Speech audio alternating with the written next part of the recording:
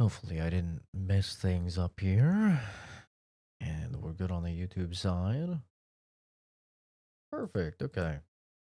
Alright, I figured out how to swap in between shorts format and normal format now. Which is very nice. But hello everybody, hello, and welcome.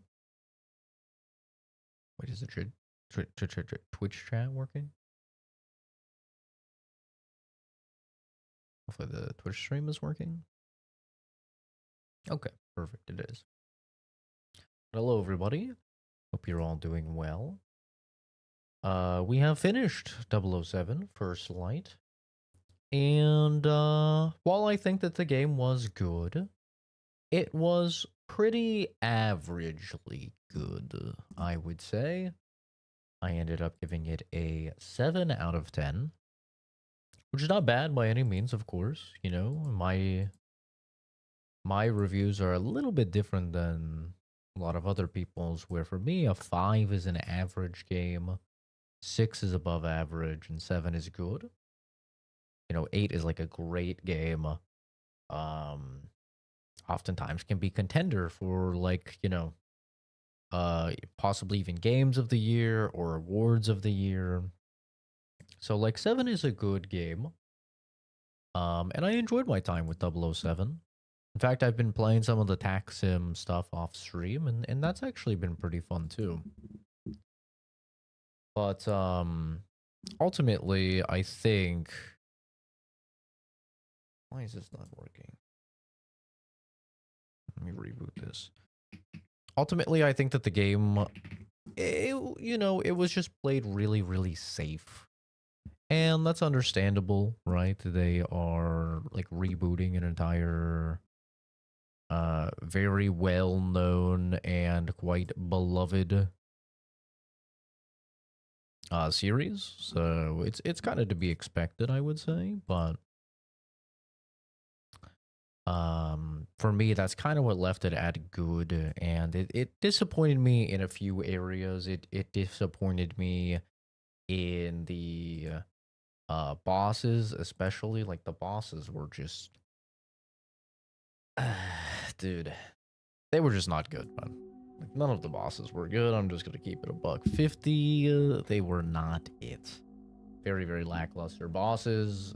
They really hyped a lot of those dudes up too, and then they were just kind of mid. The final boss was alright, I guess, but yeah, I enjoyed my time with the game, but it's time to get back to a real spy game. You know, something far more like realistic spy, I would say. That's been my impression of Zero Parades for Dead Spies, is that this is a way, way more realistic take on spies. Also, I've kind of just liked these streams because since I'm streaming them in horizontal, I don't get any retards.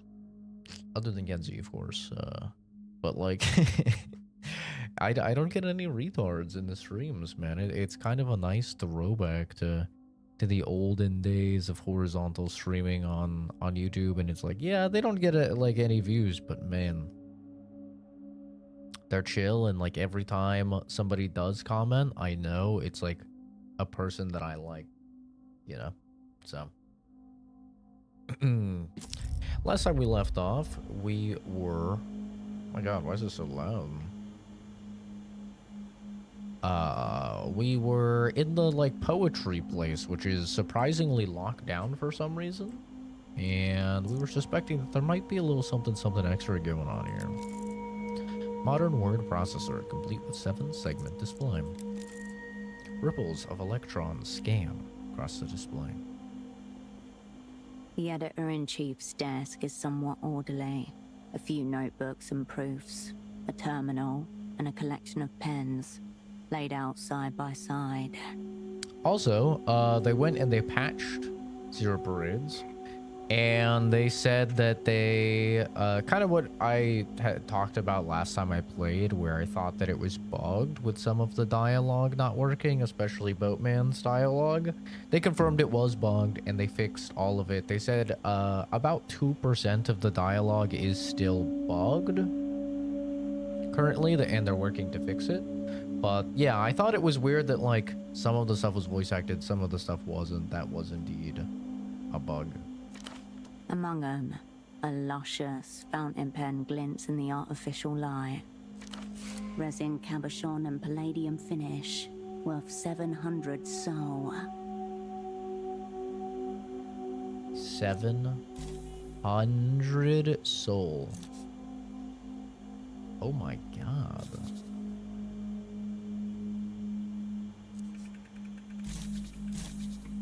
Oh, yes. Thank you. It was a gift. She's got pence to spare. We don't. Let's nick it. Bro, I have $10. This pen is worth $700. This pen has so much more value than all of my assets. Oh my god. It'd be crushed if someone gave me stationery a gift. What was the occasion? The review's 6th anniversary. Our sponsor is supportive of the work being done here. Who's your sponsor? Oh yes, the Civilization Trust has long supported our work. Forget the pen. Talk to this woman and inquire about this trust. The desk remains undisturbed. An old style stream. Hi, Kenzie. Yep. We back. The woman contemplates the spread of pages before her. She glances back over her shoulder as you approach. Ah, I wasn't expecting anyone today. Have you come to submit? Roman won't be here this stream. Oh wait, I think we banned him. Well, I mean, I guess my point still stands, right? He's not gonna be here. Maintain your persona. Don't sabotage this opportunity. I'm a poet aspirant here for the magazine. That's right. We welcome any new and aspiring poets that can meet our quality And bar. who? Wasn't his name Roman or whatever? Whoever you thought was the gamer guy?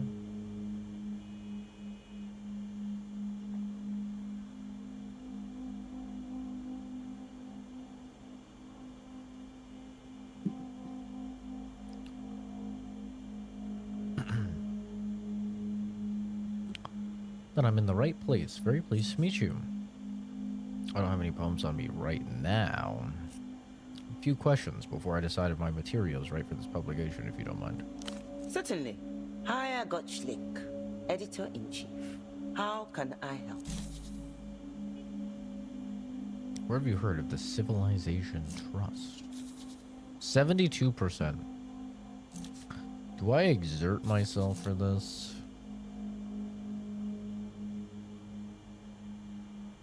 I have to roll a 6. Probably come back on another account. I think it was a gamer guy. Maybe it was. It's a journal of contemporary poetry. Is there anything specific you'd like to know about it?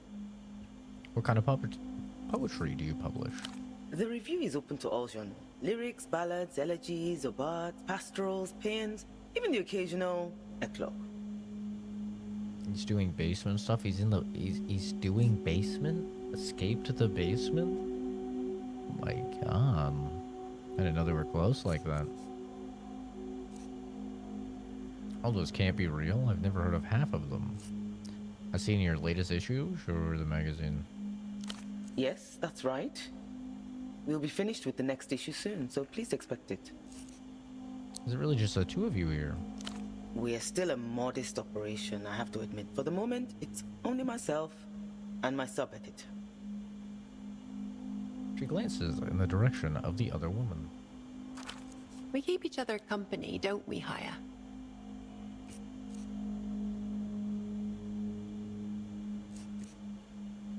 It's true. Even without full staffing, the printing presses still take up so much space. Yes, I suppose. You're her boss, basically. It's like she was suddenly thrust upon a stage, all her lines unrehearsed. I prefer a flatter org structure myself.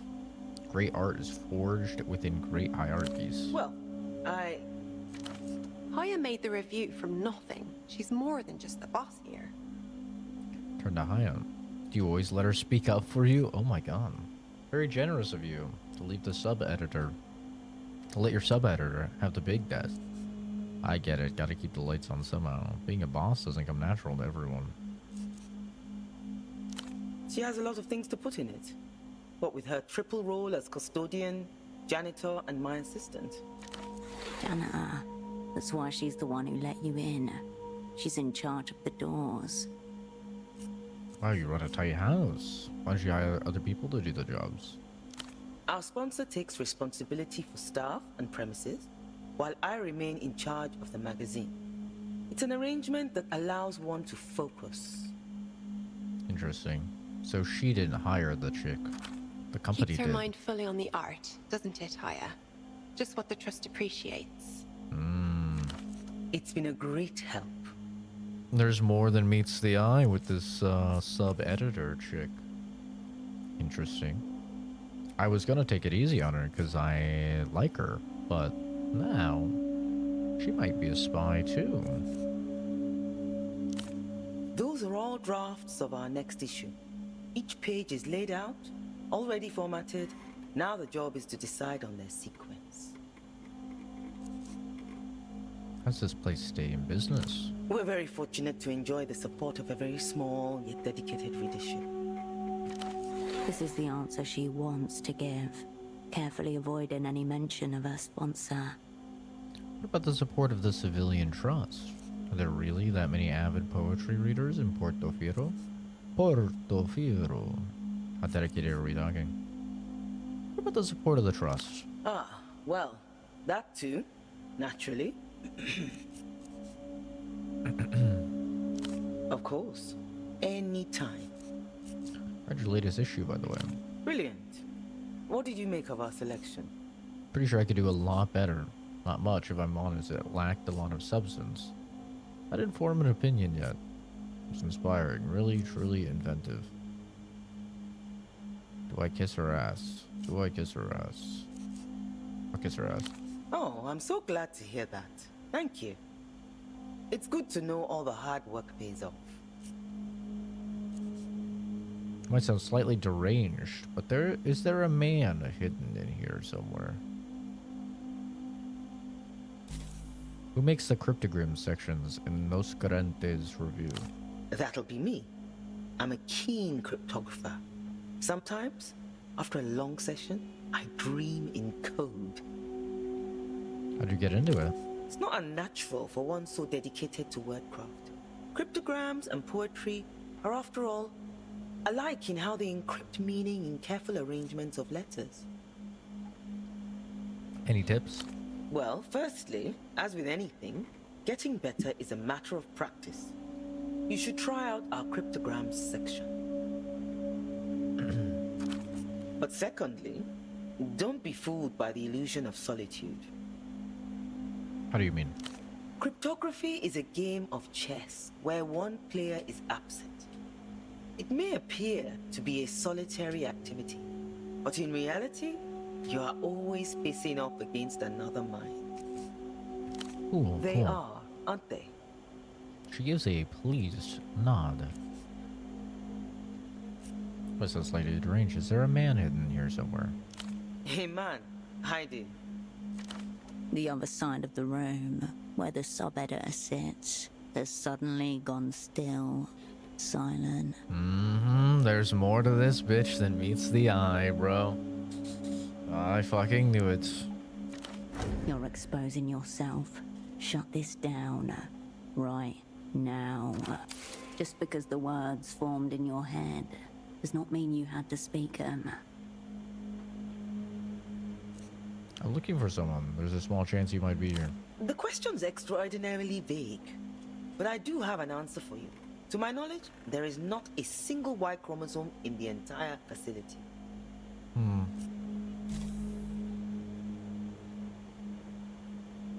cagey about funds. 91% chance I win this. Oh my god, I pissed my pants. The Trust is a well-known front organization founded and financed by it.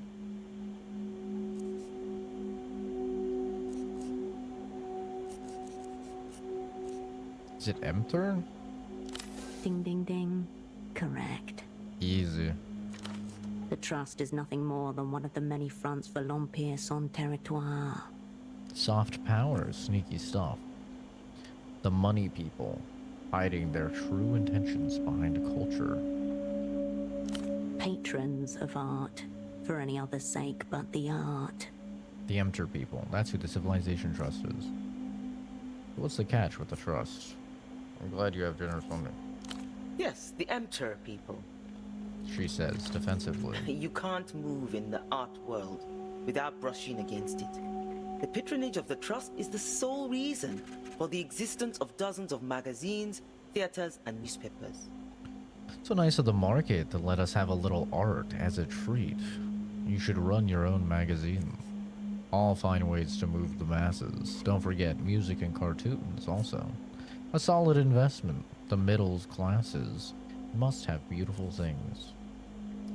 So without them, this magazine wouldn't exist at all. I assure you that there is plenty of cash flow going in that direction. We must savor the old arts, keep them alive while we still can. Have you noticed recently what passes for art out there? Twinkly L-pop foolishness, seizure-inducing cartoons, adults eroding their wits with rubbish made for the prepubescent. This sounds a lot like China. This is China's philosophy as well, which is why their TikTok algorithms are entirely different and far more beneficial and productive than everywhere else in the world. I think the Trust is standing in the way of a cultural apocalypse. I think you're overstating it. A lot of that stuff's alright. 66 Wolves is killer. I'll hear no more.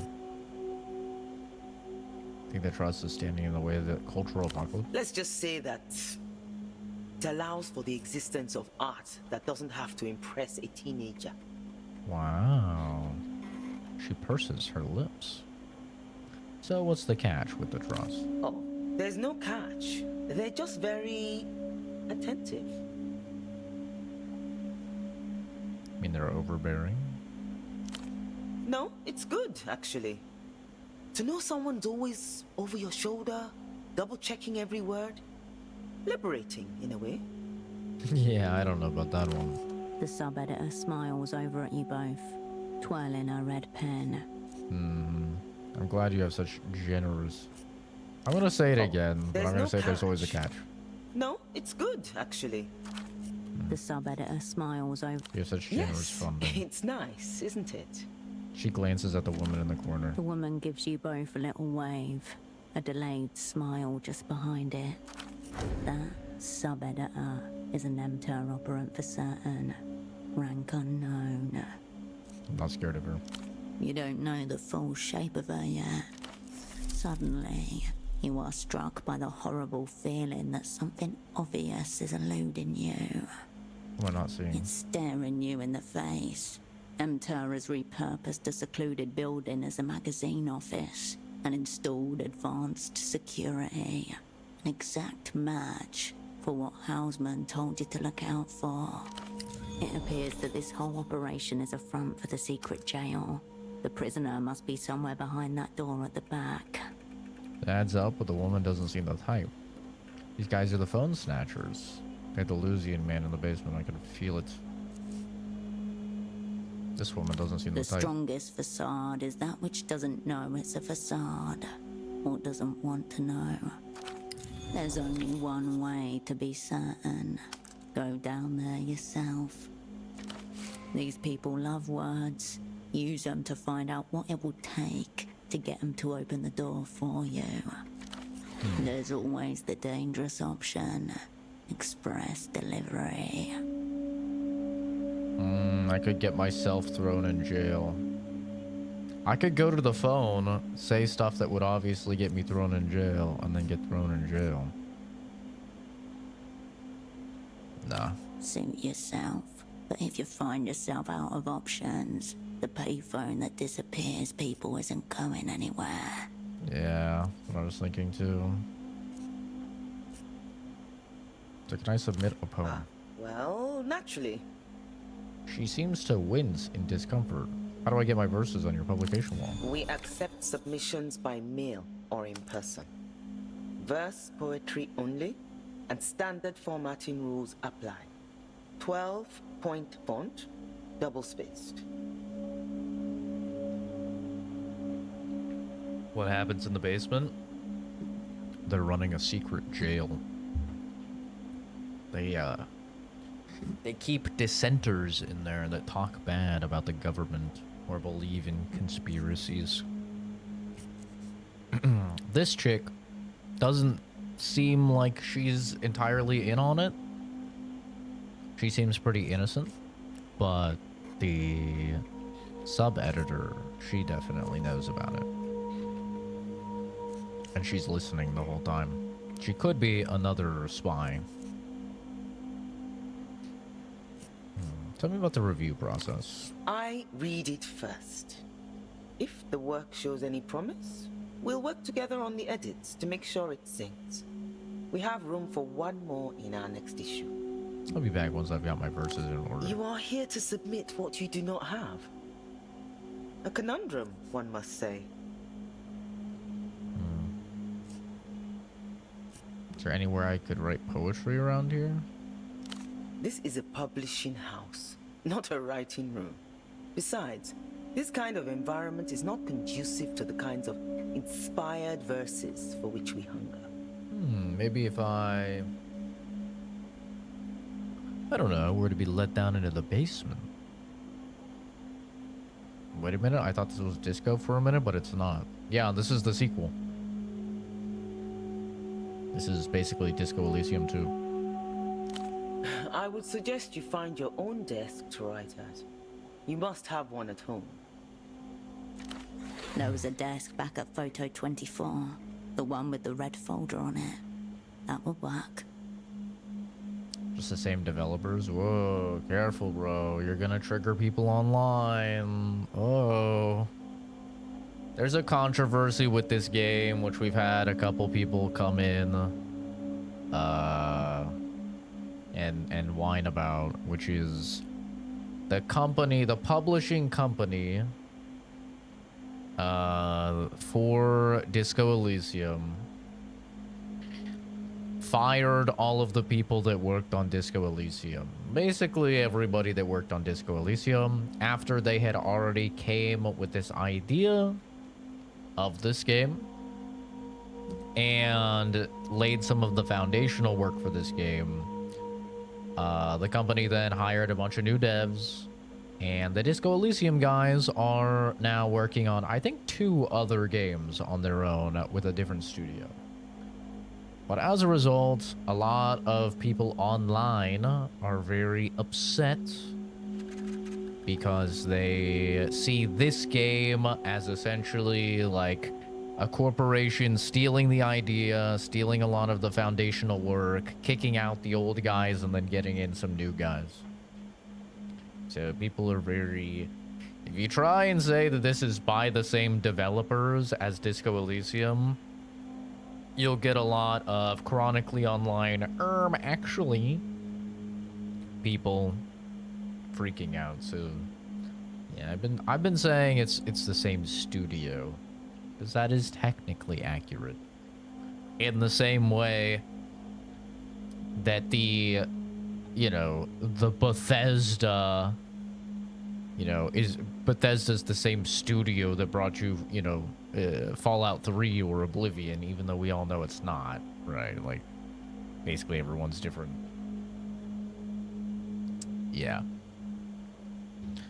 But yeah, we've had a couple people come into these streams ranting and raving about it, being like, this is your daily reminder to pirate this game and steal it instead of buying it because the devs are evil or whatever. And it's like, brother, Shut up.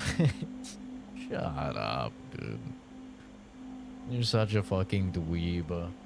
This shit happens in every single industry.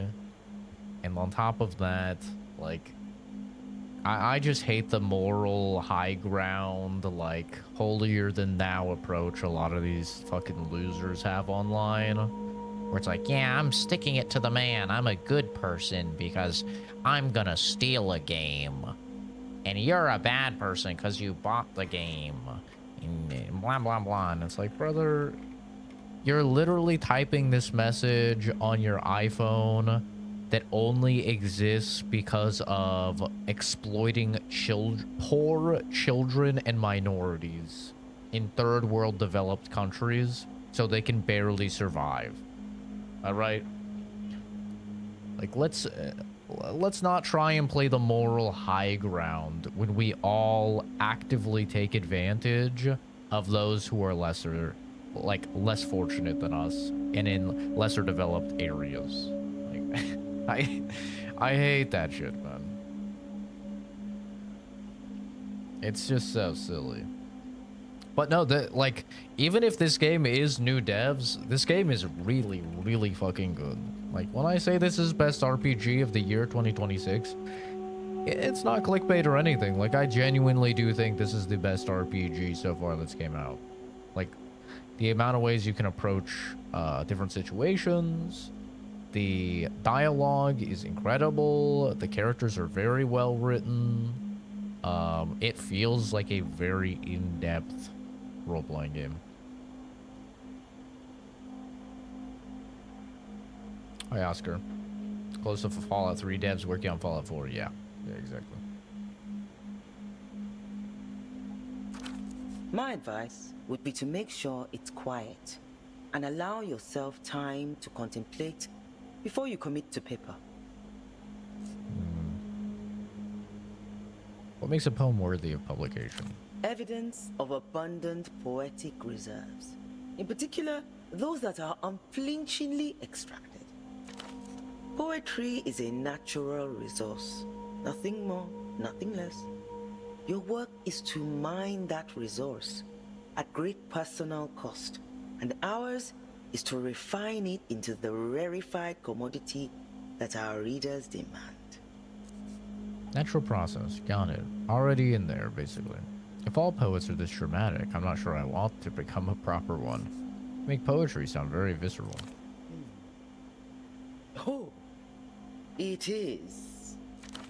You have it in you, but you must be fearless in extracting Spiritual auto surgery. You say that so a normal person can understand? Any favorite poets? That is impossible for me to answer. I don't have favorite poets, only favorite poems. Favorite poems, then? If you're after some samples for inspiration, I recommend browsing our latest issue again. Till the fields of scripture roll through the briar, make dreams out of scars, verses from fire. Irrevocably beautiful. Isn't it? I took one of Lucrezia's stanzas and tweaked it to serve as motivation for those who aspire to our pages. I'm glazing. It's in all of our issues under the submission guidelines. You say so a normal person can understand? Absolutely not. Poets should never dumb down her verse for the sake of being understood. It is on you to interpret the meaning. Okay, that's kind of based, I'm not gonna lie. That is actually kind of based. W. I'll keep that in mind, thank you. Please do. So, what would I have to do to get in the back room? Here, I'm gonna... Adieu. May you be there when inspiration strikes. Okay, I'm gonna drop a save before I say this, because things could go very bad very quickly. I could get my ass murdered. Before, she mentioned the magazine's sponsor is the Civilization Trust. It suddenly seems highly relevant that you recognize the name. What do I have to do to get in the back room? Only staff and contributors are granted that privilege, as it's our collaboration space. In your case, all you need to do is submit a poem for the next issue. If we accept, you'll become an official contributor and be invited in as part of the editing process. Interesting. Anything in the private office? Not really. Unless you're interested in reading through hundreds of rejected poetry submissions. Forever consigned to the back room. The worst fate for any labored words. The back rooms. Yo, when does that Backrooms movie come out, by the way? I've been seeing a lot of ads for it. They're really trying to push that shit. I have literally zero hope that it'll be good, but it would be criminal to fumble such an interesting concept. The thing about Backrooms, though, is I think Backrooms falls prey to what a lot of interesting concepts do, which is like there's a really interesting concept there, and then it gets picked up by like Gen Z and now Gen Alpha, and then it kind of spreads like wildfire, and as it spreads, it gets diluted and diluted and diluted into like Backrooms just became like, I don't know, everybody and their mother started like trying to crank out a Backrooms video game and trying to crank out Backrooms stories and YouTube videos and stuff like that. So I hope that they can like distill it back into the original concept, because SCP was like that as well, right? Like SCP was really, really fucking cool. Like I remember being maybe 14 years old, I know, looking forever ago, and playing that initial SCP game where you had the blink meter and you had the teddy bear looking fucking dude that would come after you and kill you, and that getting like live updated, and it was like such a cool and unique concept. And now SCP has just been used and abused and essentially like just ruined because it's been spread so far. So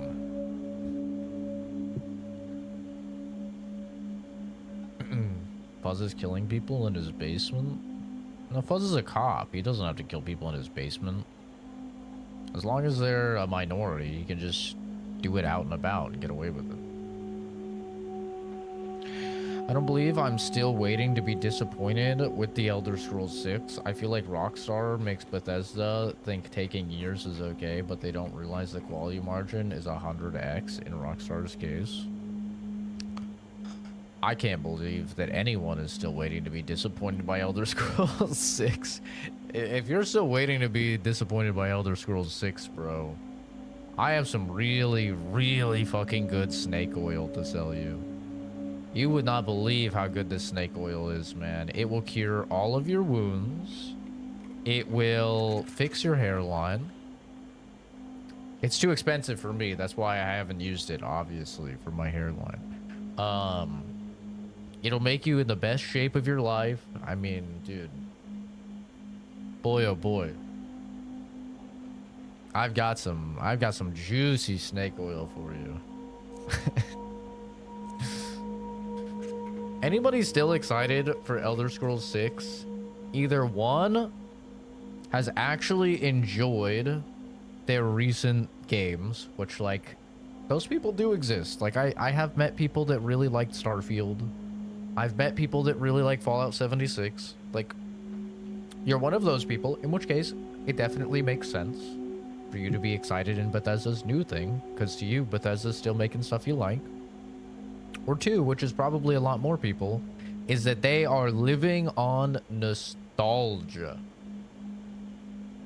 They are living in nostalgia for a company that has not existed for a decade plus now.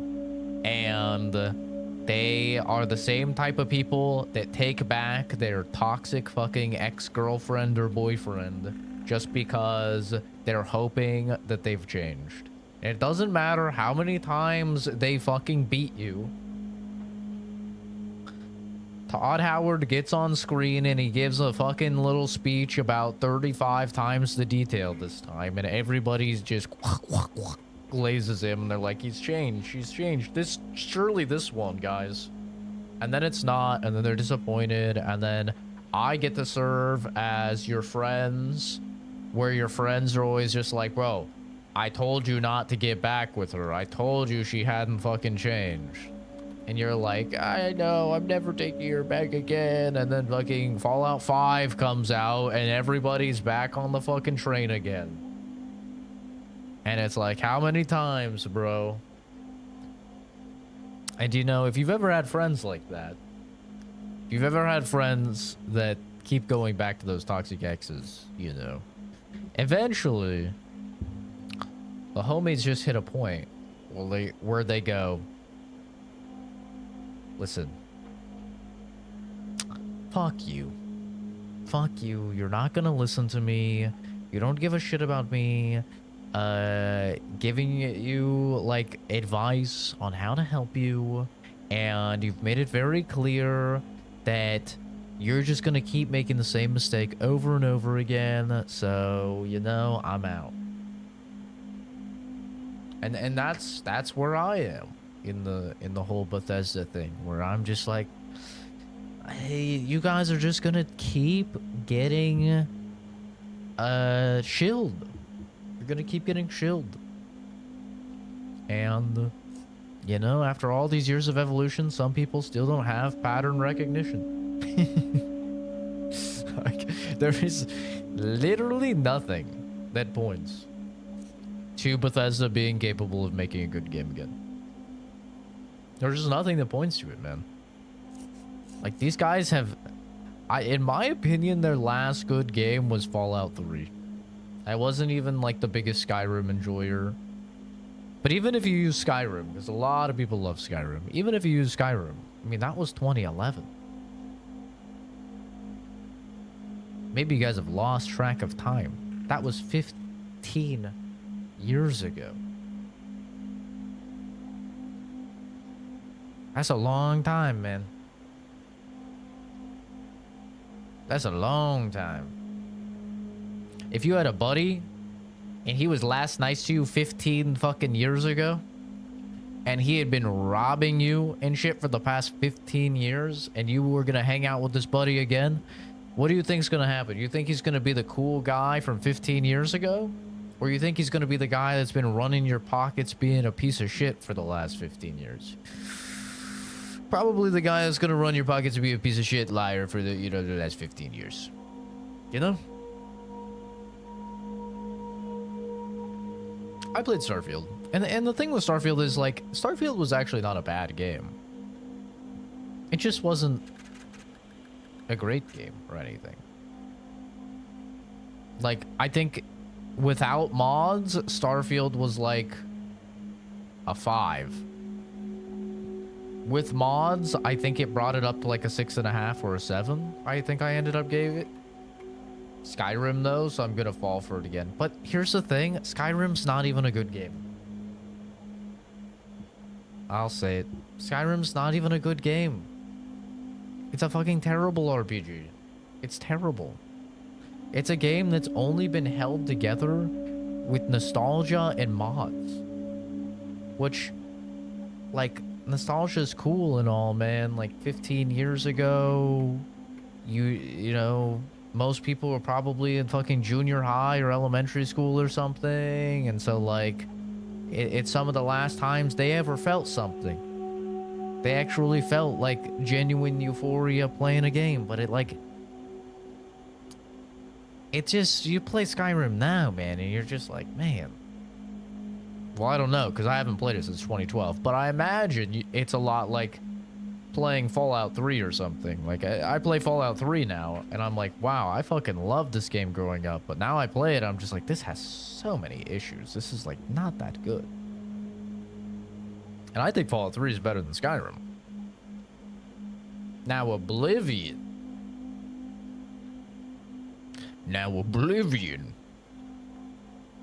has the same issues. Yeah, Oblivion has the exact same issues. Now Morrowind. Now we're talking. Okay, fucking Yeah. Good bug makes me chuckle. It's not even a matter of bugs. It's just it's an RPG with lack of specialization and lack of choice. You know. And at that point, if it's an RPG with like no choice, then it's just an action adventure game, which like it's fine. That's what I always say about Fallout 4 is I'm like, it's a good open world action adventure game, but it's a fucking awful Fallout game. It's an awful RPG. It's kind of the same thing with Skyrim. Starfield was the exact same way. Like that's their MO now, is that they don't make RPGs anymore. Like, I know some people don't like Obsidian anymore, but at least Obsidian is still making RPGs. Like, you play Outer Worlds 2, and you have to specialize your character, and your run is going to be different than other people's runs, and your run is going to be different than another run that you do. And like that makes for a really good RPG because it lends itself to replayability. You know? Skyrim, it's like, oh yeah, I do one playthrough and I'm somehow simultaneously the head of the Fighters Guild, Dark Brotherhood, Thieves Guild, Mages Guild. Like, it doesn't make any sense. Makes literally no sense. So like every single playthrough, you're gonna go and you're gonna do all those quests, and your dude's gonna be the dude, and it's like that just doesn't make any fucking sense, man.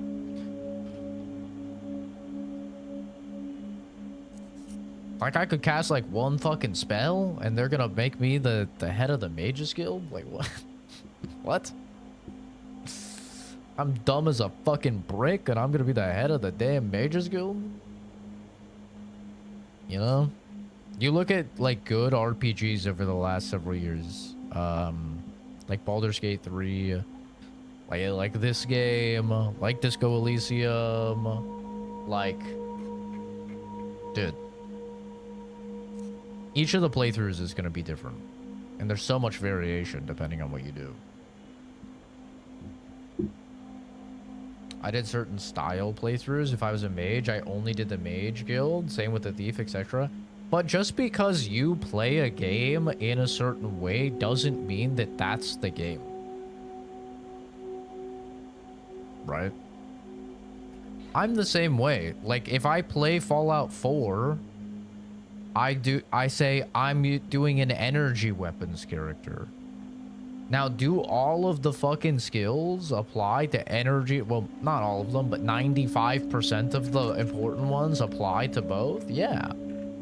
Right? Your gun nut applies to normal guns, and it applies to energy weapons. Your increased semi-auto damage applies to, you know, energy weapons as well as normal guns, right? But, like, I make that distinction, okay, I'm using energy weapons or whatever, but that doesn't mean that the game is like an RPG that has specialization. Even though I'm trying desperately to bring back the Bethesda of old that did require specialization, it doesn't mean that it's there, you know?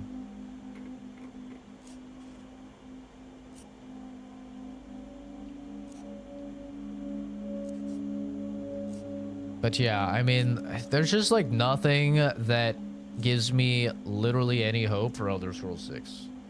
There's nothing. Every single thing that has came out from Bethesda and Todd Howard has made me have less confidence in Elder Scrolls 6, and that's been mounting for a decade. Since Fallout 4. For me. Like, the most recent thing we heard about Elder Scrolls 6, mind you, was just a couple months ago, when Todd Howard himself said that they loved DLSS 3 AI slop.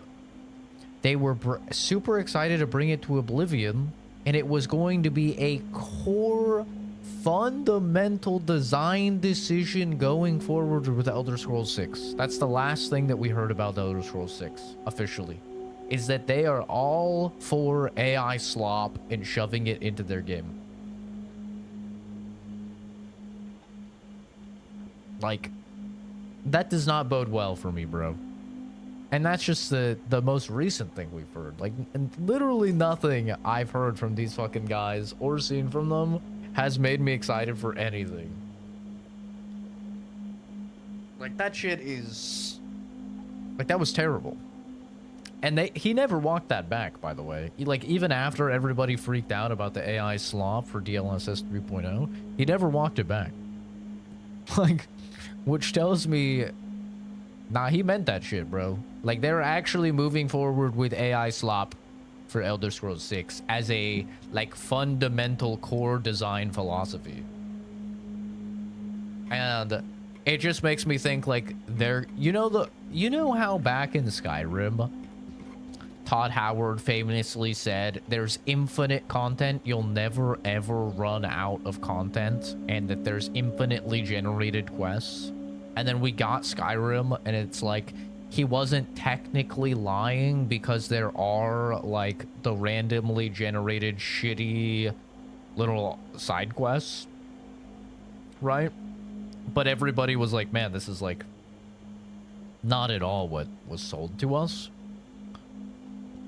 I think Todd Howard wants to do that with AI slop. Like, I genuinely think he wants to get it to a point where AI slop will just, like, generate endless slop things to do to keep the retards on the treadmill forever.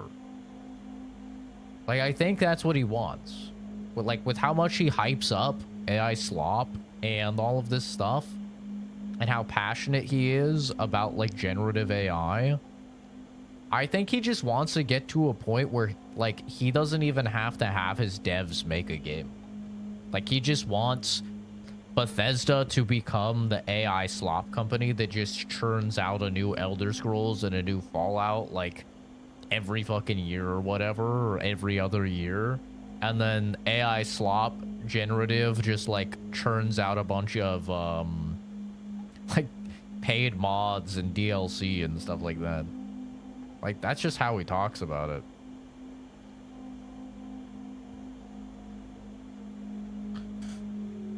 Todd said years ago he wants you to be able to do everything in one playthrough, and that sucks from an RPG perspective. It does, because, like, it goes against what an RPG is, right? Like, you go back to the original Elder Scrolls games and the original Fallout games, like the CRPGs, and those games are, like, entirely choice. Like, they don't work if it's not for the choice. Like, what do people love about Fallout 1 and 2? Like, the whole reason Fallout took off is because of the choice. And if you remove that, it just doesn't work. We don't have Fallout if it's not for specialization and choice. Same with Elder Scrolls. So, yeah, I mean, I don't know, man. I just have no faith in them as a company anymore. I don't think that they make anything good. Siri is my companion, honestly. Yeah. And AI data centers are, like, they needed government oversight. They need to be shut down. They're out of control. Hey, Hananda. I'm doing well. Can't complain. You, the word slop. Okay, but AI slop is, like, an acceptable... AI slop is an acceptable use of the word slop, okay? That's not overused. Like, AI slop is actually slop. It is purely something that is cranked out en masse to the witless and the dull, so that they can find a modicum of enjoyment in something attempting to masquerade as a facade of artwork, okay? It is the truest meaning of slop.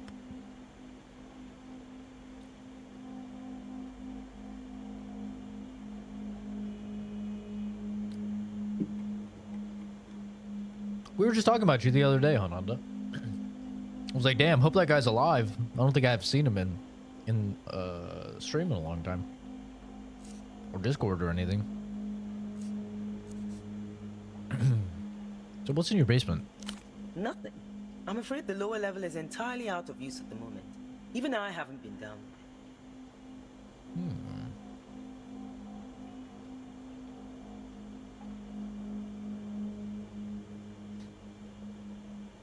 Apparently AI is becoming more expensive recently. Some companies switching back to human call centers again, like Uber. Good. Good. You know, the funny thing about generative AI is that at the last time I had checked, it had over 3 billion with a B, $3 billion invested in it. It's probably way higher than that now. And it had yielded $0 of actual profit. Is that not insane or what?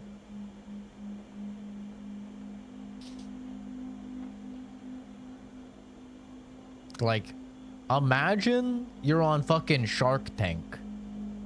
Okay? And you're like, okay, sharks, I'd like you guys to invest $3 billion into me. And you will not receive a single dollar of profit. You will be in the negative. For, I think it's been going on for like 2 or 3 years now. No one would ever say yes. But for some reason, these guys are getting government funding. They're getting crazy high contracts by major companies. I say for some reason. I mean, we all know the reason, right? The reason is because everybody and their mother wants to be the first person to, like, actually get generative AI to a point where they can crank stuff out cheaply and make a lot of money, right? Like, Disney would love nothing more than to not have to pay $100 million just to get Robert Downey Jr. in Avengers Doomsday. And instead, they could pay an AI data center $100 million total to crank out an entire Marvel movie with all the actors and everything. And then they could do that fucking 20 times a year or whatever, right? In like a fraction of the time and a fraction of the cost. Like, that's what everybody wants. No consumers want that. Consumers are like, yo, we actually want like a well-written and human movie. But all the companies are like, yo, let's just own the likenesses of all the actors, and then in like perpetuity, and then we just go and we crank out tons of slop with them, and it's way cheaper, and we don't even have to make that much money back because it's so much cheaper. That's what they all want. That's why everyone's investing in it, even though it's not profitable at all. Gonna be sworn into the USMC by the president. Isn't that the fucking Halo? Isn't that like the Halo fucking military? What the hell? We got fucking Master Chief in the damn channel. What the fuck? $3 billion.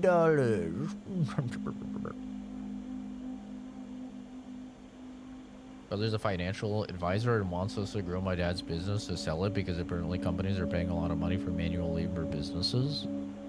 Oh, dude, it's the same way they're paying a lot of money for like farmland and stuff to turn into fucking data centers. Everything's getting bought up, man. Everything. I'm not much of a swimmer, I'm afraid. It's perennially flooded due to the nearby waterlock.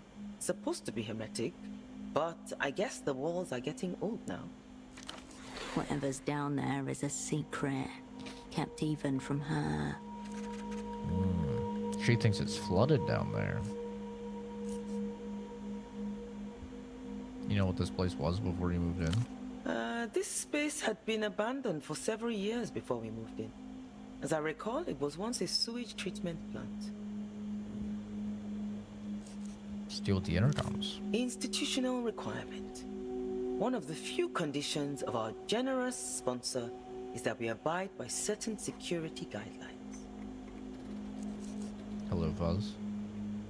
We're just talking about your ability to shoot minorities and get away with it, so you don't need to hide anybody in your basement like the rest of us.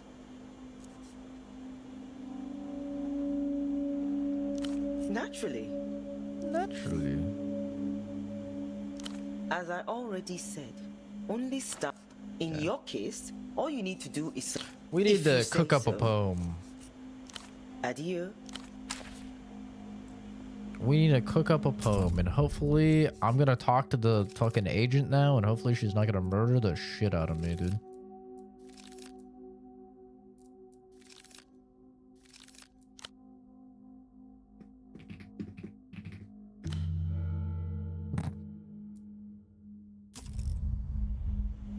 Like the rest of us? Well, you know, that was just like a thing that people say. Obviously, not me. I mean, I don't even have a basement, so.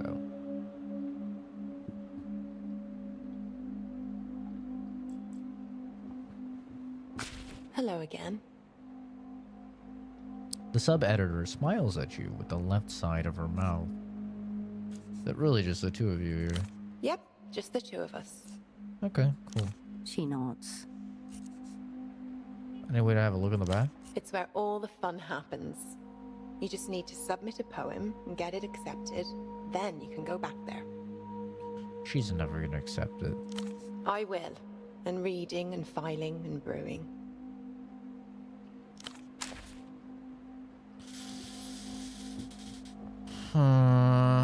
Yeah.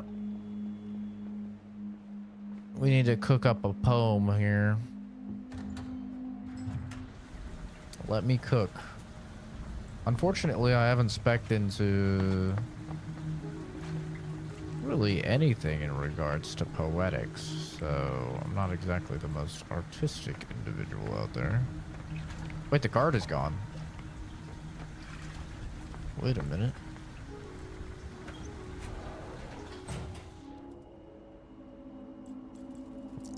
This is where he was looking.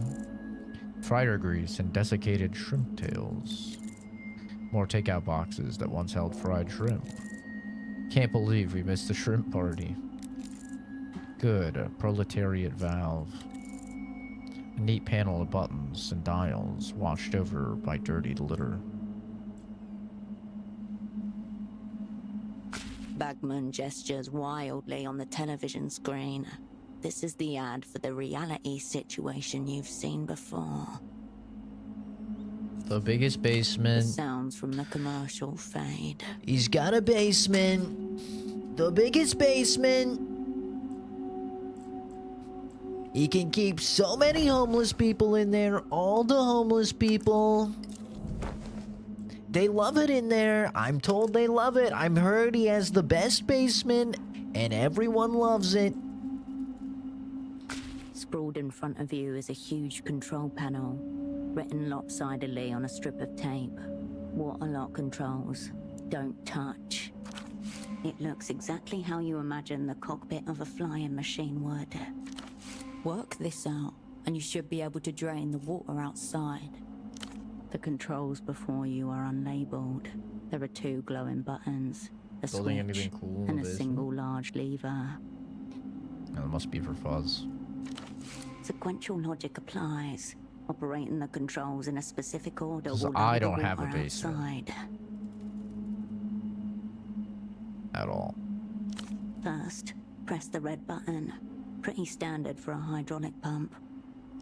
The switch and lever suggest a mechanical interlock. Hard to gauge which one comes first without trying. Red For button, now, then the switch or red lock. button. Work out the rest after.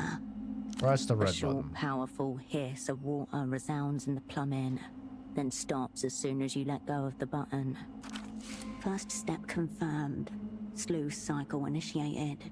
Next, either switch or lever. How the fuck do you do this without Technoflex, bro? Thank God I've been leveling Technoflex. How the hell are you supposed to do this? Switch or lever? I'm feeling the lever.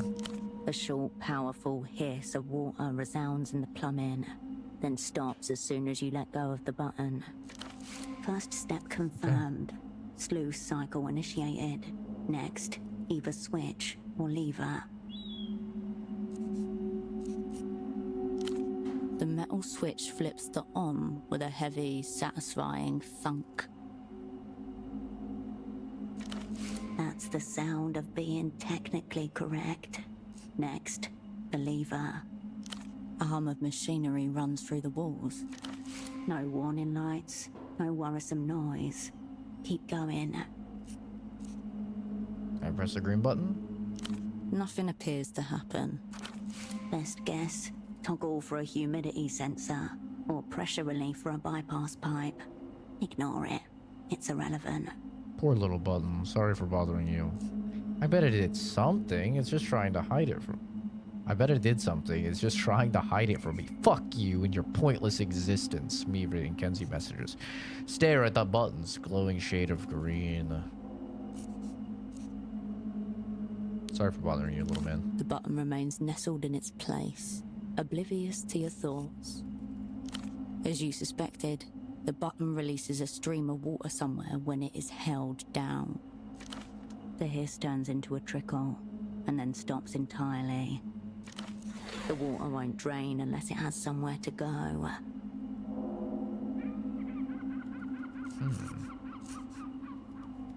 So press the red A short, button. powerful.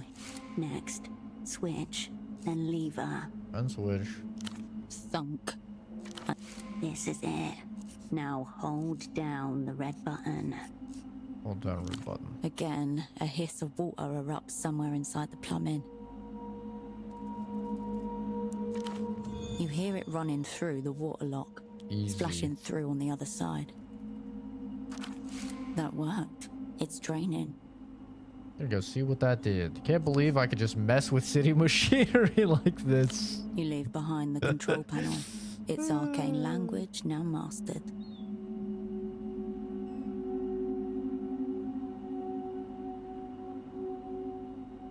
Oh, Jesus, man. That's a fun little cleaning job.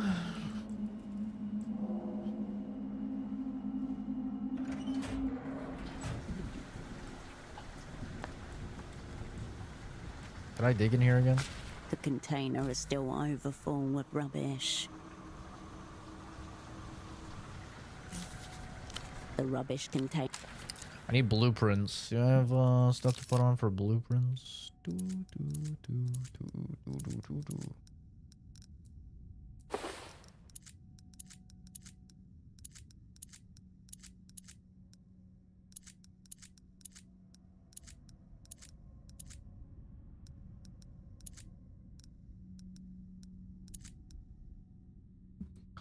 Blueprints +1.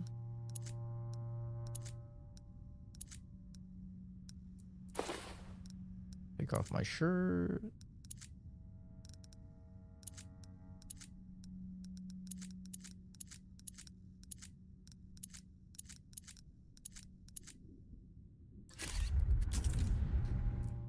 We're getting naked.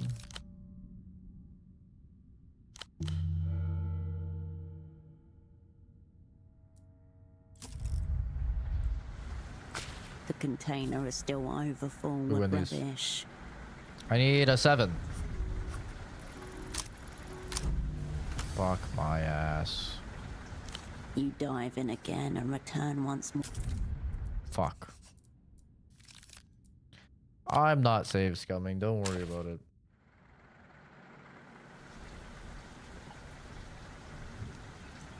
The container. 3, 6. Fuck. You I don't want to dumpster dive again, goddammit. I don't want to dumpster dive again.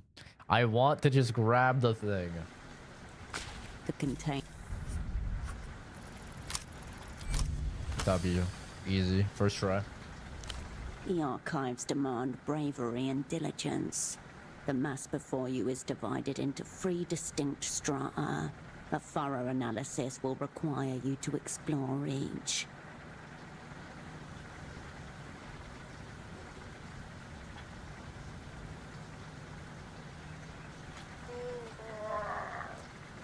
I feel like basement is like really good for working out, right? Because it doesn't get hot.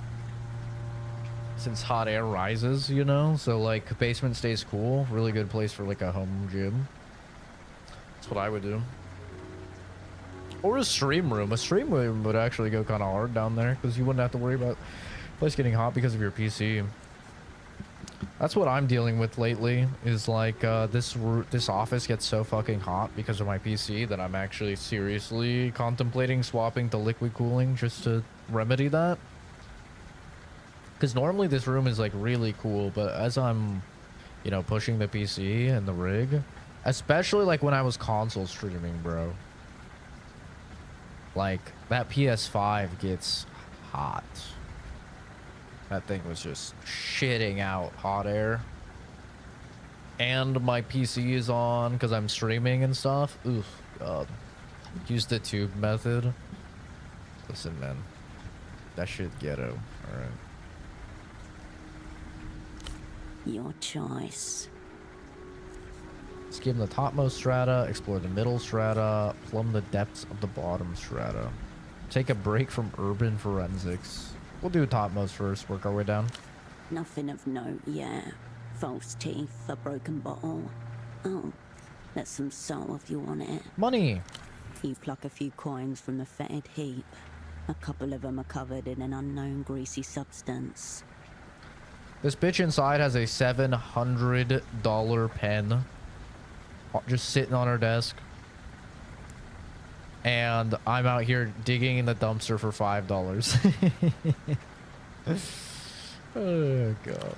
Keep it together. Don't think about the chittering infestations thriving in here. Focus your your energy downward. Various slimy textures slide up your hand as you dip into the dregs. Your fingers graze something sharp. Paper, maybe. Before you can grab it, it dissolves back into the warm muck, never to be glimpsed by human eyes again. Fuck. Fuck. That would have been so good, man. Shit. Maybe I should boost my coordination. You extricate yourself from the rubbish. Okay. The rubbish I'm gonna try and boost my coordination for this. I think that'll be smart. I need coordination. What else do we got, bro? Doppelgang probably won't be useful. This gives coordination +1. These pants give coordination 1. I thought I had something for coordination 2.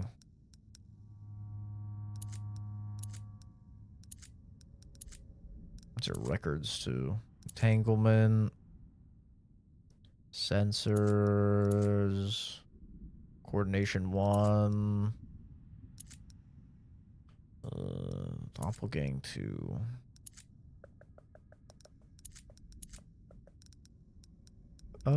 Okay, so we can do these pants for coordination, right? Because we don't need poetics right now. We could do these shoes for coordination. All right. And I think that's probably all that will be necessary. I mean, I don't think I need blueprints anymore. Maybe I do.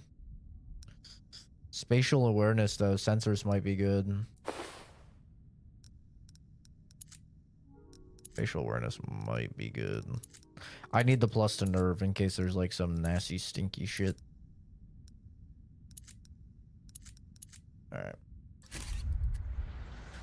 It ain't ghetto. Think about it. Your 5K PC just went up to 305K because the house is the new CPU fan stocks.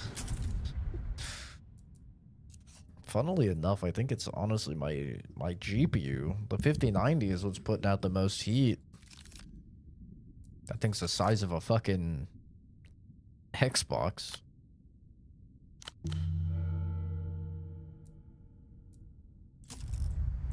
The container is still on. Right, here we go. Your study in urban forensics remains incomplete. There are more let's try the strata to middle. go. You pick carefully through the warm middle strata until you bump against a papery wad. Expired coffee, Sensors, greasy condiment W. residue, typewriter ink, chemically processed wood pulp. Open it, read what's inside. 2 for yes, 1 for no. The echo in the room. A gasp without breath. Chin up, gaze fixed on the radiant tomorrow. The dead man's parade marches past and I am left behind. Dead Man's Parade. 0 parade for Dead Spies. Look at that.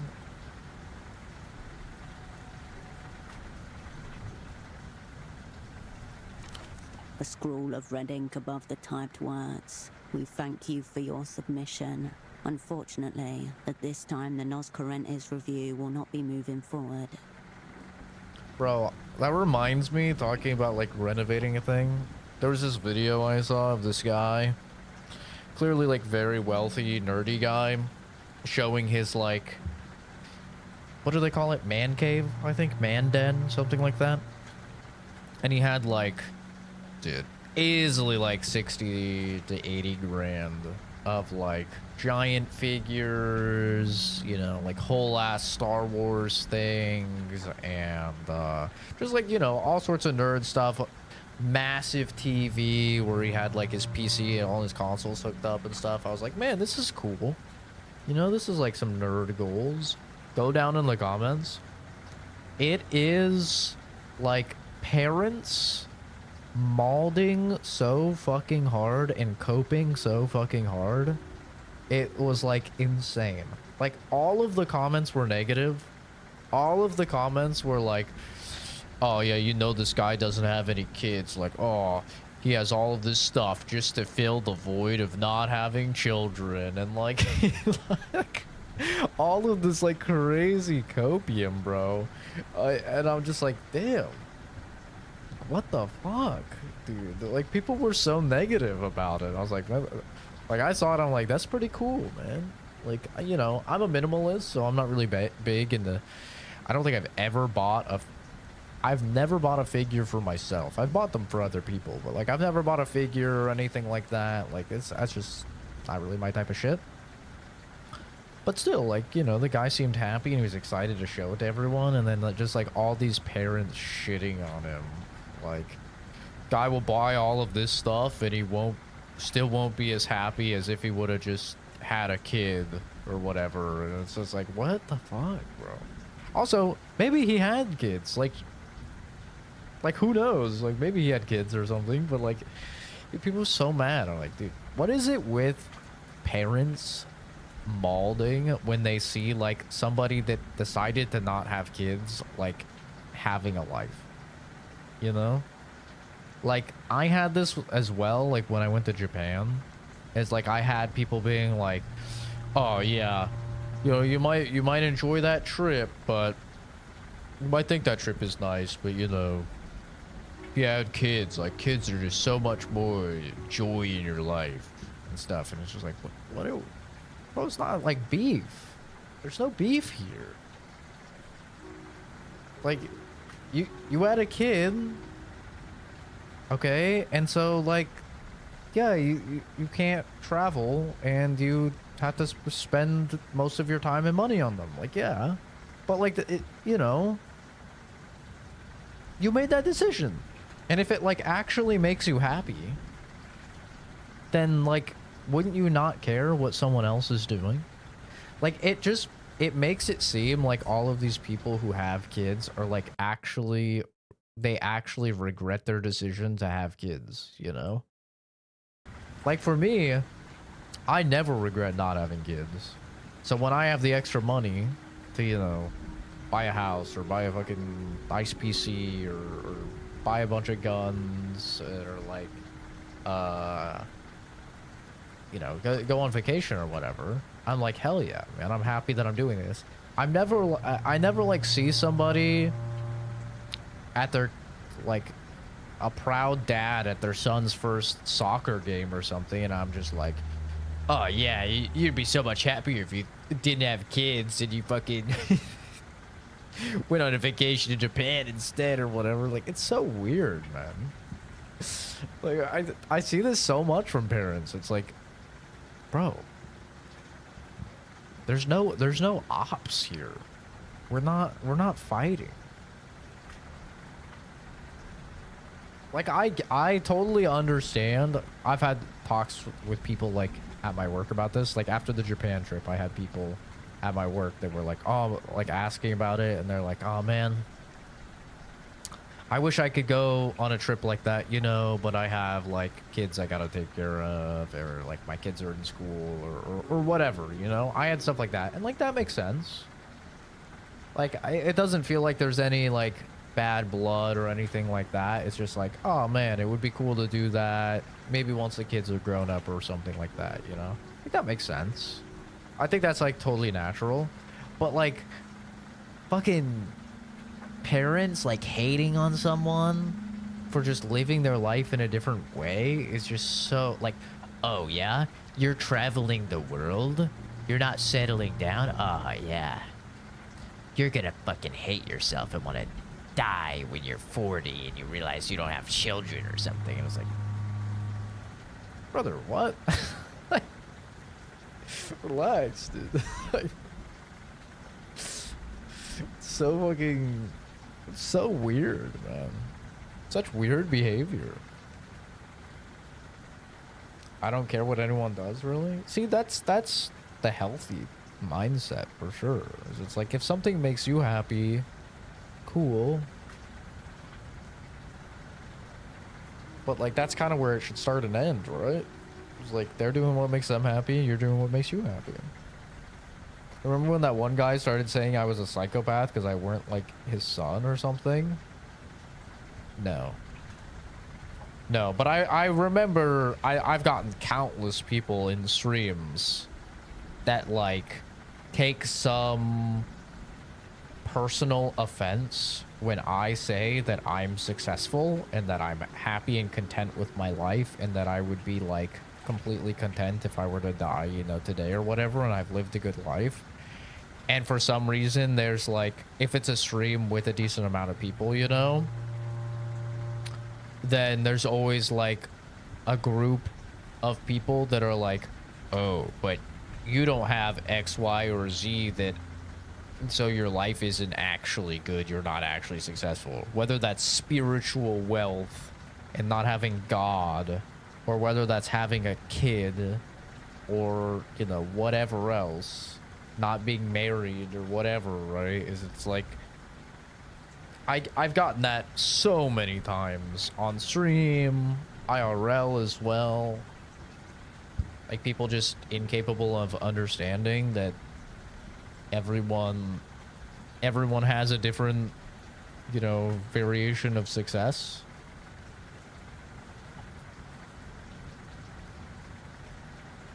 Him calling you a psychopath started off because he was jealous of the Japan trip, and it went down the autism conversation or something. I vaguely remember like that there was a person that was a regular on the stream, and they ended up getting super mad and triggered because of something I said about autism, and they were like vehement. I think it was during me playing Avowed, and they were like, it went into this entire conversation where I had two people acting like they know more about autism than the guy doing a degree in psychology, specializing in abnormal psychology, who has autism. I remember that. And like, they're like, no, you're not actually autistic, you're actually like a psychopath. And I'm like, my brothers in Christ, I'm not trying to insult you, but I am 100%, not 99.99, I am 100% confident I know more than you.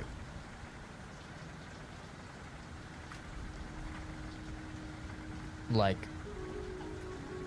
I'm not even like trying to be mean or arrogant or anything. I just know more than you about this. Like, it is clear from the things that you have said that you do not understand this nearly as well as I do. And yeah, they tried to make it out like I was a fucking... They kept saying like psychopath, but what they actually meant was sociopath, which is like something a lot of the time people that don't know anything about psychology, they'll use those terms interchangeably or they'll use them incorrectly, and they are very different things. But yeah, they kept calling me like a psychopath or something. I'm like, no, brother. And the one guy was like, yeah, my son is autistic and he's not like that at all. And I'm like trying to explain to the guy that it's called autism spectrum personality disorder for a reason, because it's a spectrum, and as a result there's a wide variation in both possible symptoms as well as severity of symptoms, and his brain just couldn't do it, man. And sometimes, you know, a lot of the times, honestly, it's like that, where you'll have a conversation and you'll be having a good faith conversation, but then you'll realize that somebody just doesn't have the cognitive capabilities of actually engaging in intellectual discourse with you. And, you know, I used to get very frustrated at that, because I used to just be like, why is this person fucking retarded?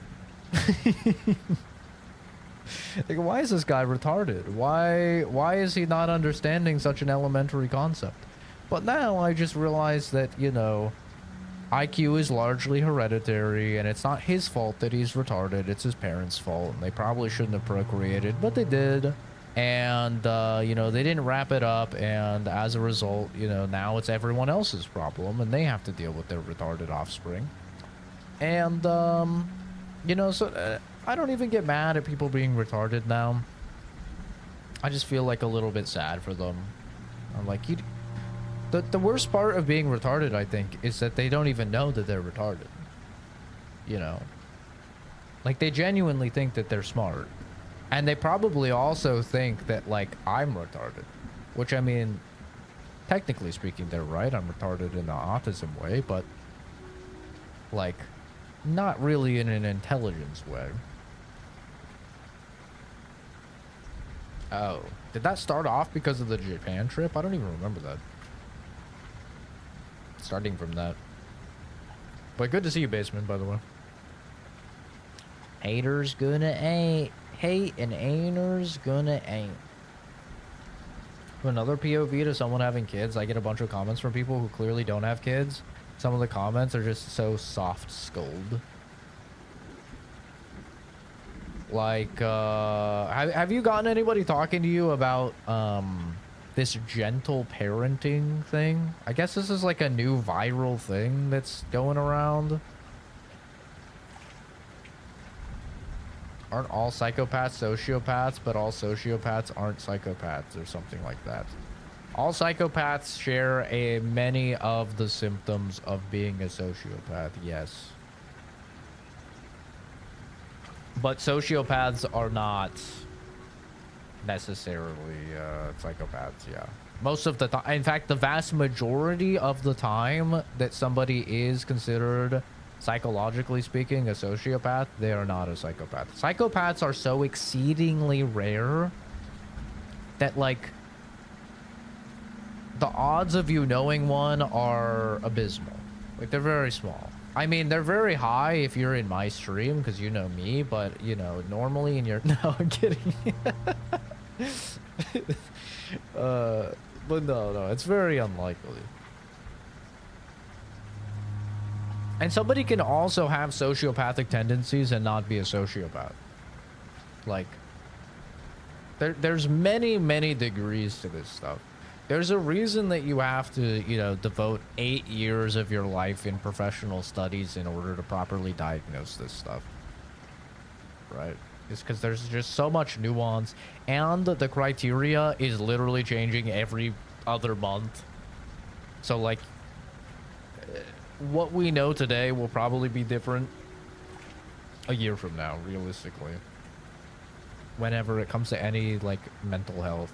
Mental health and psychology as a whole, I think it's fair to say, I'm trying to think if this is not true, But I feel fairly confident in saying that psychology is the most rapidly advancing and constantly ever evolving science in the world. Like, our understanding of things is distorting at such a fast rate in the field of psychology compared to chemistry or biology or you know, physics or any of these other fields. And that's just because we've been doing it for not nearly as long, right?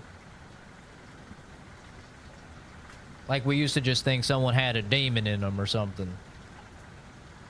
And, like, in the span of 100 to 200 years, we've came to having a very base level of mental disorders and personality disorders, learning disorders, etc. Not that. Most of the time, it's just them commenting that I'm too young, don't know what I'm doing, should have gotten married, Josh Fudge should be in prison, stuff like that. Oh, yeah. Yeah, the inclination for people that are entirely unaffected by others to have an opinion and voice said opinion on the people that are not affecting their life is a very strange habit. Yeah.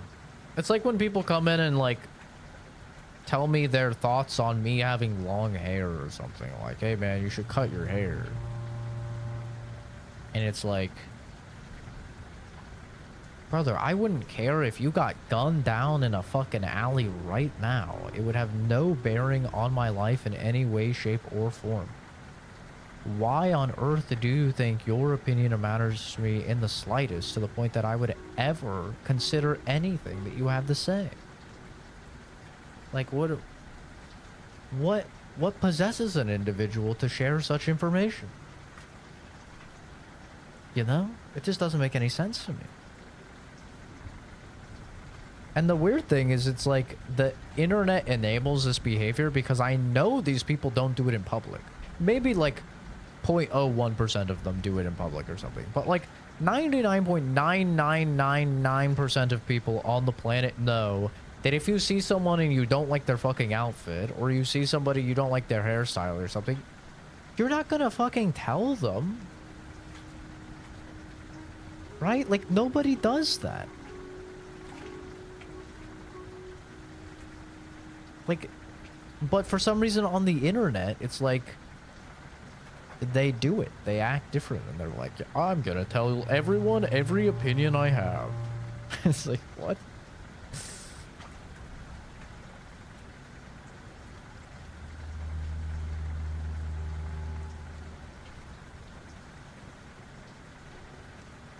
Big brother, my brother's not a fan of gentle parenting. My cousin tries gentle parenting. Her daughter walks all over her. I don't have kids, but I don't even know what gentle parenting is. That's why I was asking about it, because I don't even know what it is.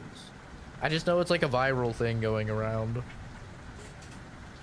that parents are doing. Is it like just not spanking or something? Like, what even is gentle parenting? Other comments about me being a single mom, or the kids are all from different fathers, relationship not lasting and stuff. Yeah, that's so weird. That's so weird. It's like when I get comments about, you know, living in my mom's basement, or like being a virgin or something, and it's like, brother, you don't know me. Like, why even come to these conclusions? Like, you don't know me. Like, this is not a flex in any way, shape, or form, but it's like, I lost my virginity at 12, man. Okay, calling me a virgin is like... that shit does not make any sense, man. I have not been a virgin at this point for the vast majority of my life. Like, I lost that shit 18 years ago, man. Like, my mom's basement, I see my mother once a year. You know, I see her once a year, and I haven't lived with her since 2015. It's been 11 years. It's like just the most off-based weird comments.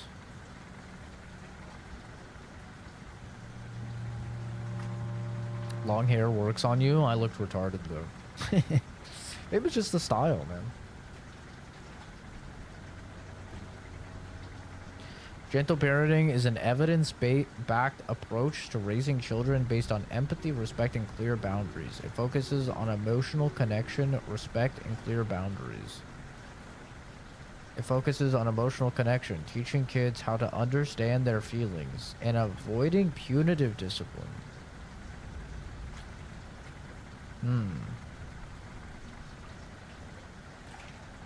Gentle parenting is kind of dumb. It's softly speaking to them, they're doing something, and not having rules. Just kind of letting them do what they want without consequences. Huh. I feel like that would, I mean, obviously I'd have to do some research into it. They say it's evidence-backed, which could be true, but I feel like that would only work in intelligent children, though. Like, some kids you can talk to exactly like this. You can talk to normally and they'll understand, and like you can actually have a conversation with them. Where some kids you have to talk to like this, and they put up a butcher, and you want to get your bottle, and we don't hit people. You know, I feel like it would definitely depend on the intellect of the kid. I don't see that working in like a young kid. A young kid is like, you know, basically like a dog, you know. Like if you're not gonna at least use your tone or something.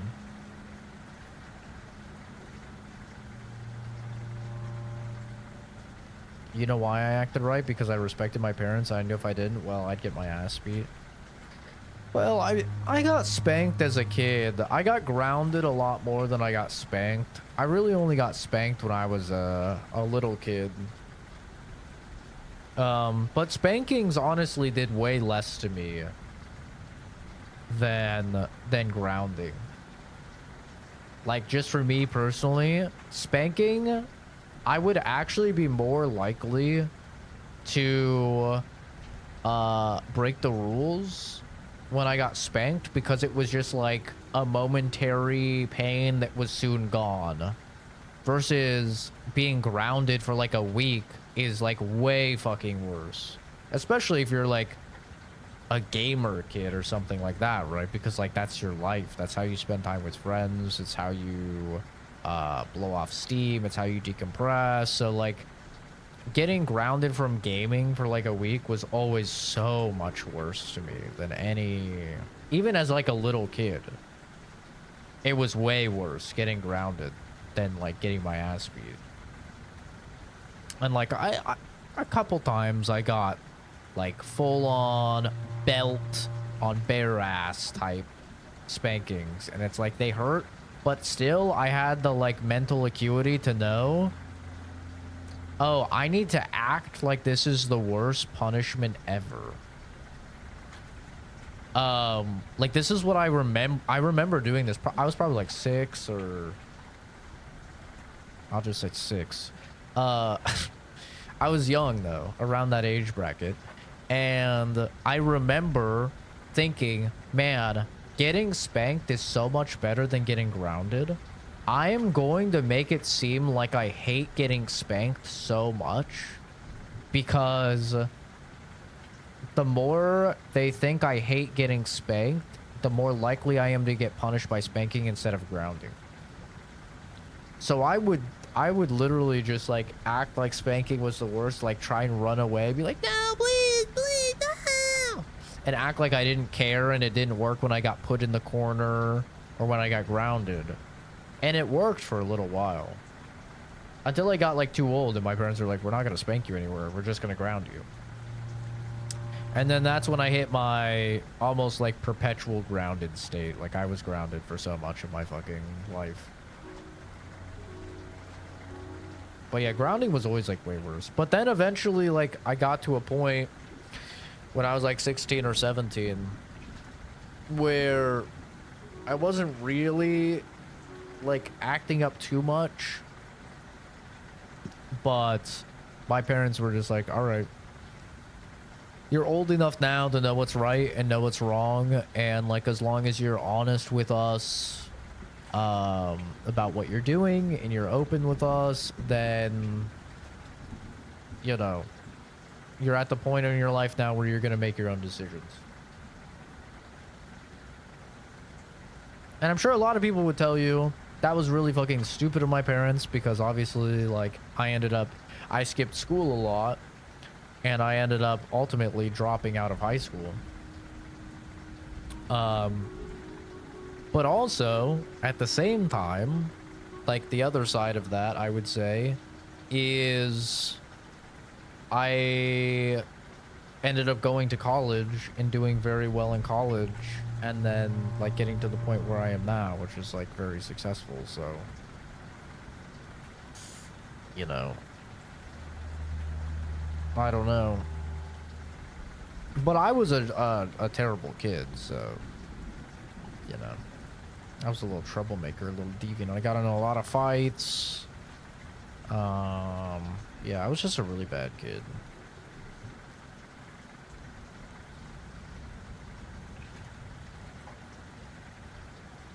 Grounded or belt, grounded or the belt it is. Some kids are evil. Yeah, my cousins are pretty evil. Really depends. Bad kids, it wouldn't work. It would just like prolong the issue, but with good kids, it works well. I don't know what my parenting style is, to be honest. You should parent them like you were parented. So like strap them down and force feed them like hallucinogenic mushrooms and make them watch Clockwork Orange or something. Like when they act up. I think that'd probably be pretty good. That's what I'd recommend. A highly discerning one, judging from the physical evidence. To the bottom, Shredder. You've now penetrated to the darkest and wettest layer. A metallic thud tells you that you've reached the bottom of the bin. Scrape the foundation. Your fingers get to work. However, the rancid smell threatens to suffocate you. The bitter scent of rotten vegetable matter fills your nasal cavities. Saliva pools in the corners of your mouth.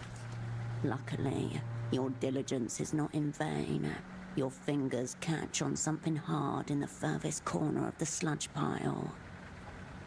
Go for that. It is Rounded for the most part. There are some sharper lines at the extremities as well as some flat surfaces. extract. It's a pair of grimy glasses, large black frames, and what must be the thickest prescription lenses available. Those glasses, are those pseudopods? The missing vendor. These are the glasses he was wearing in the photo Marlon showed you. Should let her know. How'd these end up here? This neighborhood isn't residential. There's no foot traffic to speak of, meaning they were unlikely discarded here by accident. As if you needed any additional confirmation that you're in the right place. W, experience and The skill rubbish point. container and all its spoils continue to rot through time. God, look at my outfit, bro. Am I dripped out or what? Look like a fucking meth head on the corner of the street. What a outfit.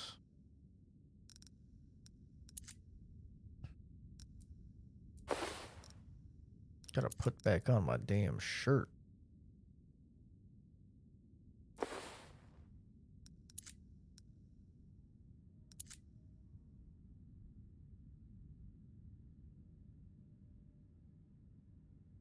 Quarantine seems tough. I just want to be the fun uncle. I was talking like we did. Whatever. It's ungroundable by school. What do you ground me? I'll just leave anyways.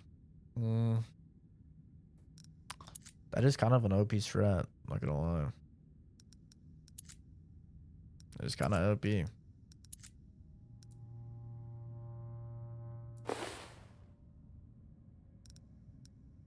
Did not have a plan to get a job or start college. I joined the Marines. Yeah, I was a little shitter. I mean, I've talked about it before. I know I don't look like it, but I was the bully in school. Damn, I could have put that on. I was the bully in the school. Like, I was the little asshole kid. I got in fights all the time. I would just hit people because I thought it was funny. And, unfortunately, I was never really punished for it. Like, that's kind of the worst thing, is that I was never punished, and in fact I had a thriving like social life. Like, I had a lot of friends. I dated like several chicks going through junior high and high school. I mean, I dated one chick throughout all of high school, but in junior high I dated multiple chicks.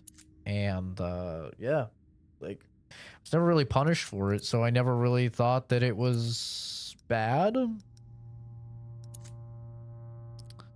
And you know, since a lot of me growing up was around a literal neo-Nazi, like, I don't know, I just didn't think violence was bad or anything like that. I had like a very skewed moral compass.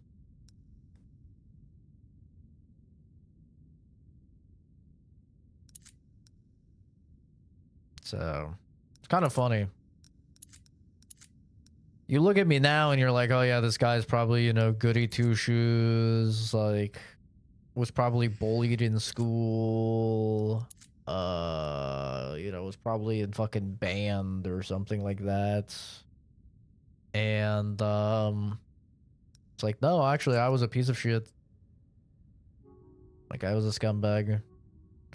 I would literally go around in school and slap people because I thought it was funny. So I would slap people across the fucking face. Or like, people would be drinking at the water fountain and I'd walk up and I'd slam their head down in the water fountain. And like, run off. And I carried a fucking pocket knife with a swastika on it. So anytime somebody actually tried to do shit, I'd pull out a little switchblade with a swastika on it. It was a gift from my neo-Nazi uncle. But honestly, a lot of the time I would just like get in fights. I wouldn't even like pull out the knife. I would just get in fights. And sometimes I'd win, sometimes I'd lose. But yeah, no, I was a little piece of shit, bro. I'm not gonna lie. And then yeah, come junior year of high school, late junior year of high school, I just, like, I don't know, I just had enough of school and just didn't want to be there anymore. I had like, you think my ego is high now? I had way higher ego back then. I was way more conceited, and like, I was actually narcissistic back then. I thought I was better than everyone. I thought I was smarter than all my teachers. I thought I was smarter than all my peers. I thought it was all just like a fucking waste.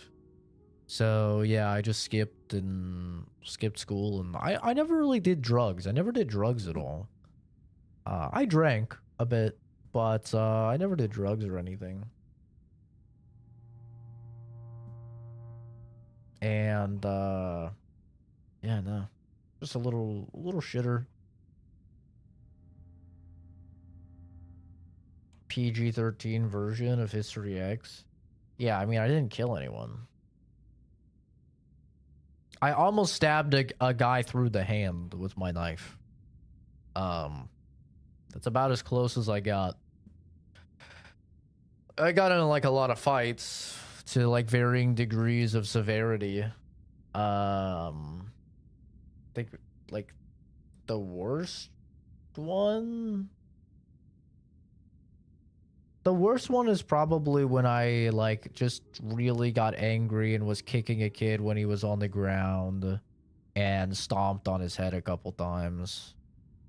But luckily we were in like the play area, like the play structure area, with like bark chips. So it wasn't like I was like stomping on his head on fucking concrete or something. But yeah, that was probably the worst.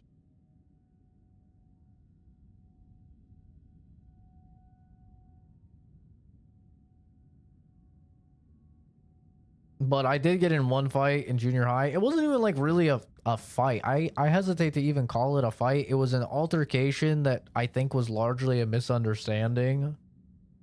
Where this friend jumped on my back and put me in a headlock and was like choking me out of nowhere when I was talking to my girlfriend. And I didn't know who it was, obviously. I just knew I was being choked and I couldn't breathe. And like I got in fights all the time, so my instant reaction was I just ran full force forward down the hall, looked down, and slammed the person that was on top of me into the wall, like into a locker. And then they like loosened up and I like ripped their hands off of me and I turned around with a punch. Like, before I even knew who it was, I just like 180 wide swung with a punch. And it was it was a friend of mine, Xavier, who he's been in the Final Fantasy X streams, funnily enough. And yeah, it swung around with a wide punch. He wore glasses like this, like thick rimmed glasses. Hit him in the side, which broke his glasses and caused them to like cut into like his face, like around like the side here. And he just started shooting blood. Like, it was bleeding all over the place. There was like so much blood, and a teacher ran up, and poor guy, dude, he was in like shock. He was like, "It's me, Zach, it's me, it's me," or he was saying something along those lines of like, "Zach, it's me, it's me." Like, what are you doing? It's me, it's me. And dude was like bleeding everywhere, and somehow that linked with like that situation linked with the fact that people knew I carried around like a swastika pocket knife, led into people saying that I had like stabbed him or something, like that he had like said something to me and I had pulled out my knife and like stabbed him, because people were just like, "Yo, the guy that always carries a knife, and then, you know, he was in a thing with a guy and there's just blood everywhere, there's so much blood." And so yeah, after that, then like people kind of just let me do fucking whatever. It was like it's like in Breaking Bad, you know, when Jesse gets the credit for the ATM machine falling on the person.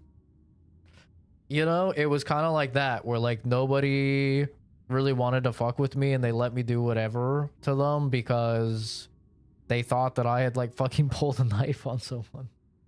But like the closest I ever got to like actually using the knife was this kid was really annoying me. I think he was, dude, this is how like stupid this shit was, man. I was probably like 14, I want to say. I was 14 or 15. And this kid was, I say kid, I mean, we were all teenagers or whatever. But this guy was, he kept coming over and he kept taking my like colored pencils. Like my colored pencils were in this like box. And he kept coming over and taking them. And I kept being like, "Dude, fucking stop taking my shit, man." And he was like, "Oh, I'll give them back to you whenever, whatever." And he grabbed a lid, like the like cardboard lid of the colored pencils, and he like opened it. So the box was like ajar, right? He's like holding it like this. And I pull out my knife, my fucking swastika pocket knife. And I just fucking stabbed it at his hand on the other side of the box as hard as I could. Because I was just so angry. And I got very lucky that it literally like came through the box in between his fingers. Like the knife fucking, like I was playing 5-finger fillet or something. Stabbed through the box and it went like right in between his fingers. And the guy like shit bricks. He's like, "I'm so sorry." He fucking got all the colored pencils and stuff and gave it back to me. And he was like, "Dude, I'm so fucking sorry. I'm so sorry." Like, blah, blah, blah. But like, that's like probably the closest I got to like American History X, like I could have probably like stabbed through this fucking guy's hand. Like, I used to have such bad anger issues, man, that like I would just not think at all and just do stuff. And yeah, I just got lucky. I got lucky that I stabbed in between his fucking fingers instead of right through his entire ass hand. And that teacher didn't even see it. So I just gotta fucking put away the swastika knife. And there was one time that somebody ratted on me for having a swastika pocket knife and like saying I brought a knife to school. And I got a fucking like heads up from a friend ahead of time. Like he like fucking booked it. And he's like, yo, blah blah just told on you that just told the teacher, and she's talking to the principal about you having a fucking knife. And I was like, yo, what? And literally I took it out of my pocket and I put it in my shoe. Like along the side of my foot in my shoe. And the teacher got a call and she's like, Zach, you need to come with me, and took me to the principal's office. And then they checked my pockets and stuff, and they're like, have you ever brought a knife to school? And I was like, a knife? Jesus, no. Like, what? And they're like, somebody said that you brought a knife and that it has a swastika on it. I was like, a swastika? That's crazy. It's like, what the way? They're like, well, if you ever have brought a pocket knife, you cannot bring a pocket knife to school. Like, that is like against all the rules, and you could get in serious legal trouble. And I was like, got it. Got it. And it was in my shoe the entire time. Just some insane lore drops. Dude, I've got a crazy backstory. I've got a crazy backstory that you would never guess knowing me now. Like, I'm such a different person now that you would never have any idea that I used to be a hardcore anti-Semitic racist that like got in fucking fights all the time and would like threaten to kill people. And yeah. You know, you'd have no idea knowing me. Cause now it's like, you know, I don't really like get super angry at stuff. I'm not a violent person. Kind of a goody two shoes when it comes to like the law and stuff. But yeah, you know, that's proof. If anybody ever says people can't change, people don't change, say, I know a guy. That's not true. Streamer guy I know, CZ Productions, has changed a lot. It's true. I've changed so much that like when I reconnected with my friends from back then, they like didn't think it was me. Like that's kind of a part of where the channel meme comes from that Kenzie will sometimes say, of like my friend Chris thinking that I was a fucking like skinwalker or something, or I was replaced, is because like I'm so different from how I used to be that I had to like genuinely convince my old friends that I was me. Because I've just worked on myself a lot over the years and become a better person. And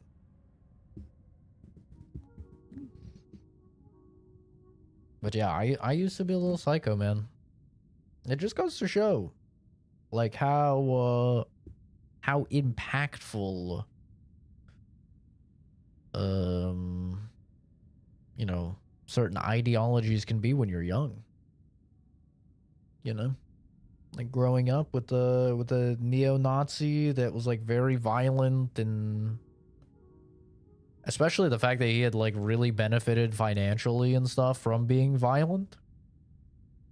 It's like definitely builds a certain thing in your mind of like, oh man, I mean, this guy's successful. He's violent. He's killed people. He thinks this way. I guess this is just the right way to think. Especially when you come from like a poor family, right? Like I grew up poor, and like now all of a sudden there's this guy that like, yeah, he's an alcoholic and he's a neo-Nazi, but he's also like fucking rich and he's like very violent and stuff. And it's like, man, maybe this is just what you gotta do, you know? I remember watching Breaking Bad, and Breaking Bad literally serving to reinforce the ideologies that were being built up inside of me. Like seeing Breaking Bad and seeing Walter White, like I did not have the media literacy, obviously, to understand that Walter White is the bad guy in Breaking Bad. So like to me, Walter White was just like this cool guy that started off like a prissy little nerdy bitch and became like this super rich, powerful man that everyone was like afraid of. And I was like, man, you know, my uncle's right. I should be a piece of shit. That is how you find success. If I'm a prissy little nerdy boy, then I'm just gonna be Walter White, bro. I'm just gonna die of cancer like a fucking loser. Not having the media literacy to understand, like, he is the bad guy. And he does not win.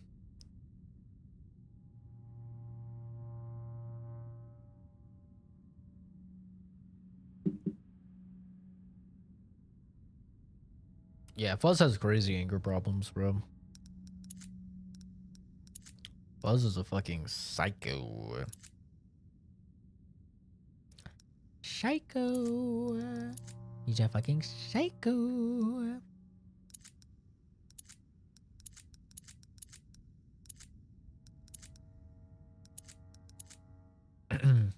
Yeah, there's your lore drop, though. Little bit of a lore drop. Step back. She's got a knife. One of the nurses faints on the spot. Is she really going to do it? On the one hand, here's proof you were human after all. On the other hand, now everyone knows what your insides look like. Poetic skill potential +2. Exerting on intellect checks costs -1 delirium. Still 4 fucking delirium. When choosing to say nothing. That's a pretty easy one, honestly.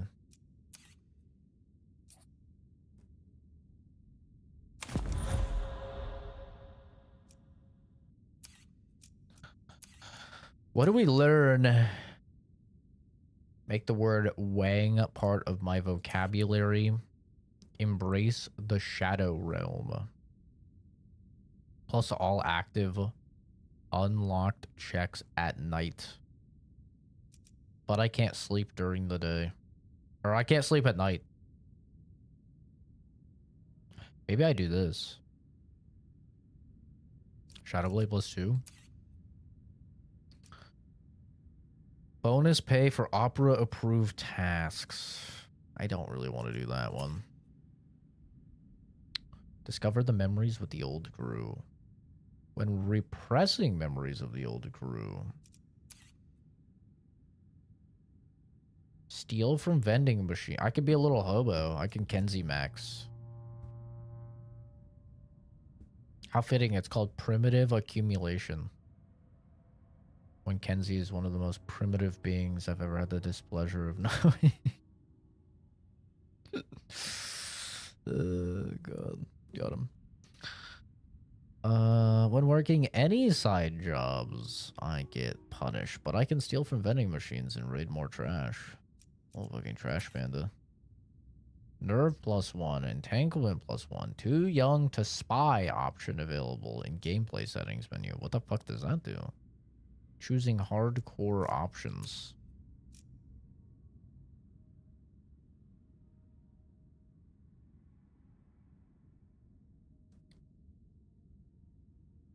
I can't choose to say nothing with this.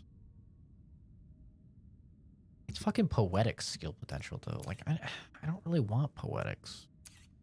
You know? I think I do this. Become a night owl. Okay, I'm not allowed to sleep from 9 p.m. to 4 a.m.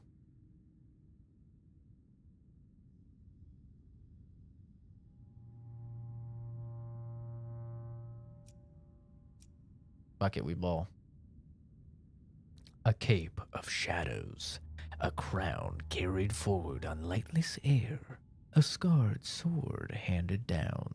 The city needs a new kind of knight. The host expects. Do you hear that? It's the sound of a city crying out. The light is a terrible drill, pressed into the street's exposed nerves. They beg for the relief of night. I'm turning into Batman, bro. W Shadow Room. Why isn't anyone helping? I don't hear any crying or begging. Why isn't anyone helping? The light is too many sycophants. What the city needs is an acolyte of gloom. Practitioners of your craft understood that once. You hear a great rustling, a million trench coats unfolding like moth wings. Before the age of agencies and ledgers, the first spies communed with the dark. Your progenitors knelt before the umbral host, and thus the dark favored them. Did they have shadow powers? So the stories suggest. Molecular ghosting, localized eclipses, umbral tentacles. The spooks of old wore the night like a second skin.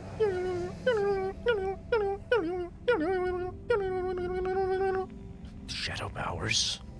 Oh, hell yeah. Shadows are not a substance, and subatomic tunneling is a quantum event, not a lifestyle choice. Shut up, brain. I'm trying to have fun. All around, darkness recedes.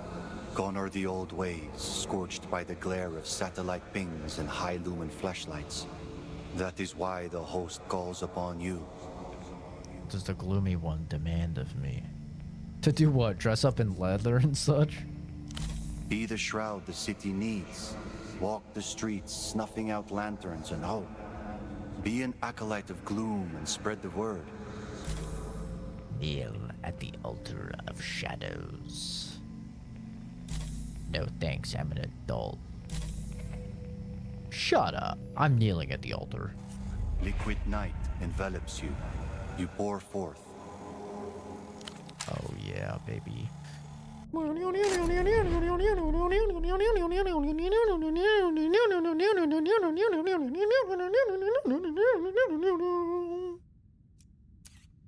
yeah. Oh yeah.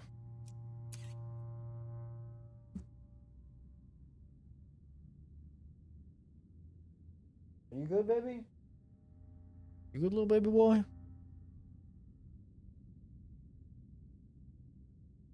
Wow, that's a nice toy. Wow. Wow. Oh my god. Oh my god. Can I see the toy? Can I see it? Wow. I love this guy. This guy's so nice. This is Mr. Bat. He's so nice.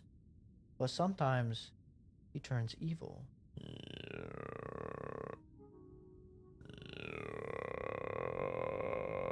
Oh no, Momo. He's been embraced by the night.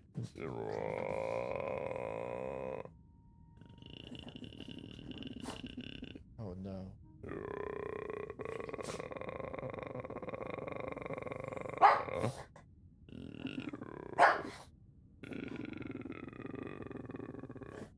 Yeah. Oh shit. Look out, Momo. Oh, pew! My god.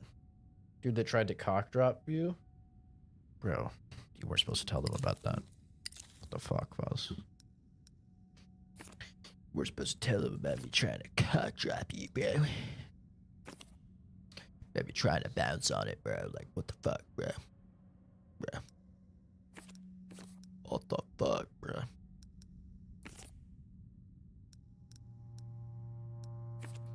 Shadow play, shadow play.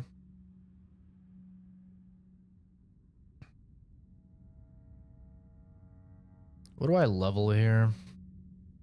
Kind of am gonna need poetics to write the fucking poem.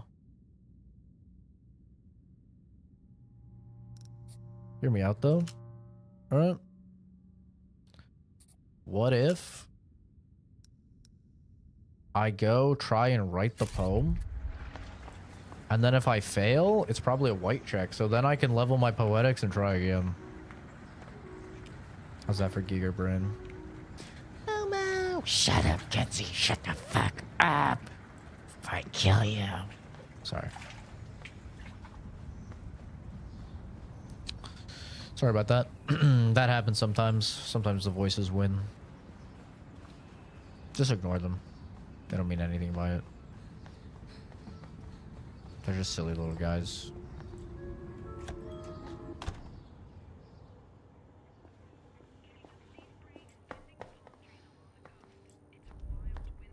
It's my bad. There's gonna be a poetics track. You return to the desk. Everything Yes. is right where you left it. Quest for it. Adolescent comic fixation gives me a -1. Oh, you're such a fucking piece of shit. You turn away from the desk. Alright. Let's put back on our poetics horse shit. Shall we? Shall we? Shall we? Poetics, yeah. Poetics, yeah. Where is it? Poetics, yeah. Poetics. Yeah, yeah, yeah, yeah, yeah, yeah, yeah, yeah, yeah, yeah. Yeah, yeah, yeah, yeah, yeah, yeah. Yeah, yeah, yeah, yeah, yeah, yeah, yeah, yeah. Yeah, yeah, yeah, yeah,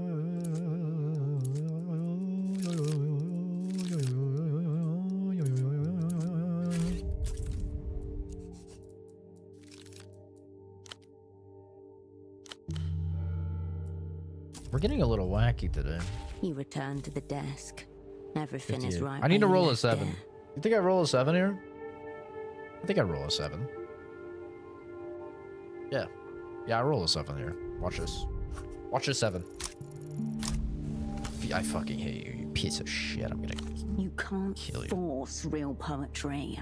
It just sort of happens. So why don't you hang around for a while? gaze out the window with poetic intent. You look out the smudged glass towards the bazaar, the canal, the unfinished pylon. Unfortunately, none of it evokes any particular feelings in you. Fuck. Enough gazing. The blank page awaits. No need to overthink this. This task doesn't require actual poetic talent, only the skillful mimicry that is your stock and trade. Oh! Manufacture a credible facsimile of a poem. I feel like You that's turn not as away good. That's not as good. Here. Watch this. Watch this. I'm gonna level poetics here. Boom. You ready for this? It's about to go crazy. This poem's about to go You crazy. return to the desk. Come on now. It's that easy. You plunge deep into the mirror of your past. I delirium raised from that. Fuck. A gust of wind knifes through you. Operant Holocene turns to you while walking through a street shadowed by soaring tenements. What game is this? The description will always tell you the game name, brother. On Cascade, any content. do you think you carry all your past lives with you? Or must the same life be broken and reassembled time after time? This isn't the memory I want to start with. I told him to focus on the target. No need to get morbid. I often think a controlled suicide under a litany of psychoactive substances might be illuminating. The shape memory of a life versus a million deaths in a single Wizard. soul. Wizard isn't here. What are you talking about?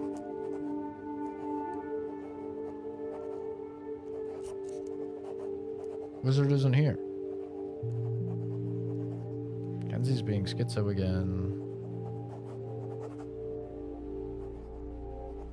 What were we doing in that street again? Illusian Asset had sent a series of cryptograms for you to decode his whereabouts. The man was almost comically paranoid. Later, you found him dead, symbols slashed into every part of him. Holocene's words haunt the air, a hypothetical that perhaps he would soon after be tempted to answer in the flesh, along with the rest of your crew. No. This file was supposed to be destroyed. Don't bring it back. They're warning me. But listen, a little bit of pain is the key to some good poetry. I bailed on them when I shouldn't have. Any one of them could have been out to get me. I had to cut myself free. I won't apologize for doing what I had to do. Allison was half right. In reality, we were already dead. Bailed on them when I shouldn't have. Any one of them could have been out to get me. I had to cut myself free. I won't apologize for doing what I had to do. You're dimly aware of words being committed to paper as more memories crash the windows of your mind. Real words? I'm actually doing it. Why would anyone do this to themselves on a regular basis?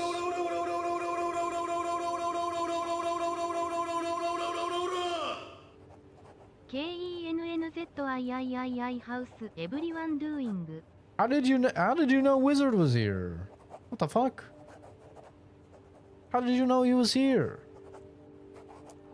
The hell? I'm doing great. Can't complain. Finish up 007.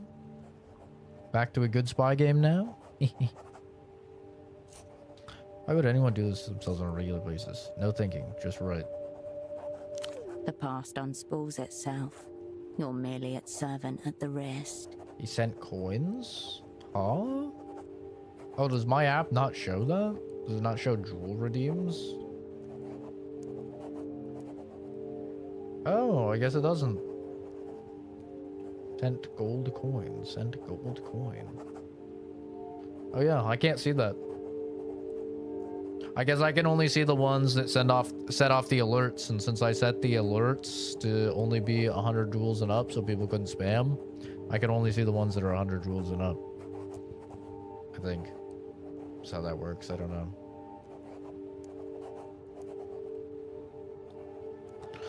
The past unspools itself, you're merely its servant at the risk.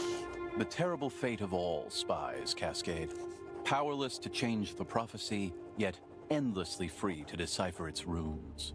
Keep carving away. Much like death itself. A prophecy and its runes before a human race of spies. It is done. The page is filled.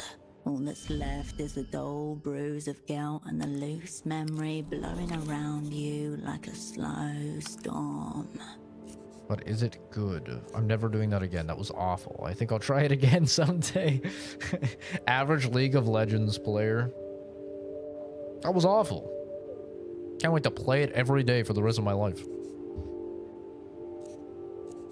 Is it good? The raw materials are pristine. Any stylistic refinement needed is the editor's literal job. So technically, no. Finally. Time grinds along when you're revisiting old ghosts. That was awful. I think I'll try it again someday. Believe it or not, there are people who do this for free. Do I try this one as well? I try and roll a 3 on this just because... Here, I'm gonna save first. You turn away from the dead. I'm gonna save first because if she shoots down one of my poems, then I can have another poem, right? I did take fatigue from that, but because I wrote a good poem, it minus delirium, which You is nice. return to the desk. Okay, I have to roll a 3. W. Your target has already given you a clue. Poetry is an extractive enterprise. What's my inner resources? She wants to see blood on the page. She wants to see me. Whatever she wants is not good.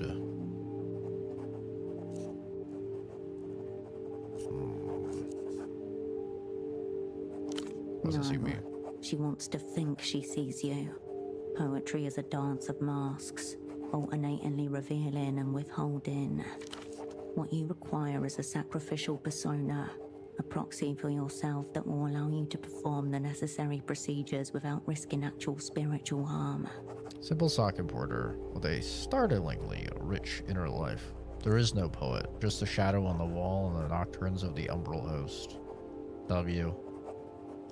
With cold precision, you extrude lines onto the page and then subject them to the most meticulous stylistic torments. In no time, it is finished. But is it good? It's exactly what it needs to be.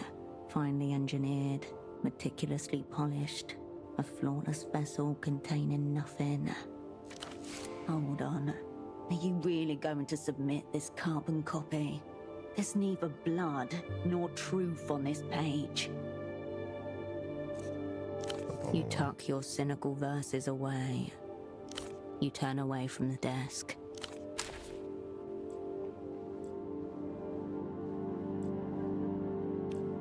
How cool is that? That I just took the thing to like admit, like submit myself to the Umbral host and embrace the night, and then literally within 2 minutes of gameplay, that becomes a choice for me in dialogue in order to complete something. Like, God, dude, this is such a good fucking game. This is such a smartly designed RPG. Feels like every single thing that you do in the game, everything matters. There's not a single dialogue decision that you make that you know will have no ramifications. I made a fucking joke in the first 10 minutes of the game, and that joke has came up multiple times, affecting my rolls. Like, how fucking cool is that, man? You do not get that shit in RPGs these days.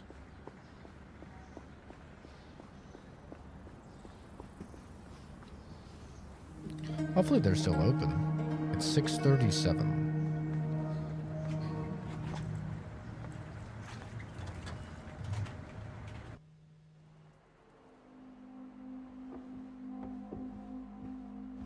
I have a poem. Ah, hello again. I just submit a poem. Good. As long as you have a poem this time. Show her the poem you extracted from the bin. Show her your poem facsimile. I'm gonna give her the highly personal poem. She takes your work and examines it, vocalizing each verse with increasing volume as she goes. Well, the material is there. I can't deny that. There are signs of craft. This was the most brutal thing I've ever done. The editor-in-chief gives you an encouraging smile. Now, I will elevate your piece to the craft standards of the Noscorentes Review. Could you get the door for me, please? Oh, hell yeah. Of course, Haya. In fact, why don't I take this one? I could do the practice. Hold on, are you sure you can handle my verse? I'd much rather have the editor-in-chief look at my work. I'll make sure I pay special attention to the syllable length and stress patterns, Haya. Why don't you head to my downstairs office and I'll be with you shortly. I'll just make sure my pen's working. Oh, no. She touches the red Oh, pen no. around her neck and smiles. Oh, no, oh, no, oh, no, oh, no. She's gonna kill me, bro. She's gonna fucking kill me. She's gonna fucking kill me, bro. She's a fucking government agent. Oh, no, dude. I showed my hand way too much earlier. That was a major fuck up. I thought both of them were innocent. I didn't realize that this chick was a fucking spy as well. Isn't it flooded down there? Why do you think she wears those rain boots? She flashes her brows, then turns back to the board. Oh, no, I'm gonna get fucking killed. Another gold coin? I can't see literally any of these. Like, I can show you guys what I can see.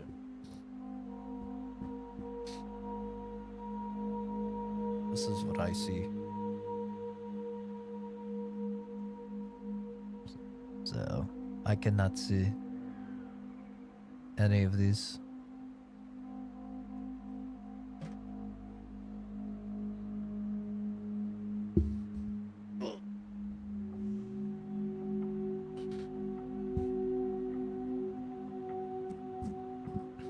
Well, thanks for the gold coins, brother. I wish you would not donate, but you know, I've said that a million times to you, so. Hello again. I will. Here we go. get fucking murdered, bro.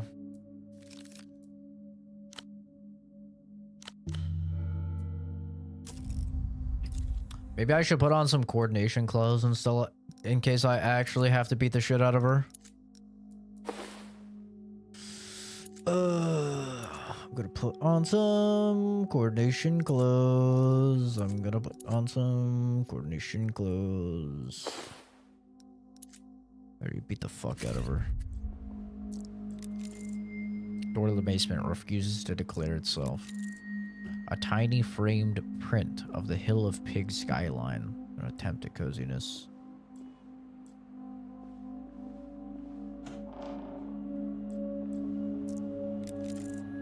Seeing these binders reminds you of your own red folder and photo of 24.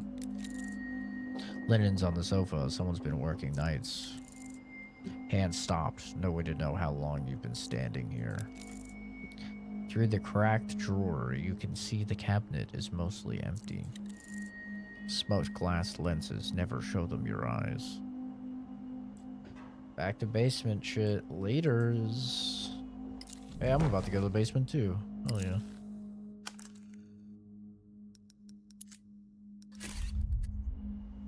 Hell yeah, brother.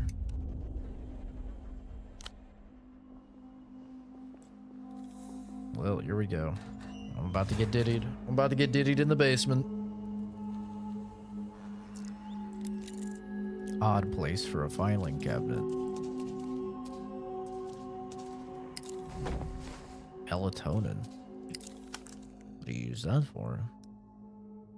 I mean, obviously I know IRL, but... A lullaby for loud brains. It can help even the most guilty consciences to get better sleep. Bizarre nightmares are an occasional side effect. Gain status, deeper sleep. What if that makes it so when I go EP, I recover more of my stats? Be interesting. The metal drawer slides out nearly soundlessly, revealing rows of official-looking folders. Wasting valuable time. There may be something in here.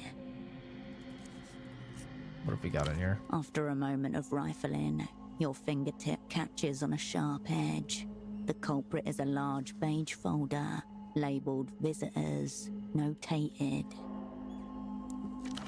What a footfall for a two-person magazine office. Interrogate the filing cabinet. Oh, fuck, it uses statehood.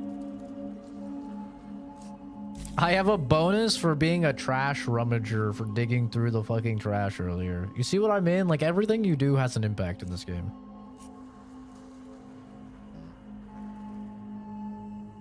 Look through visitors notated. Strangers in grainy black and white stare back at you. Under each photo, a terse itinerary. Visitor, date of arrival, date of departure. Each of them seems to have left the same way. Flight D153 to a regional airport in Ile-de-Serres. That's There were weird. reports of a ghost site labor colony on Ile-de-Serres that the opera took seriously. Oh, shit, bro. Oh, shit. These are all the people they're sending to the concentration camps. Oh, shit. Operant cylinder, status lost. Was convinced MTAR were behind it, though he could not ultimately prove it. So it's likely that anyone who visited this place is already gone. What are we doing to these people? Vanishing them.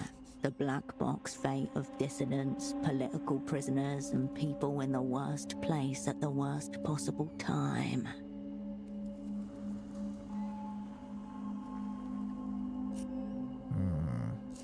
That's not boding well for me. Look for familiar faces. You skip through the stack until your eye catches on a man's face. Mid-60s, eyes blown up by milk bottle glasses. The chick's The dad. last time you saw him, he was smiling at the camera. Yep. He isn't smiling here. Alan's dad. He looks exhausted and grubby, crumpled at the corners. His glasses were still with him when this was taken. A sudden talisman, the last thing he gave up. Read through the document. Visitor Krantz Eno. Date of arrival 4/3/96. Date of departure 4/18/96. Flight D513 to Ile-de-Serres direct. Notes. Prolonged interrogation. Mostly unsuccessful. Until daughter threatened. He's not even in Porto Vero anymore. He's just... Gone. You have found someone who isn't really here. Put the document back. It disappears soundlessly into the stack. Check for Ultravioletta. You look for any young woman by the name of Ultravioletta. Obviously, that's You not her real find name. none. Obviously a stage name. Yeah. She could still be in here somewhere, unknown to you. Put it on the back of the You cabinet. bend your arm at an uncomfortable angle and press around at the deepest part of the drawer. Nothing. False bottom? The drawer's base makes a thin rattle, not the hollow echo you were hoping for. Nothing cool behind Not the borders? even a lost paperclip or bent staple. You pull your hand back from the standard issue cabinet. Files crowd over the gap you made.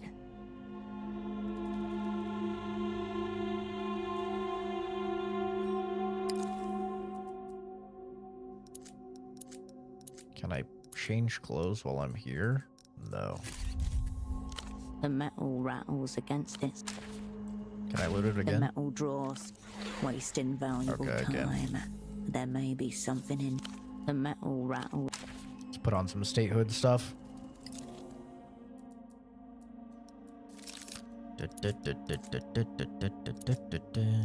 Statehood +1.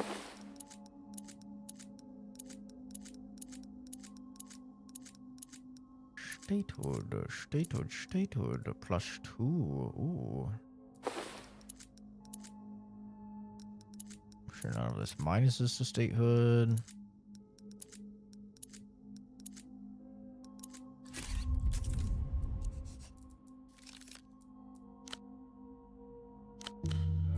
Alright. The metal drawer, wasting valuable time. 58%. There may be something in here. Do I give some anxiety for it? I need to roll a 7. I'm rolling a 7. Easy. Enter Cascade, delver of secrets, dismantler of clerical assets. Start sifting. The files blur, then your fingers pause, your conscious mind catching up a split second behind. SD Newitz, head of human capital, enter. A familiar name, stamped in green ink. The past descends with talons. Uh-oh. Your old asset, S-Doc, still draped in the same cover you left her in, with one new styling.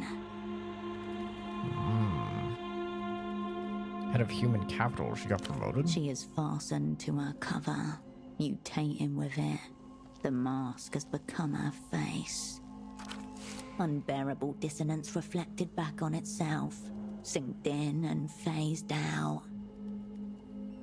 So, I still have a high-level asset inside the bank. Maybe the whole sick crew blow up wasn't that big of a deal. Momo. Oh. You're welcome. Glad to see you flourishing. Still have a high-level S-Doc, asset. Status alive. Alignment unknown. Presume bad faith. Why does her name make me nervous? Something about unreturned phone calls, abandoning your assets, record lows in cowardice, that kind of thing. Cold, old megaton bitch. Never really proper gang to begin with. Work experience gang. A telephone from 5 years ago startles in its cradle, waking you from the thin end of a dream. Answer it. Herschel, it's Esty. Oh, I'm going this to talk bitch. fast. Something is dreadfully wrong. Her phrasing that day always stuck with you. Dreadfully wrong. The most wrong a thing could ever be. The memory bleeds away. Your eyes refocus on the filing cabinet before you. An address listed in the housing campaign to the north of Party Alley. No house number given. Existing in plain sight. Courageous. You store the file in the cabinet and the information for later use. Your old asset, Etsy, is the empty head of human capital still living under her old cover at an address in the housing campaign. That's crazy that someone from the old gang is alive. The metal But they were all rattles dead. against itself as the drawer slides shut. Alright, I'll be right back, gamers.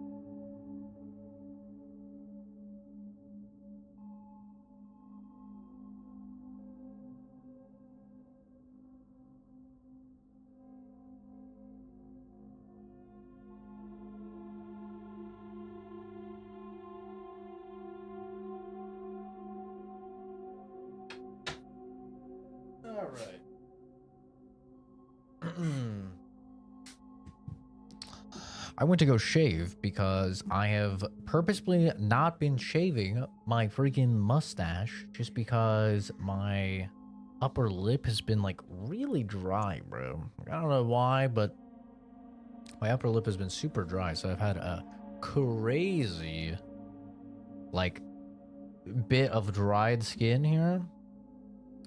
And just when I was itching or scratching, just like when I was playing the game, fucking the scab came off, all the dried skin came off, and I was like, well, fuck it. I mean, if all the damn skin came off, that's why I wasn't shaving in the first place, so it just went and shaved. Dude, I don't know how people have fucking mustaches. That shit is so scratchy. That's terrible. If that's what it's like having a beard, there's no way I'm growing a beard, bro. I mean, genetics ever allow for it. There's no way. That shit is ass. So yeah, I don't know how well you could see it in the camera, but got a big old chunk of raw skin now. Did I forget my... God damn it. Wait, goddamn second.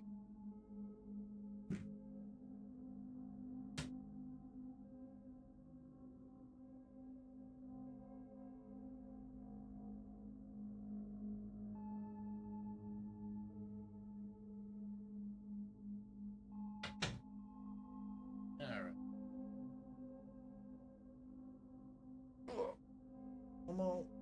Your toys do not go under the chair, little man.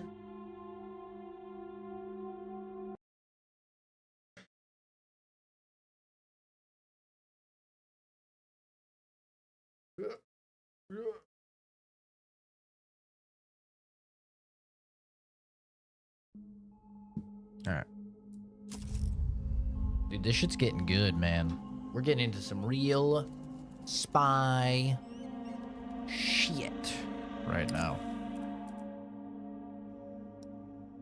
And I don't know if I want to use some drugs to lower my anxiety or what. It's crazy she just let me walk down here. The heavy steel door contains a single small window. Next to it, another brand new intercom like the one upstairs. Contact the secret prisoner. As with anything that talks in this city, it is emblazoned with the blue Renotel logo. Peer through the window. Heavy condensation is obscured through layers of glass. Nothing can be seen here, in the domain of shadow and smudge. Thump the door. Your fist barely makes a sound on the thick, reinforced metal. Suddenly, so quiet that it's almost imaginary, a muffled pounding answers from the other side. He's here, the prisoner. A tingle runs down your back, the sensation of things coalescing. Press the button on the intercom. You hear a brief static crackle. It fades out to leave the ambient hum of another room. Hello? You hold your ear to the box, living electricity buzzing along your ossicle bones. Somewhere in the amplified quasi-silence, there's a distant rustling, perhaps breathing. Stop rapping on my door. Don't you people ever tire? The voice is at once rough and fragile. I'm way beyond tired. The opera never tires. Who is this? Have my jailers already forgotten me? Very sad. I can barely make you out through this little viewing slot. Can't see shit through this thing. It's better that way. Think of me as a ghost of the intercom. No, we'll just make do without. Do you have a name? Cascade. Yeah, I'll give him a normal name, Herschel. Herschel. Very good. You already have a name for him, even if it's a fraudulent one. You're Dante. Impressive. Though under the circumstances, I'd say poor Dante is more appropriate. The outline begins to ripple with colors, gestures, tones, the viscera of voice and name. I went through a lot of trouble to reach you. They turn off the lights here at night. No windows. Don't tell me about trouble. You must be Tempo del Sur's well-connected friend. The wretch from the Opera and Bureau. You can practically feel the gaffer up in the rigging, guiding the spotlight along your path. Thank God I passed that, bro. Just DoorDash donuts. I don't want to, but I gotta head out. Just finished a double and it's 2 a.m. Good night. Love you all. Take care, dude. Appreciate you stopping by at all. Even if it was just apparently 1 billion coins.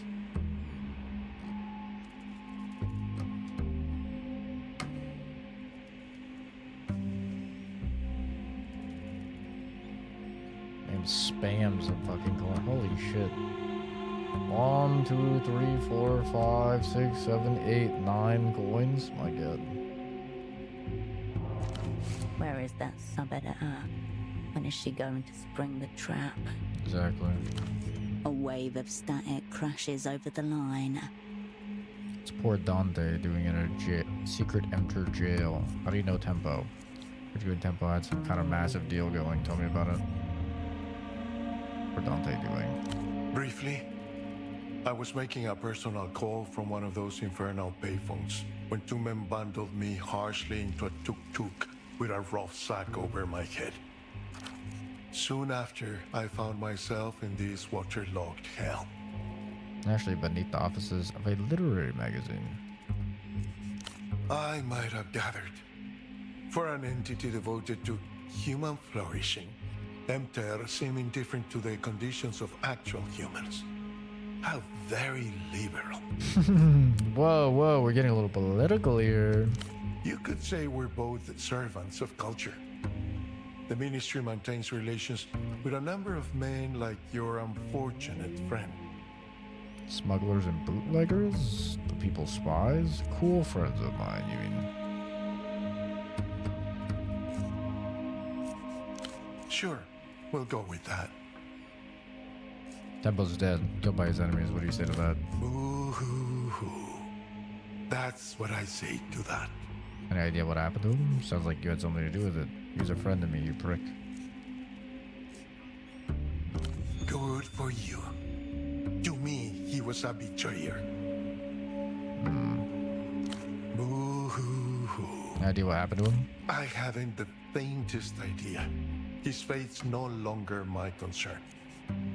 You had something to do with it. Falsely imprisoned by one enemy, so he may be falsely accused by another. A fate's fuck toy, it appears. I'm fate's fuck toy is a crazy sentence. I didn't kill Tempo del Sur, though if Deneb gave me the chance to go back, surely I would. Heard you and Tempo had some kind of massive deal. Tell me about it. For a moment, nobody says anything. Green water sloshes about your feet. You know she's listening to the line, right? Like Shirley? Tempo assured me the opera were enthusiastic about the terms, despite the risks involved. Are you telling me that was not the case? Here it is, the side deal. First of several, potentially. Are not. Listen, the opera are not known for their support and dedication. Or support and direction. Tempo was very clear. It's me or it's nothing, so what'll it be? A long, crackling sigh fills the room. I procured for Tempo del Sur an extremely rare device. The only one of its kind outside the Illuminated Empire. Illuminated Empire. Task added. In defiance of all known laws. In defiance of all known laws. It's updated. Hold on, Temple never got the device. This device. Would you describe it as a mega violator? That is what he called it, yes. I told him not to repeat it. It's a prototype for a new bootlegging device. I would tell you all about it, but really it's best to see for yourself. What laws does it violate? Not that many. Only the big ones. Watch is just something that break through the media barricade. Of course he did. I smuggled it out of the Empire in my own diplomatic bag. Our friend was very insistent on this point. His end first. The Galliana is withholding sacred Lusian artifacts from you. This cannot stand. But tell me, if Tempo is no more, what has become of this extremely rare device? I have no idea. Not that it's any concern of mine just now, but I would not leave such a thing unaccounted for. Right, we need to have words with the fucking teenager. God damn it, I thought she was on our side. I'm happy I bummed 2 cigarettes off of her instead of 1. In return for this unusual device, you got your exit papers. That's the shape of it? It's not easy to leave the illuminated Empire. Tempo promised he would call in certain favors. Alas, only one of us got what we bargained for.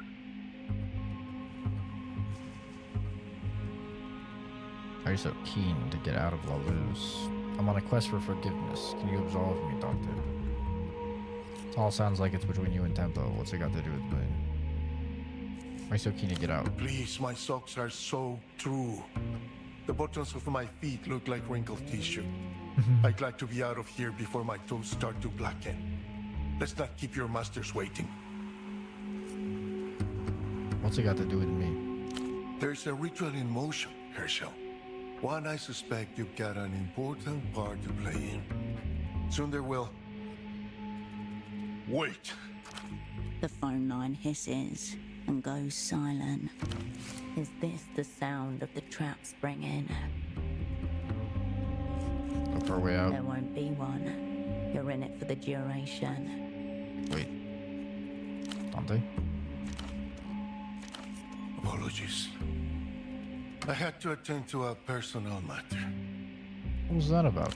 A large rat swimming along the floor of my cell. What? It's not so hard to drown them usually. This one was just very oily. Ew. Bro's getting attacked by fucking giant rats. He's playing New York Simulator. And he's drowning them. What the fuck? Right, the reason you're here. We got money for that There's a level up. very important man on his way to Portofino as we speak. His name is Facundo Reyes. Okay. That's data redacted. At the base of your skull, a tickle in your brainstem. Highly favorable. All I have to do is roll a 5. I don't want to exert myself anymore. Surely we can roll a 5 here, right? We can roll a 5. We win this. Come on, please. Please roll a 5. Oh, thank God. Oh, thank God. I saw that too, Minister and I of was so mass scared. culture for Laluz, political theorist, suspected war criminal, architect for Laluz's meteoric cultural rise. But how big is Lucian mass culture really? What else do we have on the man? Estimated age, mid-70s. Known photos, 0. While his fuck? influence is immense, Reyes himself remains an unbroken cipher, despite repeated attempts to crack him. More background radiation than man. Like all the opera's great enemies, Facundo Reyes is referred to primarily by his epithet. The Grand Lich of techno-fascism. To his friends, he's still just Facundo. We have the coolest names. Cool is an alien concept to the Lucian mind. A bourgeois transvaluation of what used to be recognized as wretched and ignoble. But then I become wretched and ignoble myself. So perhaps I'm cool as well? Sure, bud. Why not? Brings your Grand Lich to Portofino. Secret treaties, matters of mass culture, all to be discussed with our mutual antagonists. Fun stuff. Leagues above your station, sadly. Hold on. Why would Emter lock up their own negotiating partner? Does this have anything to do with the missing pop star? Bringing down the culture blockade, I imagine. Sounds mega fun. Must be why they never want you to, to let you leave. The Grand Lich Portofino. Secret treaties. I need to take this to the opera. I would enter, lock up their negotiating partner. I asked the same question and received an electrical shock to the scrotum for my troubles. Oh my. Now I Kinky. don't ask questions. I just try to enjoy myself. You can practically hear the fetid water sloshing about his feet.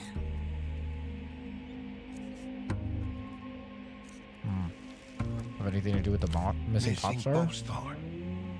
Who do you mean? Ultravioletta, isn't that her name? Ultravioletta. Missing. This is grave. Very grave. An incalculable blow for humanity. I'm very sad about this. Spoken like one with the emotional register of a child. Sad doesn't even begin to encompass the loss. Wow, he's a big fan. Just one question before you scurry back to your masters. Will it be you escorting me to the superblock? Or should I... What might have begun as an inhale of breath transforms into a static roar that fills up the audioscape. Uh-oh. The edges of your eyes begin to burn, pooling at the back of your mouth, an unpleasant taste, petroleum. The audio assault gradually dissipates, only to be immediately replaced by another invasive sound. Footsteps right above you, coming this way. Here she comes. Wait for her to arrive. Look for a hiding spot. In the crimson dark of the room, it's hard to make out much of anything. You'll have to focus your efforts. What's on the left side? Disused office equipment stacked in a clumsy pile, along with various packing crates. Plastic and cardboard, slowly soaking up the flood water.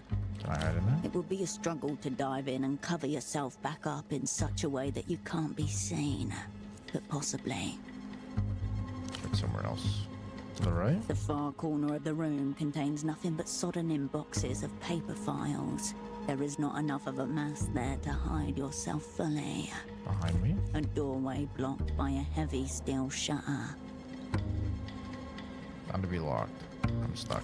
The full weight of your situation dawns on you in the instant before the door clicks. In the open doorway stands the sub-editor. You can just make out the shine of a red pen, held aloft, dagger-like. I've decided I'm uneditable. Run for it. Oh! Cold liquid snatches at your steps like wet hands as you run towards your only hope at escape. We're dead-ended. The gang sends its regards. A crackle on the water's surface, then something seizes your ankles, then your whole body, as the world blackens. Fuck! Maybe I should have went to hide instantly.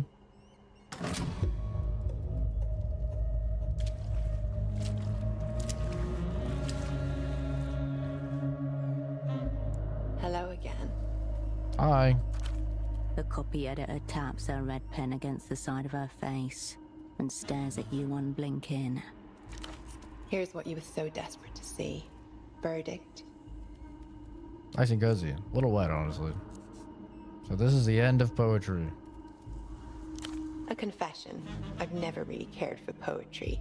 Excessive sincerity makes me uneasy. You're beginning to suspect that this woman has no copy editing experience whatsoever. Let me try something. Does this feel good? She runs her thumb over the pen, teasing its mechanical tip. Cold, crackling spikes of electricity run up and down your spine from focal points on your back. 10,000 needles across your skin. You're wearing epidermal electrodes, contact points for a remote electroshock device. Sick. Electrodes, clever, cleaner than a knife. There are conductors in the water too. You got a mouthful of it when you blacked out, actually. I cleaned it out for you. Say thank you. Thanks. Sounds disgusting and invasive.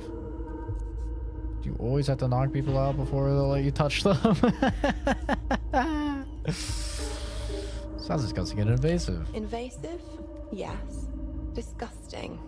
I don't think so. More considerate, actually. A click beneath her thumb and a jolt of pain tears through your skin. Great. Sharp and sudden. Fuck. Scattergang. Your arms off. Run. Please stop, please. Feels good. Just like that. Keep doing it. Who are you? I am an interrogatrix for l'Empire sans territoire. Who are you? Say nothing, and she will know nothing. An interrogatrix. What are these words you're using? So lame. Why have you tied me to a chair? Why are you doing this? There's been a terrible mistake. I'm a stock trader for the People's Republics. I'm a favorite of the umbral hosts. Cross me and incur their wrath. I'm a poet. This editing process seems overly intensive. Ah, socks. I've heard that one before. The communist who deserted the factory to become a poet. It might be the most adorable cover I've ever seen. The sock game leaves little room for self-expression. Poetry belongs to all classes. Chapeau. Very in character. That is precisely what I imagine a deluded ideologue would say. So, let's test how good you really are. I'll start easy. How many tons of cotton did the superblock export last year? Uh-oh. At least one. The exact size of a woman's feet just from mouthfeel. Want to try? Oh my god, I could say I'm on a sucker feet. I have to say it. For the meme. Canine sharp over her tongue. What's the cuff length of your biggest sock model? Large. Fuck, I'm failing all of my shadow play. How am I failing all of my shadow play right now? Oh, because she took off all my clothes that are bonuses to shadow play. How many different grades of cotton do you offer potential buyers? At least one. We offer like all of them, and they choose the one they want. You could have guessed that one from ideological context. Of course, the superblock produces only one grade. Her thumb hovers over the pen, taunting you. No, not again. Fuck. I've been a bad trader. This is getting you off, isn't it? Me too. Please, I'm just a humble socksters. Click. Your body spasms, your joints strain. Microscopic sinews tear in your muscles. So, let me run my working theory by you. You're opera, right? A depth charge at 5 fathoms, but your surface remains glass smooth. I let you talk to our prisoner because I thought he might be chattier with you than with me, and that you'd break more easily than him. Slow down. Let's get to know each other. Spread your legs. Spread your legs, but only a little. Think of something else. Nothing to say that does not pertain to socks. Let's get to know each other. Fine. I'll give you one question. What would you like to know? The door cracked open. Pull a seam of worthwhile information through. Do not waste this opportunity on some personal frivolity. What type of socks are you wearing? Do you think I'm hot? What's your first memory? Tell me about it. Why is Emptor imprisoned a Lusian government official? Because we want to have a strong hand, of course. Secret treaties require secret cards. Good. She's confirmed what the prisoner told you. These secret treaties are legitimate and close. Why are you shocking poor Dante in the scrotum? I got bored of his nipples. That's also, crazy. That was 2 questions. Ah, shit. Click. I should have drank something to lower my fucking anxiety. I think we should get a drink after this. Oh my god. Nothing to say that is not pertaining to socks. Think of something else. Spread your legs only a little. Spread your legs. Think of something else. Despite the summoned spectre of failure shrieking above your head, your thoughts turn to the voice on the other end of the phone. What's she doing right now? That isn't much help to me So here. make it up as you go along, operant. Nothing to say that does not pertain to song. We'll keep flirting. You sink back in the chair and widen your thighs, taking up more space, cutting loose. Captivating. Just getting comfortable. A modest recline. You can keep looking if you want. I'm rizzing.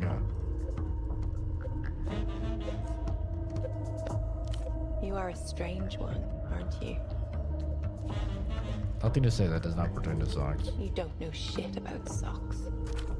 One more question on that. How does a sock importer end up getting shot in the heart?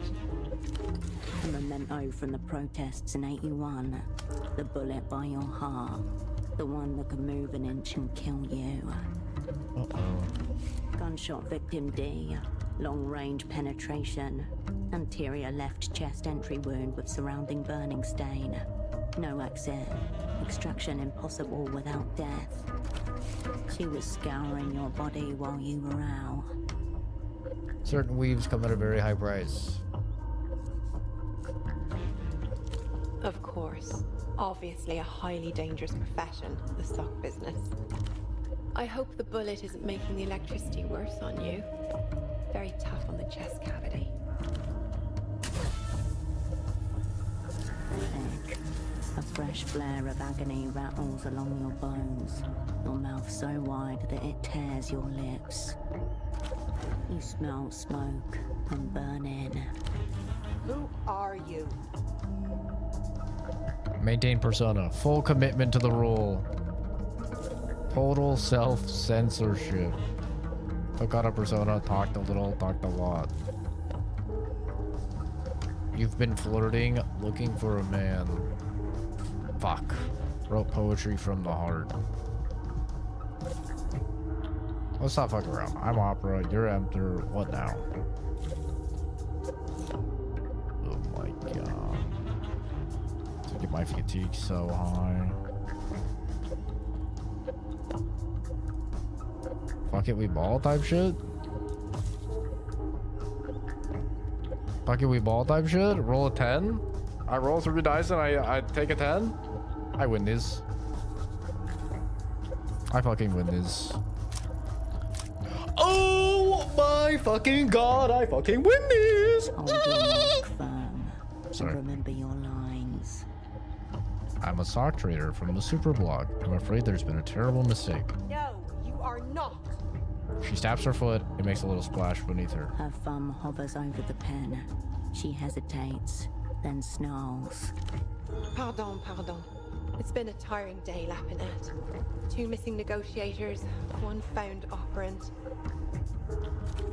Emter's lost track of 2 negotiators. Very good to know. I think it was pretty bad too. Case of mistaken identity, some illegal torture. Oh, shut up. She stares at you, lips parted, eyes alight, her thumb roving gently over the pen. You hear the metal rattling in its case. You feel tiny sparks leaping over your skin. Almost familiar now. Portofero 91. Network dissolved. 5 assets and 1 operant lost. Cascade extracted. Competency rating indeterminate. Loyalty rating indeterminate. You are a communist spy. No. What is your name? I'm a sock trader. I can give you my official number. Do you have any affiliations outside the Operant Bureau? As a member of an anti-government student, uprising in Mercia. The bureaucracy I recognize puts socks on the feet of the people. Yeah, your mother. I used to. I called them friends. What makes someone a friend? I don't know. I've lost so many.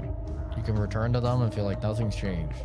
Similar taste in a weave. Are you currently on assignment in theater? Here you can tell the truth. Confuser. Not currently, but I was meant to be. She frowns, taken aback. Interesting. You weren't lying there, were you, lapping it? I'm out on my own. Told you had the wrong person. That face under your mask, is that your true face? Jar of faces. They're my true feet in these socks, and this weave is keeping them bone dry. I have no true faces. Pasted on the back of the mask. Why did you peel the plastic off my intercom? Felt good. Psychopathic to leave it on in the first place. I had the option. Oh, good. Do you really believe the things you say? I'm barely even listening to myself. Almost never. I'm playing a part. Always. Do you find me attractive? Yes. What does the opera want? Did that option say I can't answer without seeing your feet? Did that answer just say I can't? Did that what? Oh my god, we're taking the sock bit very far, bro. This is a foot fetish game. Jesus. Why am I hard? What? I can't. That is a crazy response. If a chick says, do you think I'm hot? And you say, I can't tell you without seeing your feet? That is crazy. What does the opera want with the prisoner? My old asses thought he'd be useful to us. Why don't you ask this opera you keep talking about? I just wanted to give him new waterproof socks. Perfect test subject. Why don't you ask this opera you keep talking about? She taps the pen gently against her lips, sending tiny little jolts through the conductors on your skin as she does. Electric kisses. Not bad, but not particularly good either. And now we're out of time. Kill me, it's what I deserve. I've known you're an augmentoid all along, electric conductress. Interrogation skills ain't work, bitch. My life is in your hands. What will you do with it? Untie me so I can go back to my fabric samples. I could break you eventually, you know. But someone intervened on your behalf. Your own personal star. Ooh. My powerful friends. Interrogatrix. You and your pen better watch out. Toute chose qui existe en dehors de l'Empire est une chose sans valeur. Goodbye.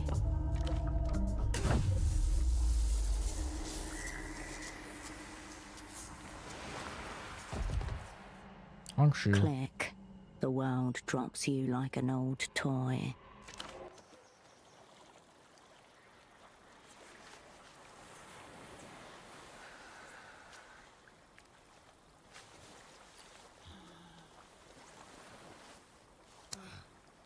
Ow.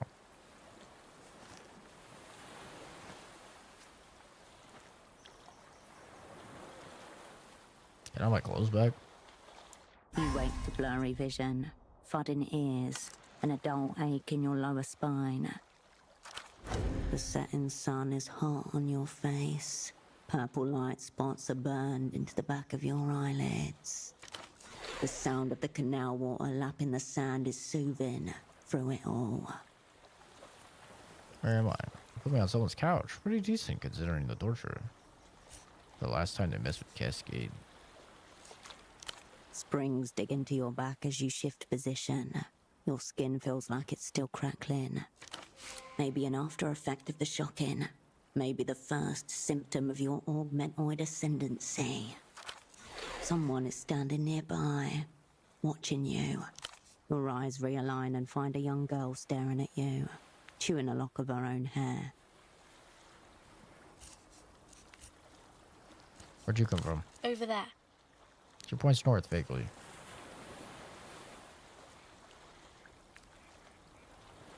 Don't tell anyone how you found me, please. Might create the impression I haven't bounced back. How'd I end up here? I don't know. I just found you asleep. The girl nods seriously and gives you a little thumbs up. Look around. A derelict beach, a grey canal, and the Nos Correntes Review building, less than 50 meters away, up the hill beyond the waterlock. The city looms behind you like a titan. This is the Keysot Quarter, by way of the southeast roundabout. You didn't move at all. Someone else did it. Lifted you up and dumped you here. You on your own? I was with my dad, but he had to go grown-up fishing. He said I could take the tram home all by myself. It will be dark soon. Can you help me with something? I need to get this knot undone. The girl holds out a small hook tangled in fishing line. Bind in. No, not again. Big task. I've just been electrocuted. If you're big enough to catch a shrimp, you're big enough to fix a tangled hook. Welcome to life. I could try. You take the hook and its clot of near-invisible wire. Double. Lost in theatre. Status captured, interrogated. Loyalties non-existent. Conclusion, failure. Brackets inevitable. Your hands are trembling. The child is asking for your help. Focus. Study the knot. It's a haphazard tangle of wire, formed on the universe's whim. Still, it conjures up an uncomfortable feeling in you. Your wrists burn, the skin chafed, your shoulders ache from the pull. You're trying to catch? Mantis shrimp, but they move pretty fast. Faster than you. Fatigue lowered. Hell yeah. Better with the knot. You pick at the wire, your fingernails slipping off the fine thread. Here and there, you make progress. Tougher than it looks. Cascade never breaks. Just cracked a little. Barely noticeable among the rest of the fractures. Almost got it. Are you okay? Did something happen to you? That's one way of putting it. Did a little bit of atoning, but still have a lot more to do. I want a hollow victory over the shadow forces which dictate my path. Should a stiff bitch who's boss. Possible I'm dead at this moment. And you're a very endearing psychopomp. Nice. But you seem so... She frowns, trying to gauge you. You tug on the last loop of thread. The tangle vanishes as the hook slips free. So what? I don't know. Very... Bouncing a little heel in frustration. She knows the feeling, but not the word. Fixed it. Cool. Thanks so much. She takes the hook back and loses all interest in your emotional state. Oh, yeah. The man told me to give this to you. She holds out a clot of folded paper. What man? The man with no heart. Houseman, the null persona. Old guy carrying a strange little box? Yeah. Is he your dad?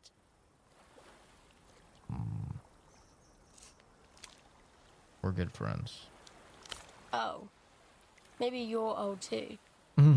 Get the paper. It appears to be an origami rendering of some kind. An anatomically correct human heart. Contoured, dynamic, expressive. A shining example of the form. Or at least it would be, if it hadn't been subjected to the inside of a 10-year-old's pocket. It'd be a bit easier to just fold it into a heart-shaped heart. Easier, yes, but less fulfilling. Take it and The unfold flattened it. paper reveals a handwritten message within the shape.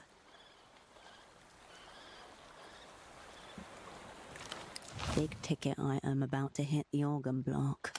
Opening bids already coming in by payphone. Party alley, west side. Who will we say is calling operant? Below the scrawled text, a childlike drawing of a heart, coloured in red. Houseman no doubt organised your release from the jail. Does it mean anything to you? Show her the note. Did he say anything else? Don't speak to any more strange men with no hearts. Nope. The heart is pretty. She taps on it with her forefinger. What do you reckon? Would you trust this guy? Any thoughts on the big ticket item? Maybe it's like a prize? Speak to any more strange men with no hearts. Okay. But how would I know? I can't see inside people. Okay, fair enough. Thank you. For what? Your gaze instinctively turns north, towards the fog and colour of Party Alley.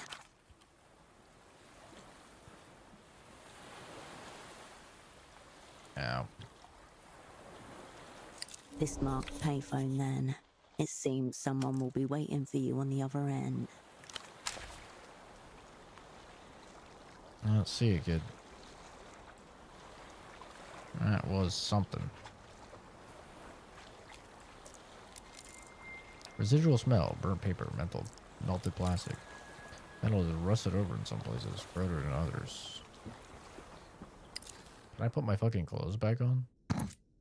Is that an option?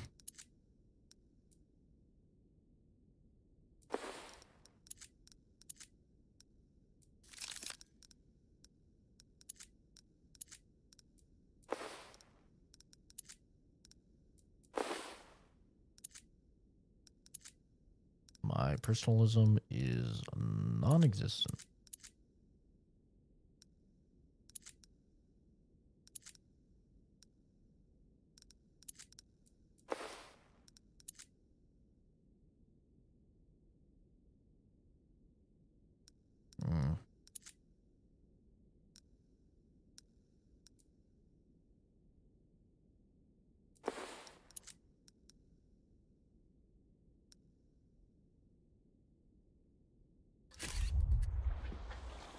Well, hey, we're alive.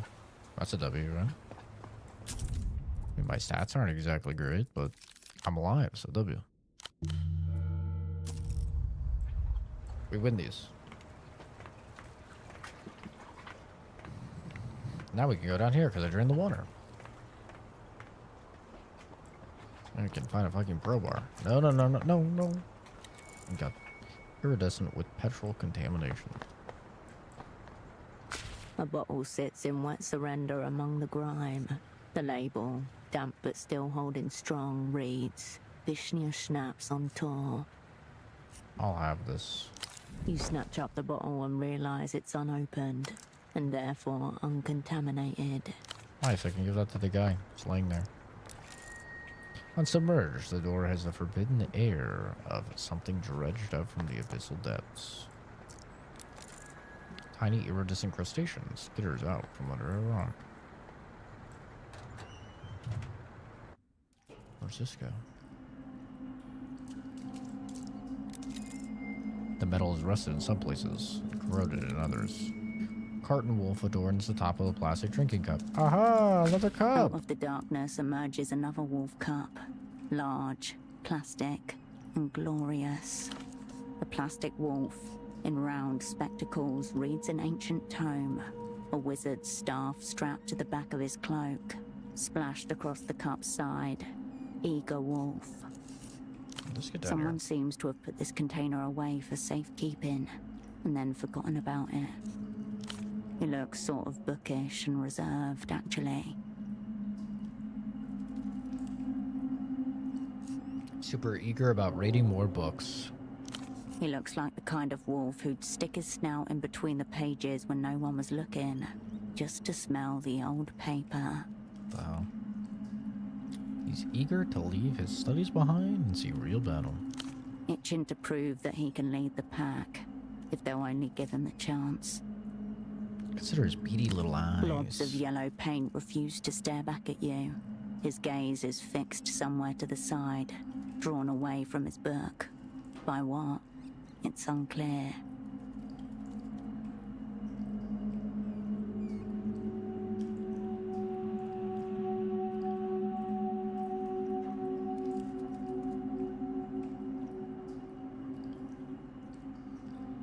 Sorry.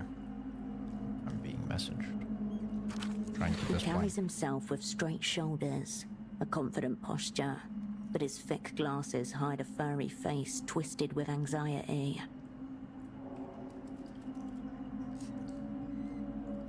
Eager Wolf joins the crew. Another plastic wolf cup in your hand. As before, 1 out of 6 is stamped on the hard bottom. 6 in total to get your hands on. You're on your way to collecting a full set. Your fingertips itch with anticipated pleasure. W. The container is empty.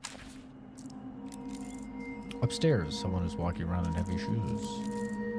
The light has begun the slow process of burning out. Closing high security door. But I can't click on anything.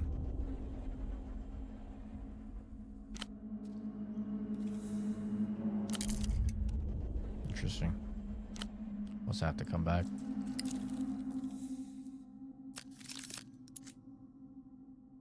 This one gives sensors, statehood, and gray matter. This is shadow play, blueprints, and personalism.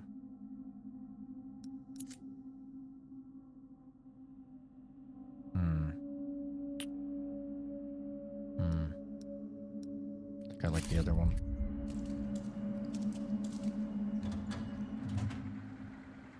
I think I'm gonna have to do some fucking drugs because wow. My stats are getting high and I'm not allowed to sleep at night. I'm kind of just trying to pass as much time as possible because I'm not allowed to sleep until nighttime. So the stat that we took.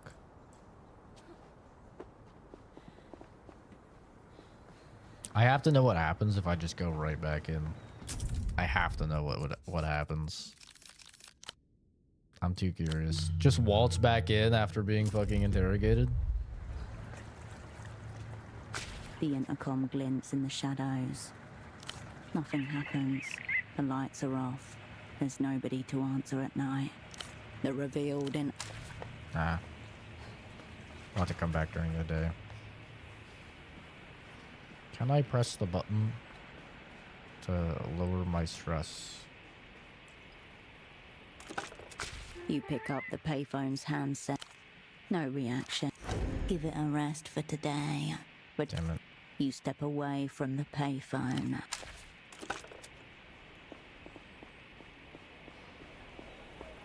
I need to call Melita at my place. I can't afford to call her on this fucking phone.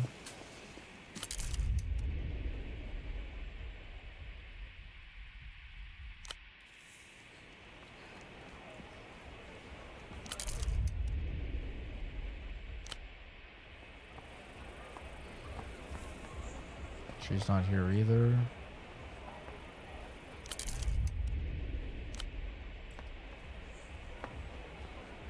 Loose stitching and cheap fabric. The odd cotton hemorrhoid erupting at the seams. Excuse me? Plastic eyes teeming in the dark. Soft animals, mostly stylized blobs with little regard for real anatomy. Beasts rendered ridiculous. Grotesque trophies. Something sinister about them. They're cute. Why are they so cute? They could not tell you if they knew. The different species are all numbered. Number 1's are bunnies, number 2's cats, number 4 an anatomically unviable whale. There are no number 3's. I sold them all. There isn't a number 3 in the whole furry ensemble. Fuck off. Has to be. Root it out. What shape has breached containment? What are you hiding? Bushy number 3. You turn back to... This is so silly, but I don't care. I need more instincts. Instincts. Instincts.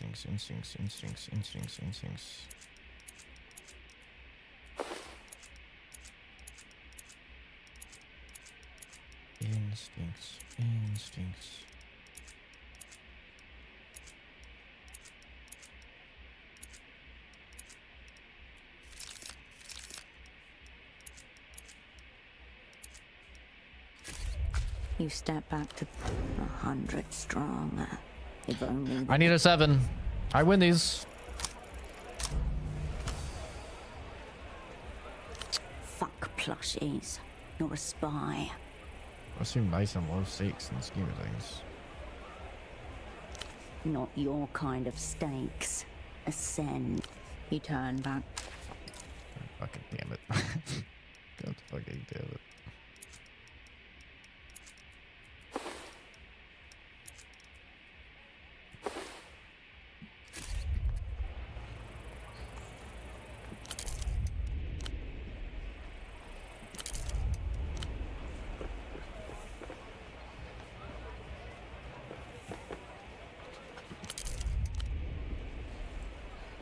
The rack stands alone, and you find an opening in the plastic cover and sift through.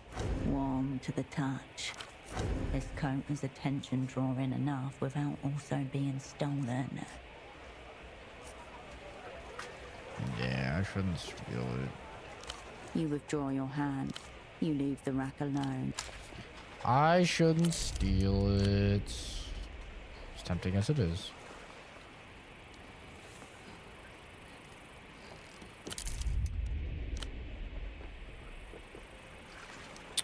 I kind of want to hear the boatman's voice now that his fucking dialogue is apparently fixed.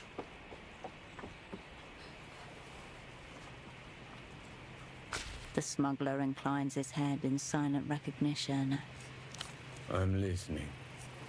Whoa, that's his voice.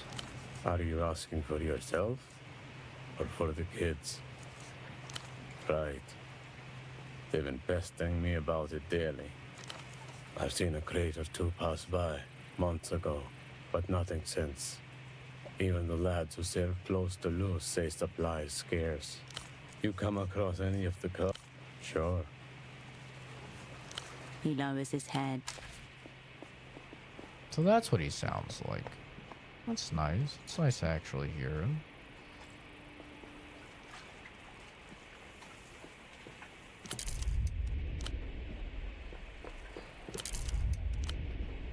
Isn't there something I could steal over here?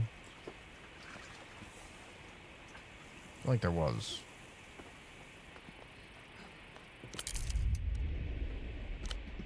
Shipping crates. I think it was here. An assortment of cargo crates sits in waiting, adorned with faint chalk marks and bright yellow labels. Post-concussion syndrome. Easy. Around you, dock workers move in predictable patterns. Your hands. I get a plus to all of my find skill checks as well at Spartan's night edge. because of that skit. At the thought that I took. Under your fingertips, cellophane wrapping gives way to cardstock. You retract your hand, a single packet of Ouroboros Blacks clutched in it. The design portrays a snake eating its tail, embossed in top shelf tobacco. There's at least 500 sol worth of cigarettes in this crate. Ash on a black fur collar, piercing blue eyes through smoke. A laugh that could turn wicked. Ouroboros Black was Tempo's favorite brand. It's always with one latch to his bottom lip. He made his life, he knew the risks. Why isn't it raining? Feels like it should be raining. He knew the risks. A man overly concerned about mortality shouldn't have been smoking these cigarettes anyway. He knew they wouldn't be the thing to kill him. You step away. Also, did I love him? I do have. I have 1 point.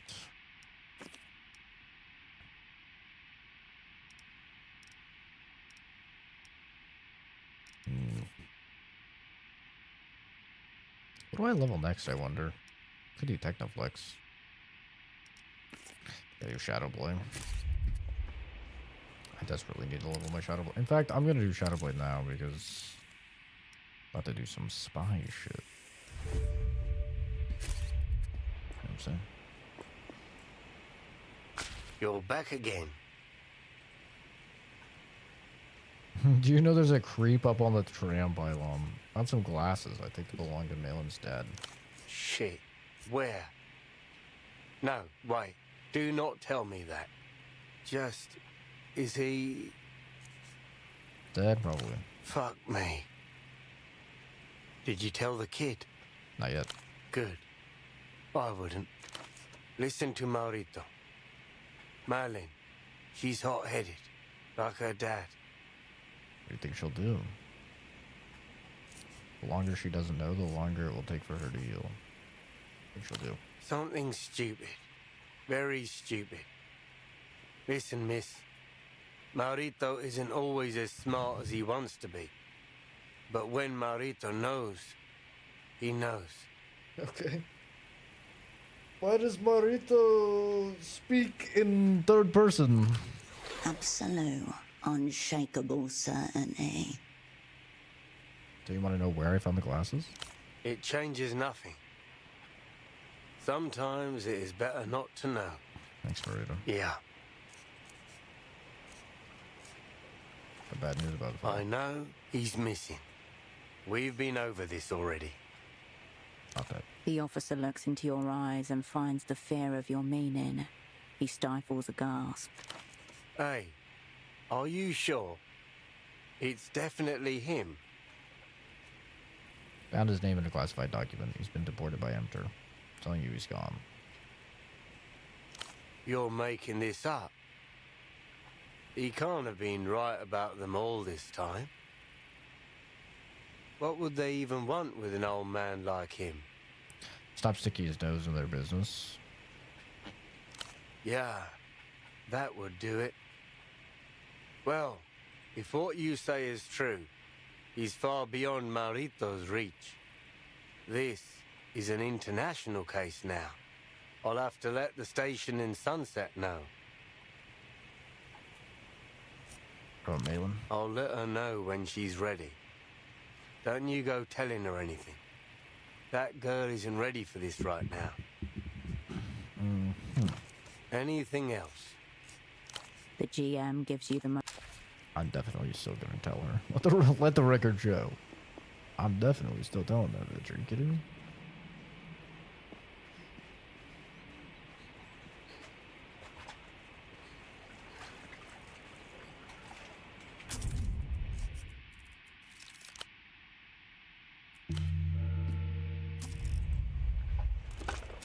The now unoccupied payphones. Hello there. Fuck, I need personalism in order to talk to her. Line's always... You step away from the... I don't really think I have shit for personalism either. That's the worst part.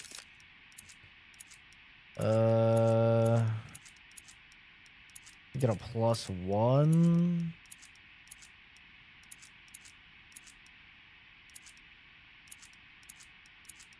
Yeah, I can only get a +1.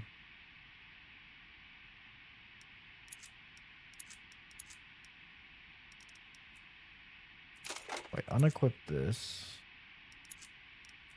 And I unequip this. Okay, now I'm at a 2. Okay, wait a minute.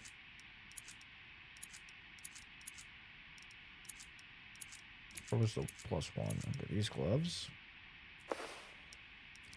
Puts me at a 3.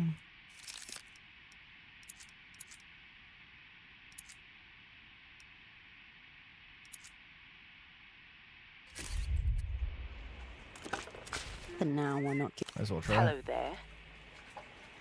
I only need a 10. I win those.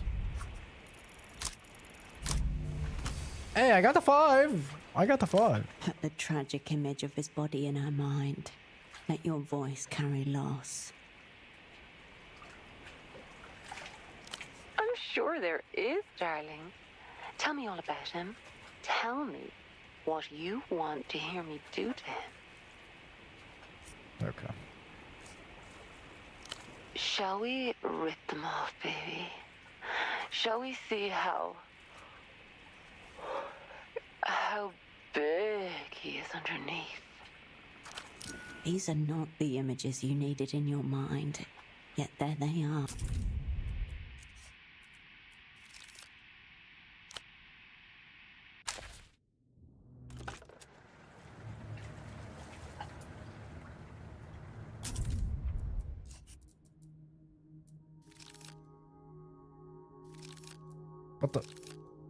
What the? Did it not save? God damn it.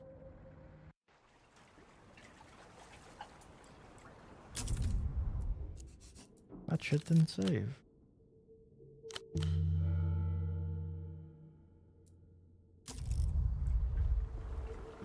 This guy fixed my concussion. I need personalism to fucking pass that thing at all.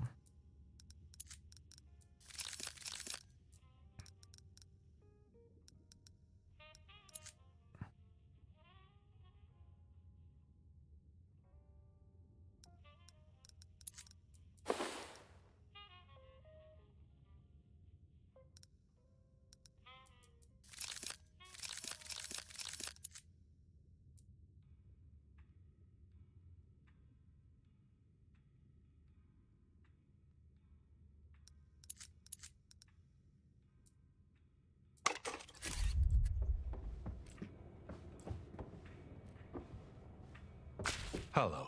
Again?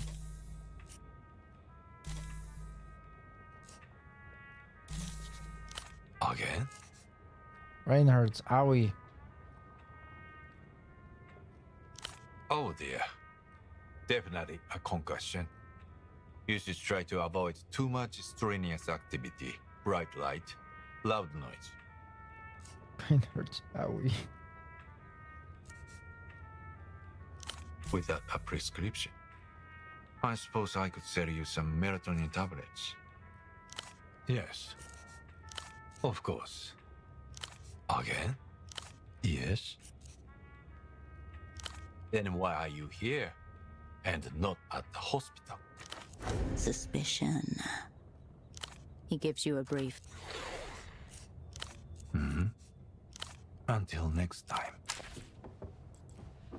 God damn it. I wonder if Gonza's clinic is open now that it's nighttime. Maybe he's a nighttime clinic.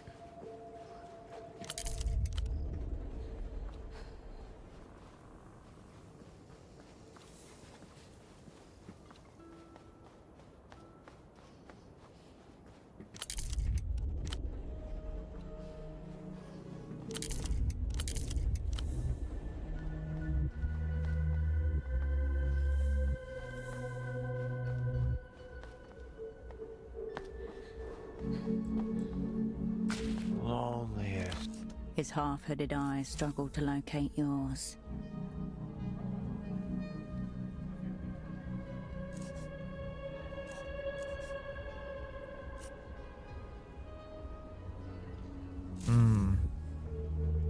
One from... I will prize them from dead. Very good. Hell yeah. Let us call We ritualing. He takes the on tour from you with both hands and drinks it with surprising care. I hereby forgive thee and thee associates.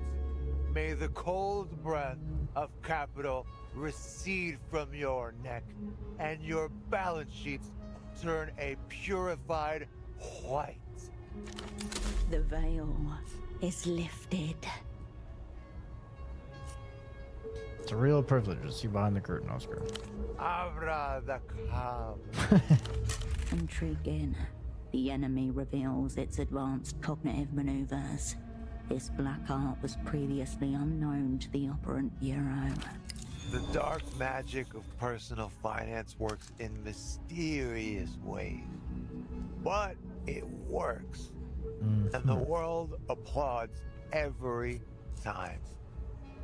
Certainement, that is not real. Oh, okay. Imagine the computing system suddenly implode. Bang, bang, bang.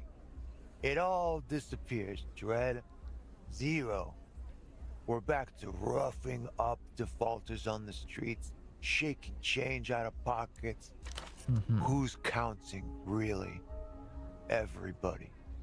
And nobody. Wow. Too big to fail. Though this forgiver is not opposed to more holy liquid, preventative maintenance. Liberalism can do anything if you only just believe. It has already taken effect. He who was once lame can now walk. Well, that is, of course, a secret. Lap in the air like a giant child's tongue.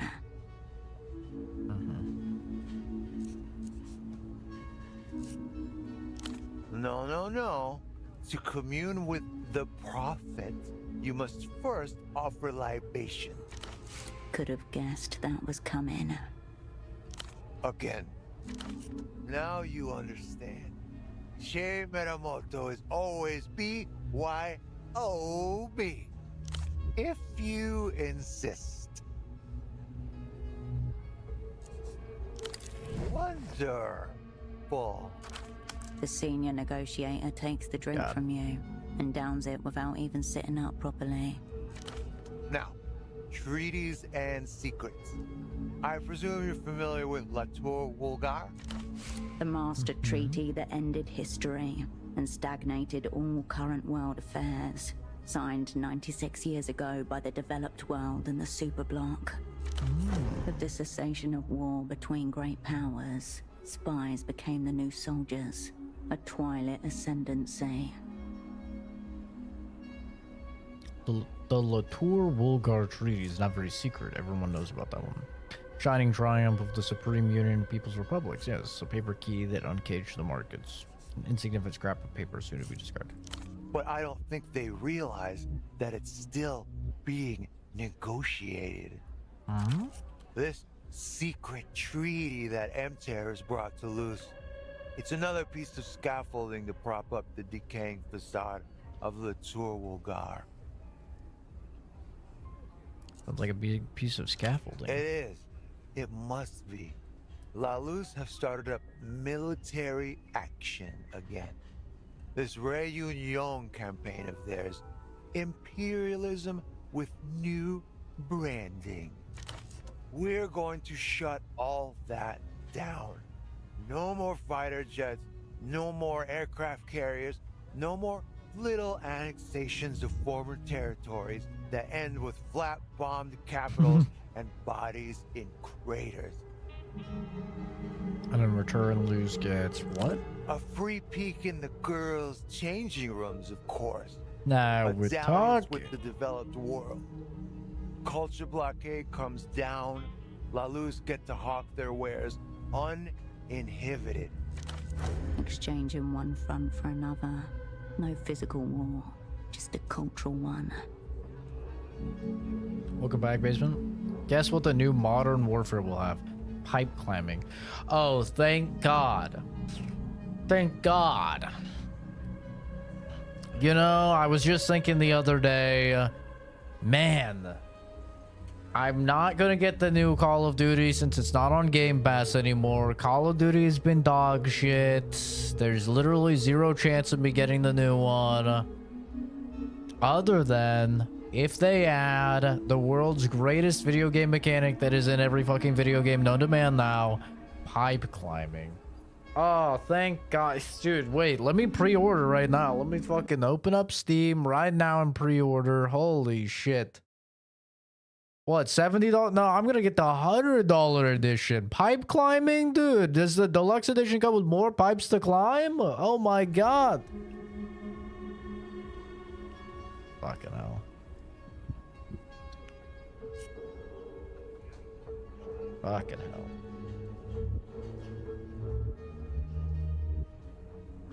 Just...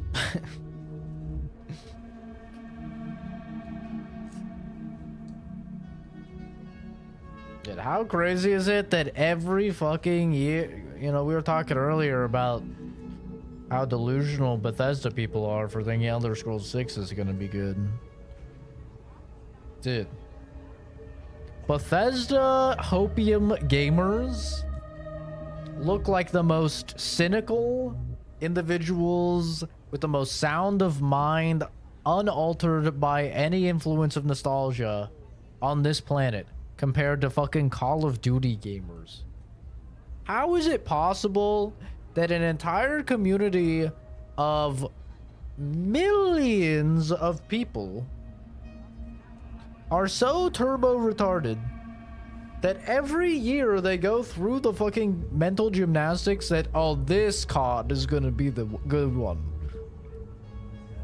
How crazy is that, bro? Every year they do it. It's amazing. It's actually amazing. I feel like I would be such a happier individual if I didn't have the cynicism that plagues my current mind, and instead I had the empty cage of a cranium that is the COD player's mind, you know? Like, holy shit. That'd be incredible.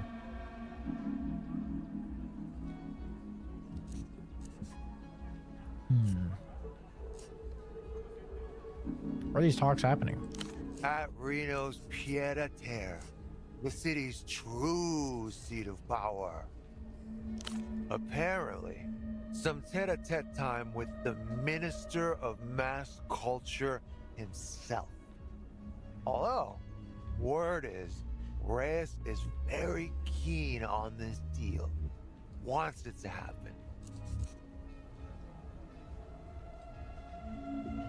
Call of Duty is a brain rot of nostalgia baiting. Dude, I don't know. I don't even think it's nostalgia baiting. I mean, every now and then they do like a nostalgia bait. Like MW3 was nostalgia bait, right? Because they're like, all of the multiplayer maps will be from the original MW2. But like, most Call of Duties are not nostalgia bait. It's just like people actually somehow like them. I think that's the craziest part. Is people somehow like them. Culture as loaded gun. He points a finger gun as near to your face as he can. Think it's a good deal for the bank? I do, yes. I think it's a very good deal for the bank. Look around. Lucian culture is already among us. Bam, bam, bam, bam, bam, bam, bam. Bam, bam, bam. He said the thing. Bringing them into the developed world won't make that much difference. If anything, it will legitimize the culture and render it less sexy. Throw it in for Roman? Yeah, rip Roman. He's fucking dead, bro. Permabanned. Mods killed him. I was just joking about banning him. He said one positive thing about Kenzie, and I made a joke that he should be banned, and then Oscar just fucking permabanned him. How funny is that? Not ashamed to admit, I was quite moved by some of the recent electropop offerings. That's speculative in nature, Kenzie. Objection. Very covetable, strong appreciating asset. And you never know. Maybe showing them the wonders of our side of town will have a liberalizing influence on their more isolationist tendencies. What are they? I don't know. Gaps in the schedule, unclear times of arrival. Oscar and Freddy are getting played, and played hard. Mysterious gap that Frederick's stressing over? Yes. Freddy may call it mysterious. I call it uncurbed shithousery. It's Reno getting The on this. mood. Specifics. Reno's eyes have swiveled towards lunar assets. He wants to send rockets to the moon. And his old friend Metamoto will ignite the thrusters. Probably be back. You don't know when, but when I randomly get insulted, that'll probably be him. Wait a minute. Da-na-na. Da-na-na. Da-na-na-na-na. Da-na-na. Da-na-na-na-na-na-na. Da-da-da. Da-na-na-na-na-na-na. Da-na-na. Da-na-na-na-na-na-na. I've been Roman all along. Da-na-na. Da-na-na. Da-na-na-na-na. Da-na-na. Yeah, keep coping, guys. Someone's insulting me. It must be the same guy. Yeah, okay. That's crazy. He is hosting the secret treaties in exchange for these cosmic flight paths. Reno Lunar. First time chatters. Maybe they just think your dumb fucking Snapchat filtered profile picture's stupid and they want to insult you. I know I do. Where they've been for the last century. loitering outside the party they can't get into.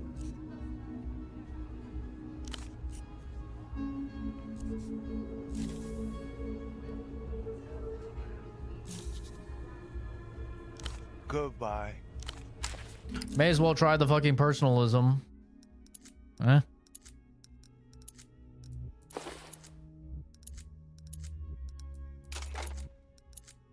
May as well try the motherfucking personalism. Okay, good change would be if you could click on the side here, right? And you could click like personalism, and then it would highlight all of your gear that affected personalism. That would be like a nice, a good quality of life change, instead of me having to fucking click through every single fucking thing every single time to be like, okay, personalism, personalism, personalism, personalism, personalism, personalism, personalism, personalism, personalism. Instagram filter, not Snapchat. Whoever uses Snapchat in 2026 needs to be investigated. Kenzie, I mean this from the bottom of my heart. It's all the fucking same.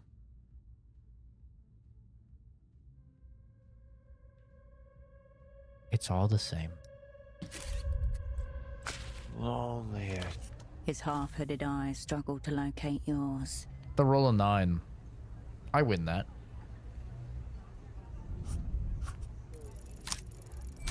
Oh, I won that. This man is no would-be passenger. He craves to be the track, to be wheeled and chewed upon without remorse.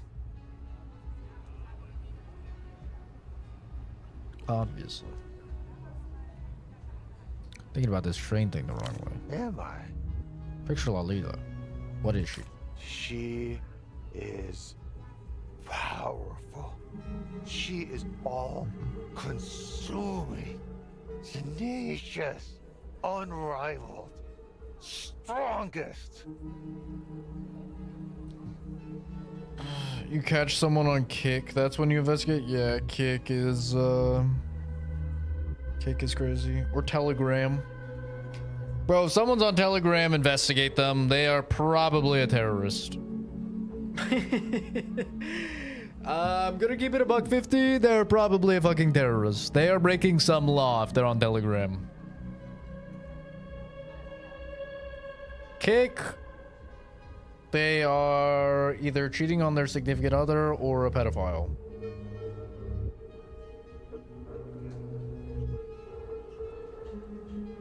Snapchat. They've probably just been using it for years. I think that's most people on Snapchat still, I think.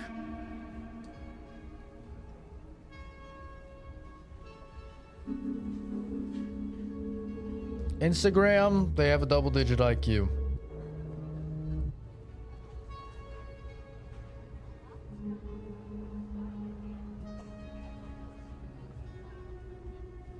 The only thing I see about Snapchat is stories about pedophiles being caught. Wow. Imagine my surprise that the app that literally was created, by the way, literally created in order to send nudes, right? Self-deleting photos. I mean, that's literally why Snapchat was created. I remember back in the fucking day why everyone used Snapchat, okay? I remember when Snapchat was conceived. Okay. I was around. It was for sending nudes. And guess what? A lot of the fucking nudes were being sent by minors.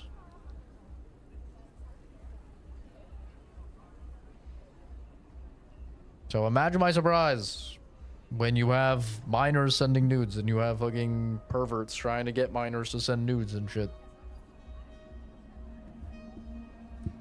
Discord is like, you know, it's just like Skype back in the day. Like Skype had the same fucking thing back in the day. Discord is just the biggest messaging app now. So, yeah, it's gonna happen. Mensa has an Instagram account? Yeah, debate the retards like you.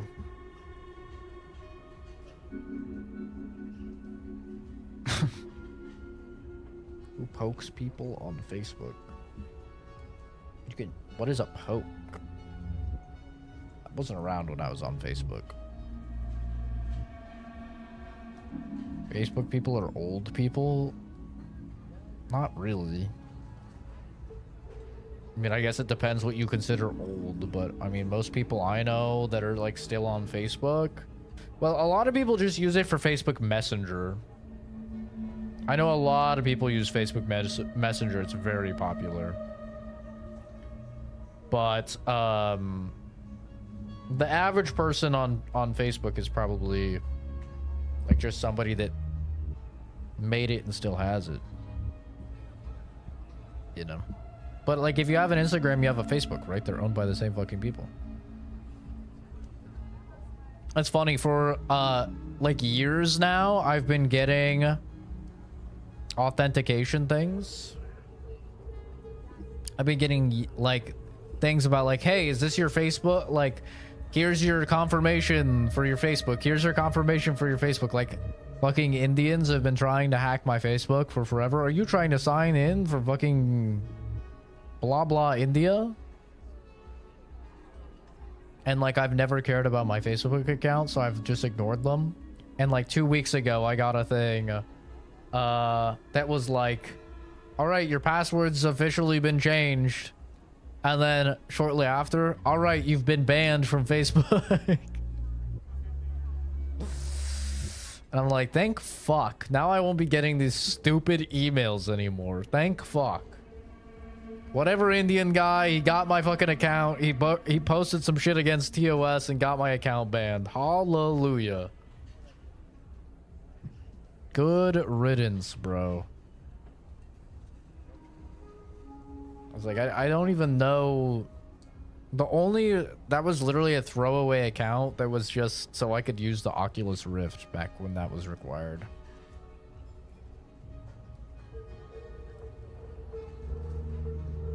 Oh yeah, I never played any games on Facebook, so maybe that's why I don't know about the poke thing. I didn't play Farmville, but I know a lot of people in my school did. Yeah, Facebook is very popular. Facebook is one of the most popular social medias. Yeah.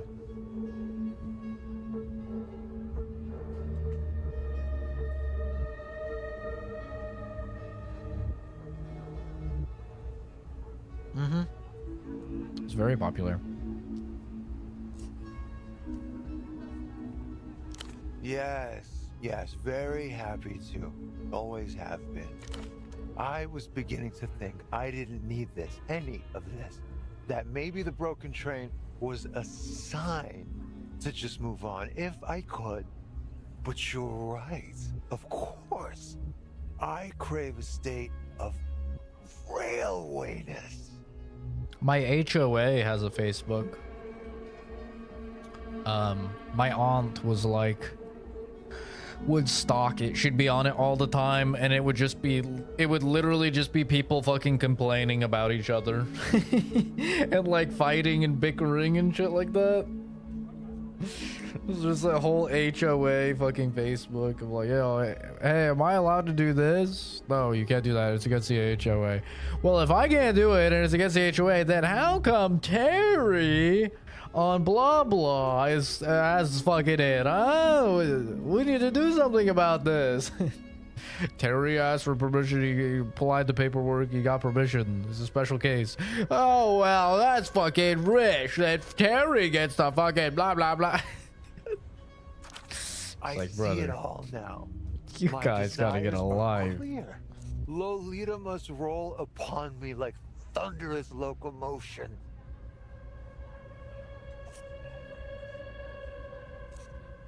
Medium-sized.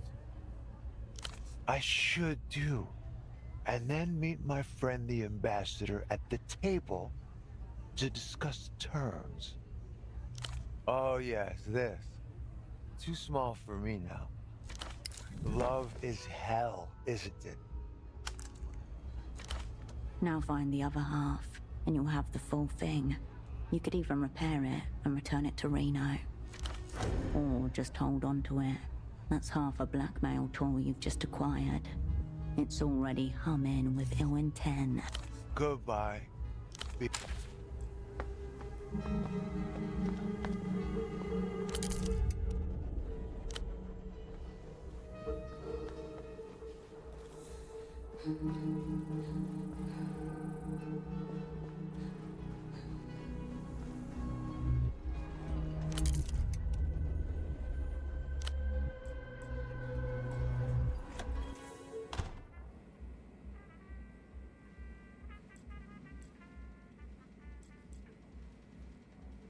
This guy's choking himself. He's in a fucking noose. I think he's getting hard. I see his cock. Cock is bulging.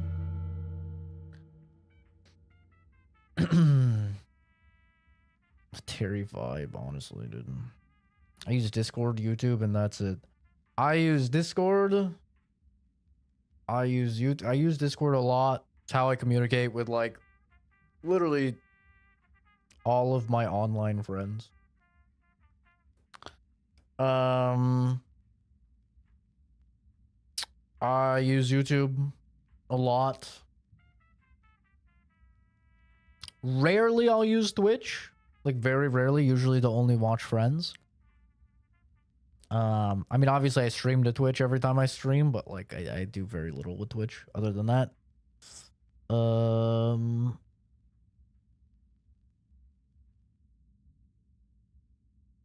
Yeah, that's about it. I think that's about it.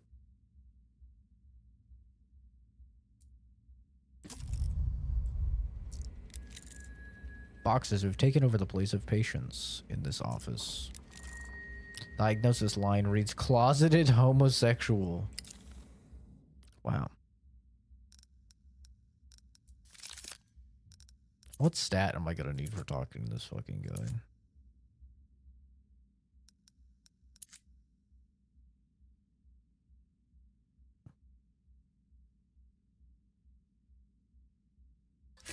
Yeah, we'll just see what happens. Not one step further, bored scum. I'll do it. Blood spattered maniac. Coiled, finger in the safety latch. A noose around his neck. A lab coat splattered with blood, both new and old. I'll enjoy it too.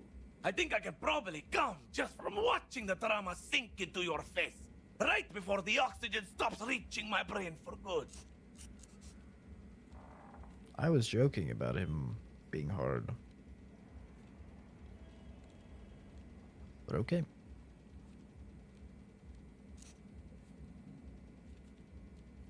Please know, I can't be responsible for any more tragedy. Calm down, drop the news. Do it. Yours won't be the first body I've handled recently. Calm down. Ha! I know false concern when I see it. 3 years in pediatric oncology.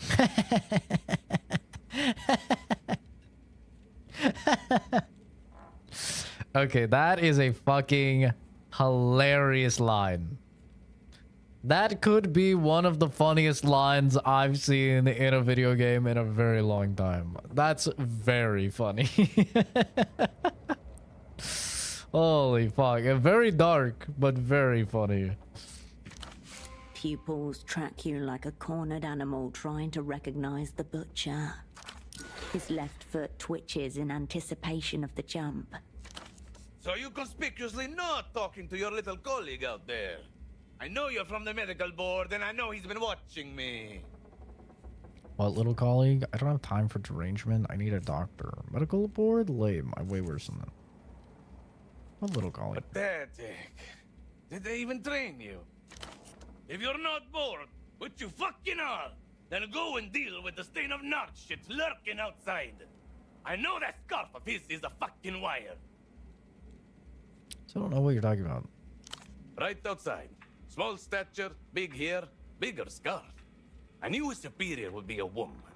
Stench of xenophobia all over him. No one takes down Dr. Gonzalo E.S. Gonza, except Gonzalo E.S. Gonza. He breathes hard. His grip on the rope tightening. What exactly do you want me to do about the board, Narc?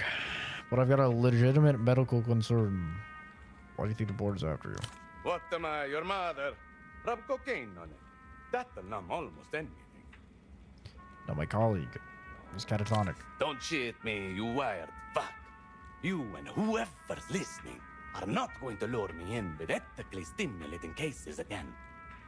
Wait, again? I'm not going to fall for the oldest trick in the book, wire narc. I am admitting to nothing. He raises his voice even louder and enunciates mechanically. Presumably for the benefit of the wire you're not wearing. And while we're on the record, may I just add, the albino was going to die anyway. What exactly do you want me to do? His eyes flash. Bring me one of his lines, scheming bored narc teeth. One of his actual teeth? Actual, yes. Narc canines, bearing the mark of their subhuman nature. What would that prove? Leave that to the medical professional. You have no idea what I can see in a tube. If I had his spleen, I could tell you how his dog mother conceived him. I like this guy. This guy's fucking funny. Here, use this. My board condemned pry bar. Oh, hell yeah. We finally got the pry bar.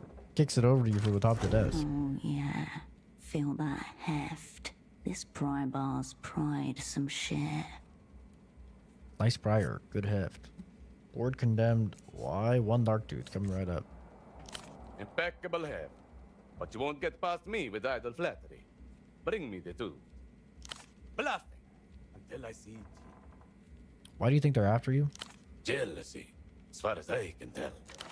In this context, jealousy translates to gross violations of medical and/or human decency. The official reason, Gonza? Oh, they'll drum up anything to get you, real or invented. This is the average Italian, by the way. They babble on about modernization, best practices, international standards. But the fact is, they shit themselves in the presence of a real doctor. Mm-hmm. Whose blood is that on you? He looks down, vaguely surprised, shrugs. You never get credit for the blood you leave in.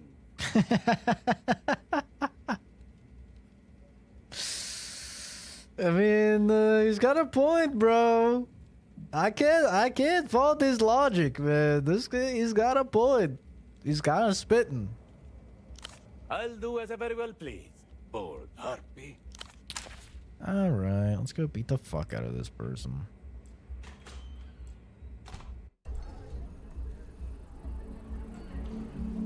Are you the bored harpy?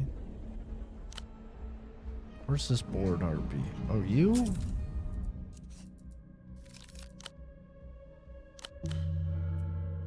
Alright, I'm here to beat your ass. Fidgeting teenager. What? The boy shifts in his cocoon of mismatched fabric. Moonlight shimmers across a holographic patch on his sleeve. The patch reads, Marco. Hey, Marco. How'd you know my name? He narrows his eyes, chin raised, and looks down at his sleeve. Oh, yeah. You're right. To remove that for your protection. Protection? From what? You never know. Oh, okay. He tugs at his sleeve, suddenly self-conscious. You make it yourself? Nah, it's from La Luz. It's the Saltatsuri dream on neon. Personalized. With a flick, the boy shows off the sleeve's electric magenta trim. Black tags dangling from the hem chime loudly. Clever. The illusion of individualism attracts more buyers to the same product. That's sound of use of coming to consumerism. Good, the state will better identify your remains in case of an incident. Right. I'm trying to scare him. Nice to meet you. Yeah? What's your deal? I don't know. Tell me what you do for fun. I hang out like everyone else. It's normal. So to do around here? I don't know. Doesn't know much, this one. What? At the doctor's office. Yeah? You're rumbled. Dark. I can't. Did that weird doctor put you up to this? I'm not from the medical board. I'm 15. I got a D in biology. He scuffs the ground with his shoes. He keeps shouting at me. He's mad. Says you're with the medical board. You have any evidence of this D?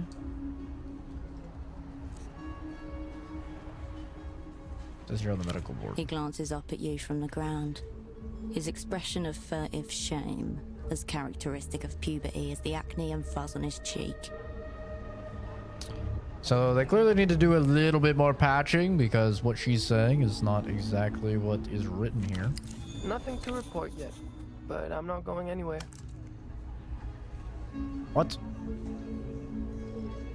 I'm not. But then he said, yeah, this is definitely bugged. He just said nothing to report, which is probably dialogue if he... Do you get him to, like, admit that he's with the medical board? Maybe? But he said I'm not? But I got XP? Yeah, this is definitely a bit bugged.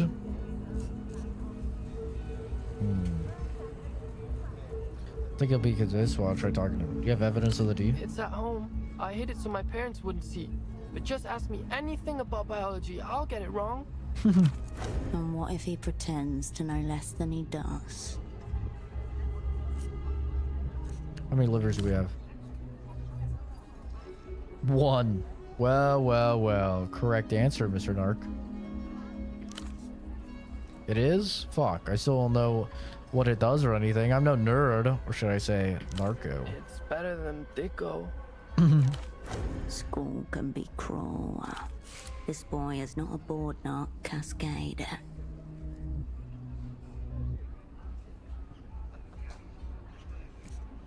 I need one of your teeth. My teeth? What would that prove?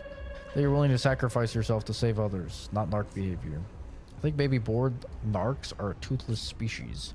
Spit one out. I don't have all day. Your enamel has been found historically significant. Good or bad, you decide. I would never narc. Look at these shoes. Streetwear. I'm not a narc. This baby wants blood. Show him the pry bar. Fuck it. I don't give a shit. Take one of my teeth, yeah? Show him I don't give a fuck about his mad shit. I have my own shit going on out here. I'm on a mission. And if mission demands teeth, then fuck it. Have teeth. Impressive. No way this kid's a board inspector. Whoever sent him is way scarier than any pencil pusher. Brace yourself. Pry him. What mission are you on? Who sent you?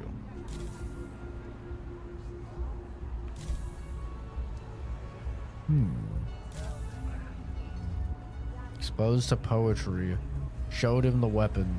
Asked him about himself. Post-concussion syndrome. Fuck, I have so many minuses. God damn it.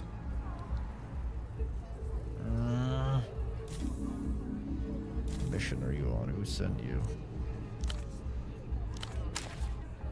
God fucking damn it.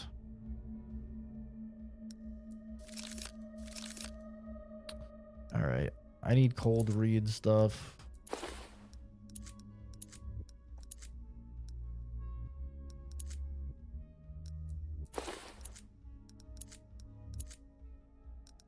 What do we got for cold read?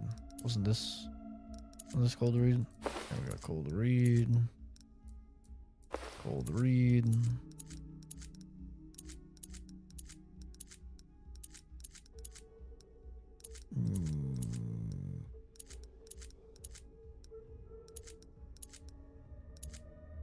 Cold read. Alright. Cold read of a 6.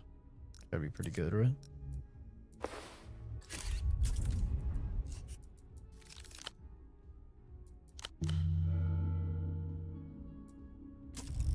The teenage boy nods hesitantly as you approach. Roll a 6. W. Hair standing rigid with overzealous wax, a cloud of cheap spray on citrus, and right beneath, fear. It's your girlfriend that's making you stand here. She's not making me. I'm just keeping an eye on the situation for her, making notes. Okay. Otherwise, she'll call me a cunt. Like always. Is she looking Australian? He shrinks, as if someone let the air out of his jacket.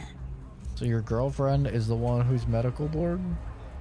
She's not medical board. Nobody's medical board. I'm just monitoring comings and goings, alright? I have a job to do. What job? I can't say. She'll murder me. Pulls the jacket tighter. Sounds like teen nonsense. Leave it be for now.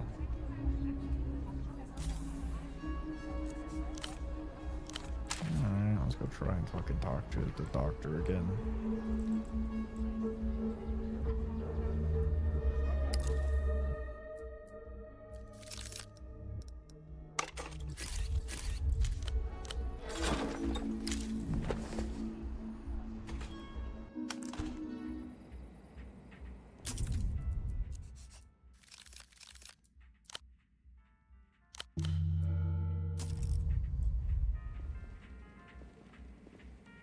Back for the gruesome finale.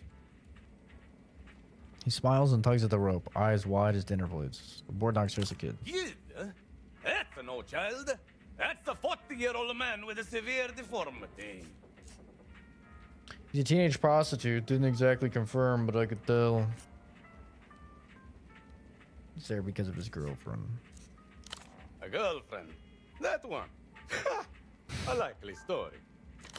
With a genophobia so pronounced, it's a wonder he even managed to talk to you without lapsing into torrential incontinence. And say he didn't wet himself. He did seem kind of afraid of her. Aha! Genophobic board nut, through and through. I'm not budging until you get him the fuck out of here. James Marco. I only hear narco. Don't humanize him. Teenage prostitute. Yes. I suppose I could see it. A feat. Easy to rough up. Not mutually exclusive, however. Likely, in fact. They flipped them right there at the STD clinic. What? It looks pretty whole to me. Highly favorable. 83%. Get on his level. Here we go. I'm gonna go to kill myself too. Call comes from inside of you, rising up metallic and hot. Doctor, the bullet lodged inside my chest would like a word with you. What did you just say? Violent twitches distort his face. I have a bullet permanently lodged inside my chest. It wants to talk. Do you want to talk to it or not?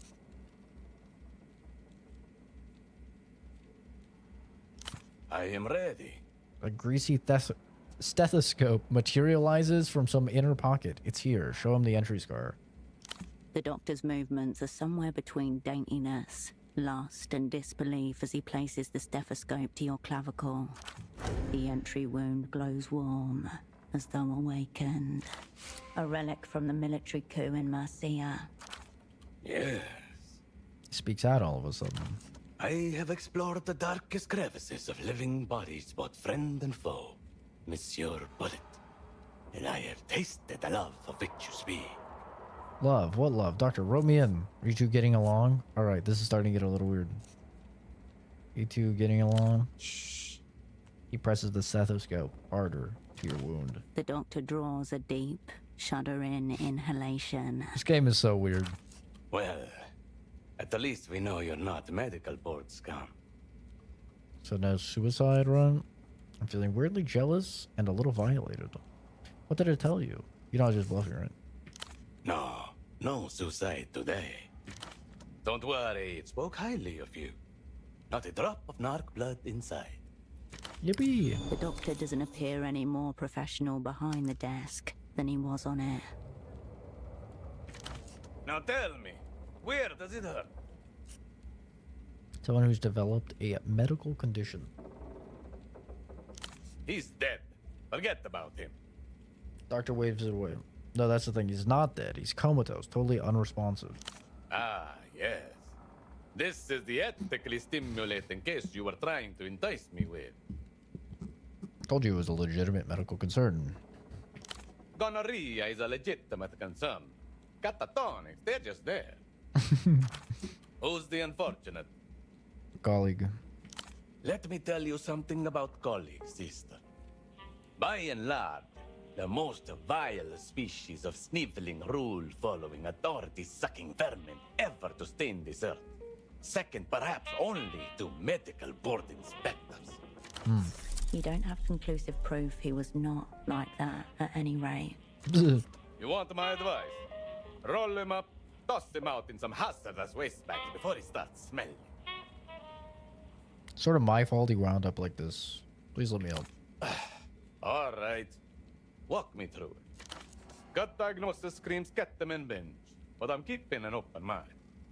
Any signs of injury, self-inflicted or otherwise? No visible injuries.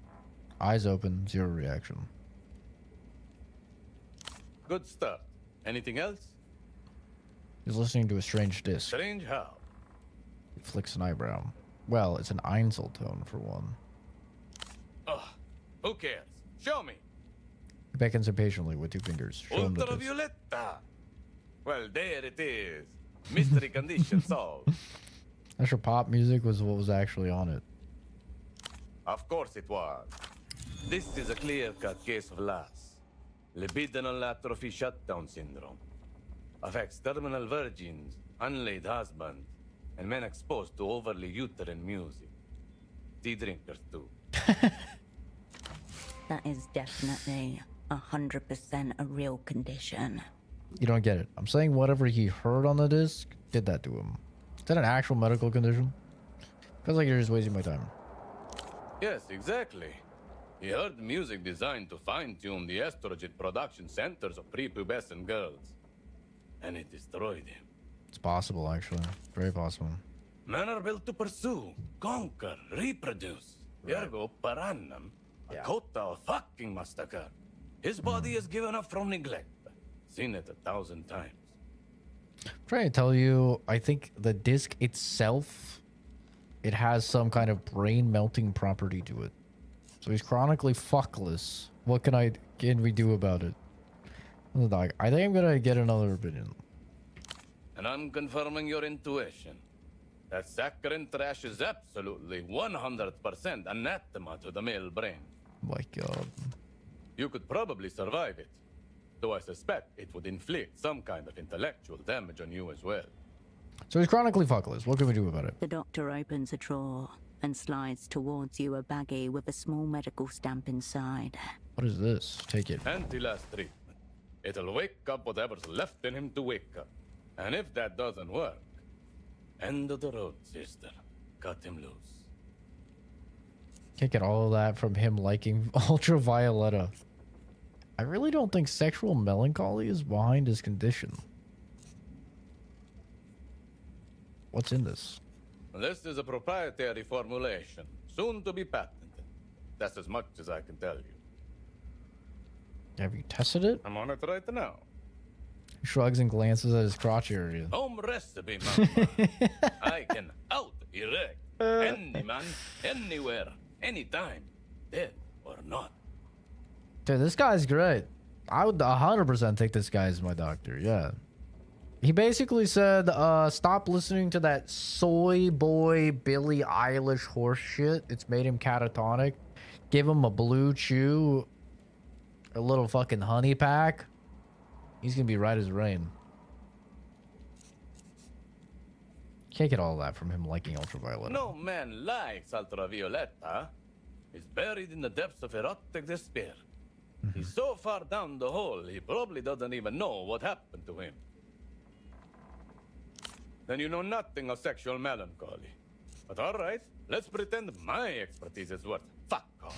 What's your working theory, Dr. Plainface? Don't have one. All I know is I didn't get there in time to stop it. He saw something he shouldn't have. Lizard controllers pulled the plug before he could talk. Textbook neutralization, precise, efficient, clean. A pro did this to him. People don't break all at once. They erode, and no one notices until it's too late.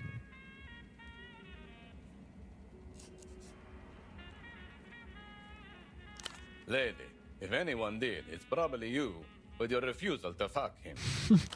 Really. All I'm hearing is that you don't have a fucking clue what happened, or how to help him. Unfortunately, in the midst of all his ramblings, he has discovered a point. Supposed to go along It's with it? unlikely this treatment will improve Pseudopod's condition, but you might learn something from it. Really think this will work? Of course I really think it. I prescribed it. Easy delivery. Just let it dissolve on his tongue.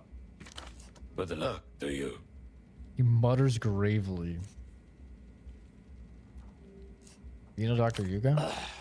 Was he intensely forgettable? Did any sense of authority flee from him like the plague? Very uptight, too. Wasn't really intensely anything. Maybe. I don't really care about other people.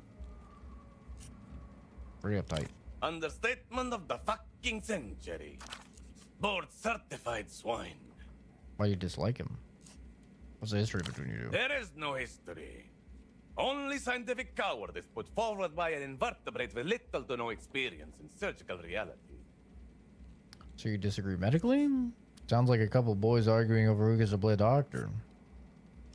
Disagree implies I grant him sentience, which I fucking do not. Oh I regard his medical opinion the way I would a dog chewing at its own tumor. Oh my god. There's no point in discussing him any further. Why do you dislike him? Hate is a better word for it. My theory is that dullness he exudes is the result of a fungus of some kind. A parasitic brain mold playing at the motor cortex. Like a child with a joystick.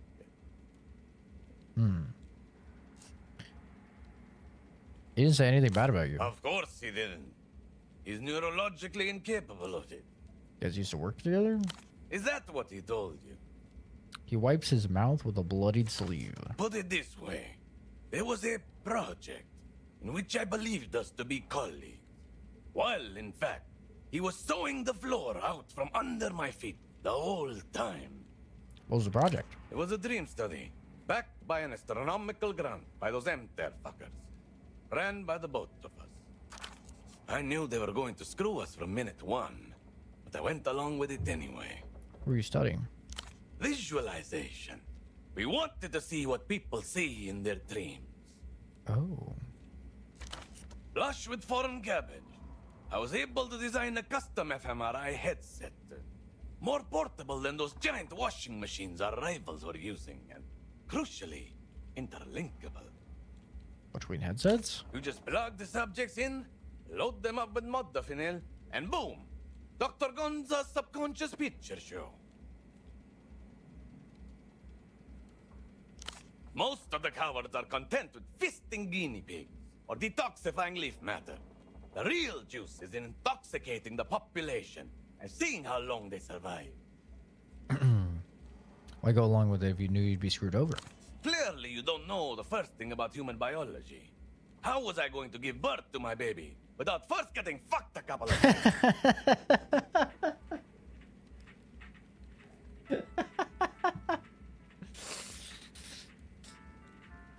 This is the best character in the game. Without a shadow of a doubt, this is the greatest character in the game. Holy shit, this guy is peak. This guy is fucking peak. Oh my god. I love him. I think I love him. So, you don't regret it? Your baby got taken away. I got to see the subconscious picture show. Who else gets to say that? So how did it all end? Abruptly, and in betrayal. I got a call from Abbe one morning. There's someone in the office for you. So I come in, trustingly, like a slaughterhouse animal. And there they are. Bored? Bored! He throws his head back and curses at the roof. They even had the audacity to box up my belongings with their fucking claws before I arrived. Next thing I know, they're boxing me up too. I've been boxed up too. Not recommended. Must have given you a reason. Sounds like they screwed you guys. Makes you painfully aware of the orifices you didn't know you had, doesn't it? That's why Nabe had been plotting it for ages, clearly. Having nearly missed the fucking boat once, He wanted to seize control of the study for his own purposes. That's why you hate him? You think he was the architect of your downfall? Architect? A child making macaroni collages is more of an architect than that invertebrate. Not to mention the fungus in his brain. He was a useful idiot for those bored goons. Something he didn't say for some You reason. want more? All right. He's a thief too, which I'll admit is impressive for a gastropod. Gastropod. Did he steal something? The invertebrates always betray us in the end. He didn't strike me as a criminal sort. You mean other than my life's work? Yes, certain irreplaceable personal effects. I can picture him polishing my equipment in his sterile little office, running his sanitized virgin fingers over surfaces that remember my touch. It sickens me. Filth soiled by cleanliness. Why would he steal your things? What kind of medical equipment did he steal? A research-grade apparatus used for advanced diagnostics. Very sophisticated, finely calibrated, for thousands of souls. It should still be in its aluminum housing, unless that institutional hemorrhoid has decided to put it on display. The implication is that you'll know it when you see it. Extremely ominous. Why did he steal your things? I don't know. His mind is too dull for me to penetrate. The brain fungus told him to. Probably. Have you tried asking for it back? And give him the satisfaction of knowing he has something on me? Absolutely not. Besides, I don't trust myself not to murder him if I come within choking distance. Wait, not murder. That's for humans. You get the gist. I could try and help you. I could help you for a price. You love drugs, right? Your brain is constantly churning out natural neurochemicals. It's basically made of drugs. Who are you to say no? I occasionally indulge. You're sharp. Too sharp. Signs of a mind in need of recreational chemicals. Since you're allowed on the slug's premises, how about taking a peek, eh? Grab my things on the way out of there. I'll open my store in return. All the drugs you could want. Pharmaceutical bonanza. 2 words. Lab grade. Yes, enough. You a real doctor? Real? Listen, sister. I've been a doctor since I was 12 years old. And I'll be a doctor until the day they extract the hypertrophied liver from my bloated, humescent, sexy carcass. It was not the board that made me a doctor, and they cannot unmake me one, no matter how many degrees they are on.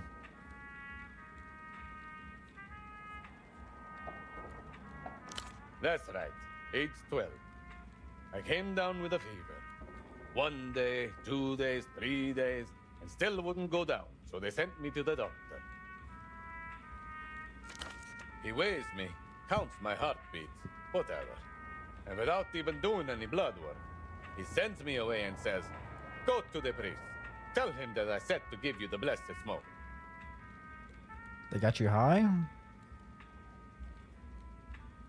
Like less smoke now? I thought it was just water. It would be the very least they could do, right? No. Fetid and totally inert. My mother cried and cried, locked herself in her room and didn't even want to see me. She was crying so much, but still no one would explain to me what this fucking smoke was. So I finally get to the priest. He goes, "Oh, my child," blesses me, blows some foul-smelling shit into my face, and sends me off home to die. And that's when I realize, these people are fucking idiots! Damn right I didn't die. I went straight to the library, picked up the first book on general medicine I could find.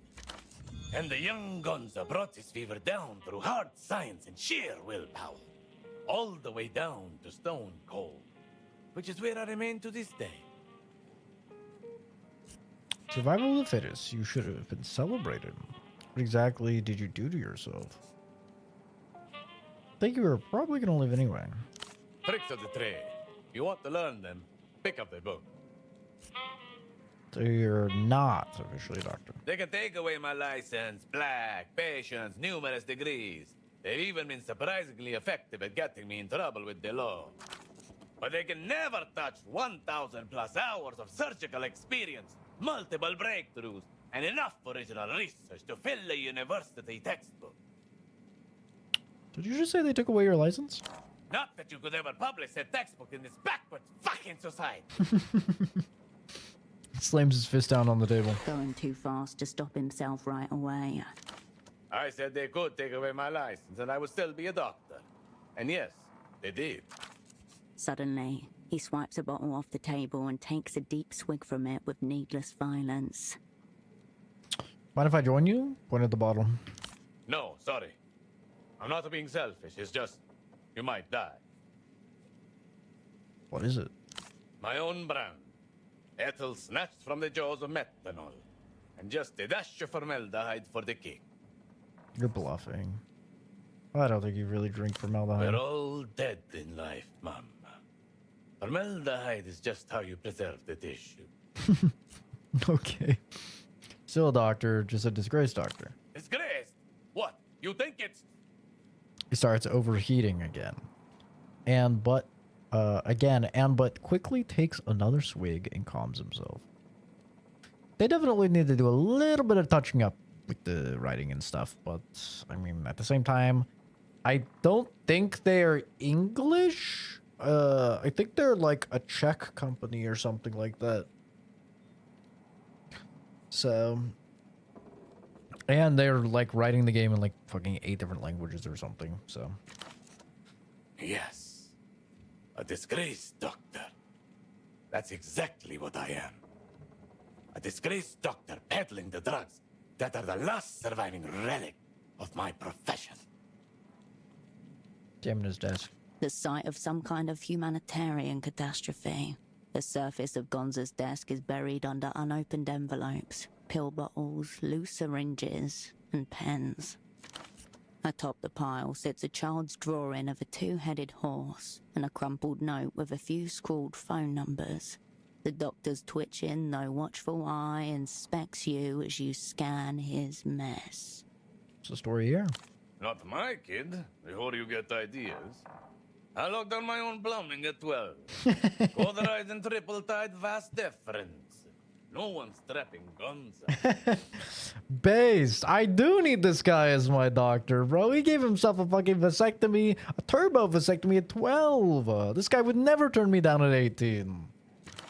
Some junkie spawn handed that abomination to me after I treated his mom. Zero talent. Scoffs at the drawing. A 2-headed horse labeled Mr. Gonzalo, nice man. I think it's sweet. No, it's manipulative. Her mom probably wrote that and shoved it into her kid's hands, trying to guilt trip me into free drugs or a paycheck.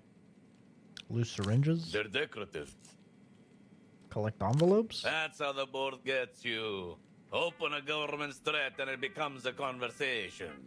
Keep those things sealed, and then you have their fear bottled. This is coincidentally also Oscar's thought on debt. Oscar thinks that debt doesn't exist because you just don't pay it. You just don't answer the phone calls.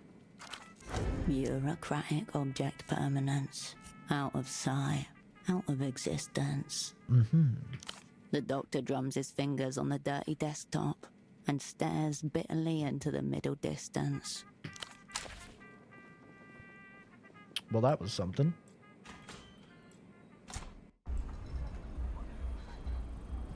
That was definitely something.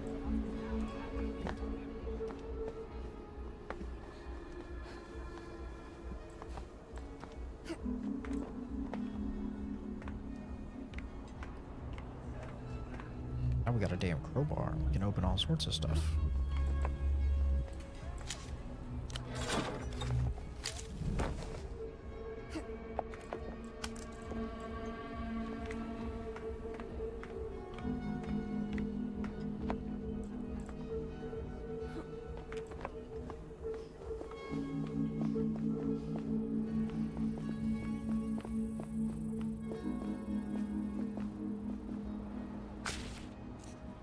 Read, no tell. The ringing feels like it's from another reality entirely. Look around first. A few meters away, two girls dance as they've watched their favorite pop star do 1,000 times. Their movements perfectly synchronized. Pick up the receiver. Take a deep breath. There is no response. Just the sound of your own breath against cool plastic. Looks like you missed your tram. Controllers here. Gang. Scatter. But at least you didn't get yourself zeroed out. So thank you for that. What is this? Just a casual phone call between old friends. We've got a lot to catch up about. Whose heart was that on the message? Yes, let's talk. Mel, there's something big happening here. What's going on? You really went off script back there. We're lucky an old associate reached out and filled us in. Ahead of you. There. Today, 0 soul down.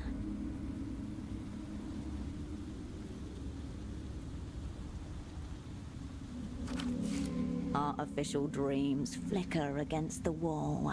Fleeting promises of what could be yours for the price of a few soul. Tell the party I don't have to go back to the freezer. Pulled it off. I told you I would. You did. You were right. You know, I've heard in the developed world they have semioticians who insert secret meta messages into advertisements. Summer, get out of... I didn't fuck it up. I can still do this. Cut the shit. What this is about. Whatever. Listen, the Grand Lich is coming to Puerto Viejo. He's negotiating some kind of secret treaty with Ender. Messages that bypass the mind's conscious defenses entirely, going straight from your senses into your preconscious. The enemy's knife turned against its own throat. Moss and lichen removal. Your task etches itself in the folds of your subconscious. No, fuck this. No fucking way. Once seen, some things can't be unseen. Zero out the Grand Lich. A bird passes across the beam of the projector, casting a lunatic shadow as it goes. This is what the assignment's always been about, isn't it? Tempo's message said all will be forgiven. That's what he meant. That's a job, that's a job. Don't know, Mel. This feels heavyweight. Forgiveness is rarely in the cards for us, I'm afraid. This is about the job and what's required to do it. You said you wanted a chance. Now you've got one. Assassinate a high-ranking foreign official. Return to the Operant Bureau's graces. This is the offer that's been extended to you.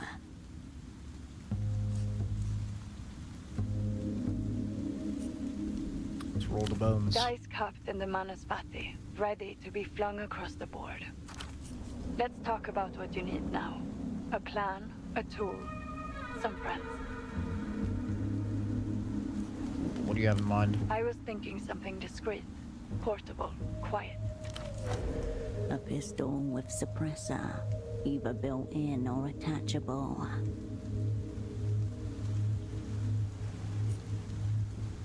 How about a shoddy for a hottie? I'd rather have range and stoppy bar or something like me, in other words. Ha. Sadly, we haven't got the time nor the connections to arrange a proper import. This one's going to have to be procure in theater. Opera speak for your problem. Hoping you'd left me a nice gift-wrap surprise. I told them we should have stuffed something in the fax machine. Alas, my request was deemed extravagant. I think a quiet purchase is best. Less paperwork. How you arrange that is up to you. Go Eyes, the street hustler and man of many endeavors. He's your lead. Yeah, I can see that. Yay, I got rid of post-concussion syndrome. Yippee, yippee! I think I know where to look. Oh, excellent. Land, where do we begin? You recently made a new acquaintance, did you not? An older foreign gentleman. Dante, the old prisoner. He seems like a highly knowledgeable individual. I'm sure he could help you find a suitable time and place for your purposes. Zeddy's got a new job, head of human capital. She might be able to help. Is that so? I didn't realize you two were still in touch. Came across her name on some bank documents recently. She's living in the housing. Well, the Manuspati has given us a very interesting board state. Well done. If there's a deal to be struck, your old friend will be the one to approve it. How wonderfully convenient. Don't have anything to trade. Deal with the bank. Doesn't sound very dialectical. Maybe I'll get a loan. Start my own business. Spy now, pay later.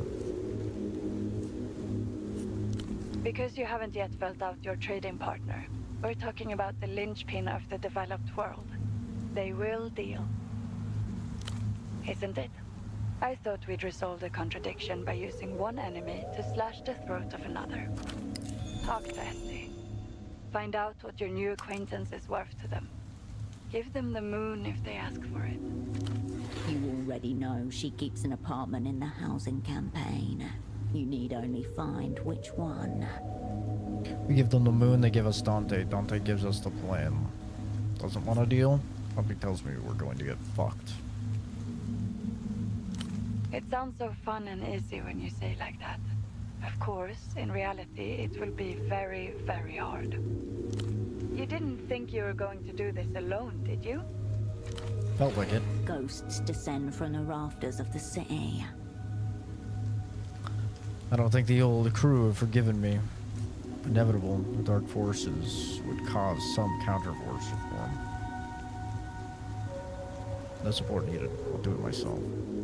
The help we need is existential, ontological, maybe even hauntological.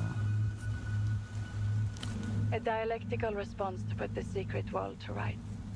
Network of minds, interconnecting is one. You're close. This assignment doesn't require a network. What you need is a squad. Squad. From square. A formation that can defend itself in 4 directions. 4. The Knight Errant, to assemble and guide the rest. The Cupbearer, to stand by you absolutely. The Astronomist, to reflect things in a different light. The Fool, for a reason known only to one. Try to track Ramses down. Tempo's gone. Got us in trouble with the Weeping Eye.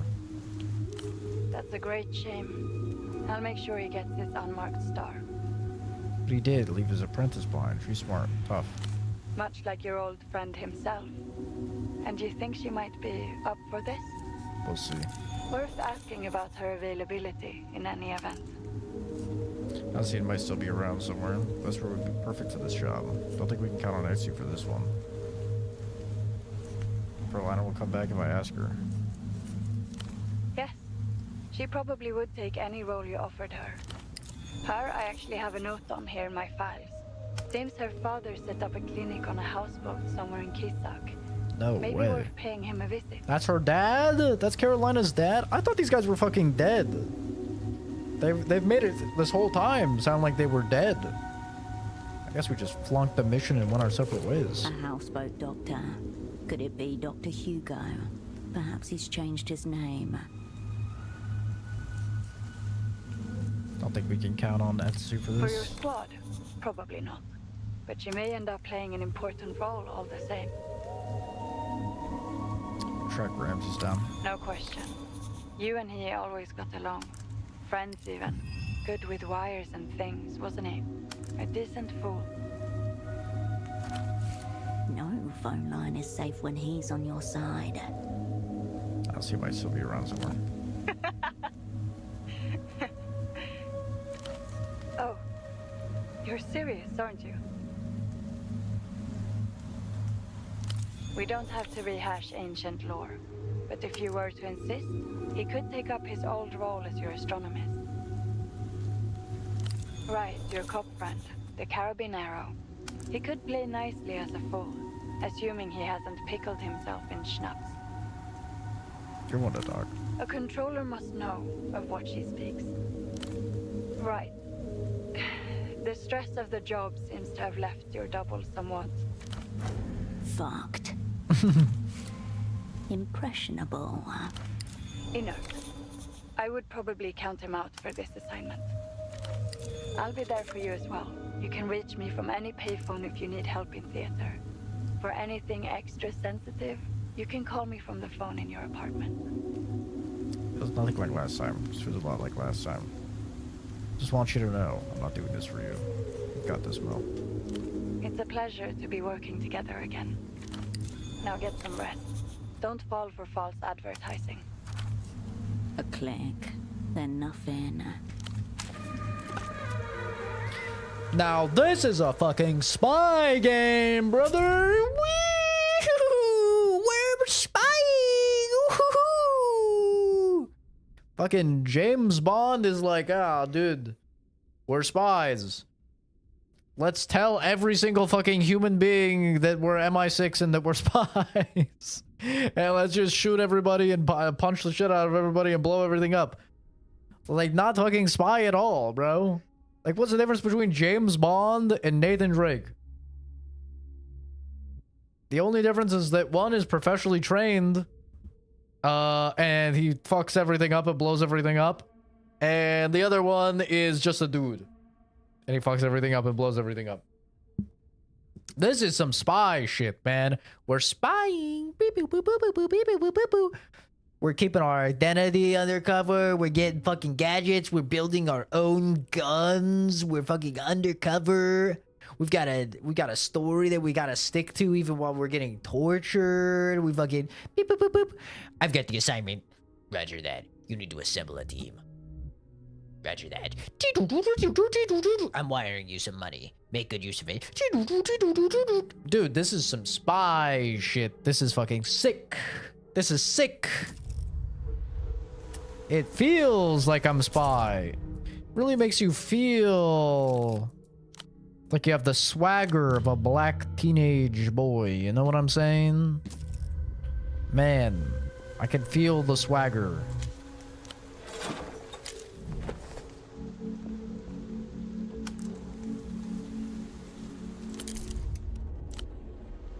I do need to fucking talk to Yana again, that bitch.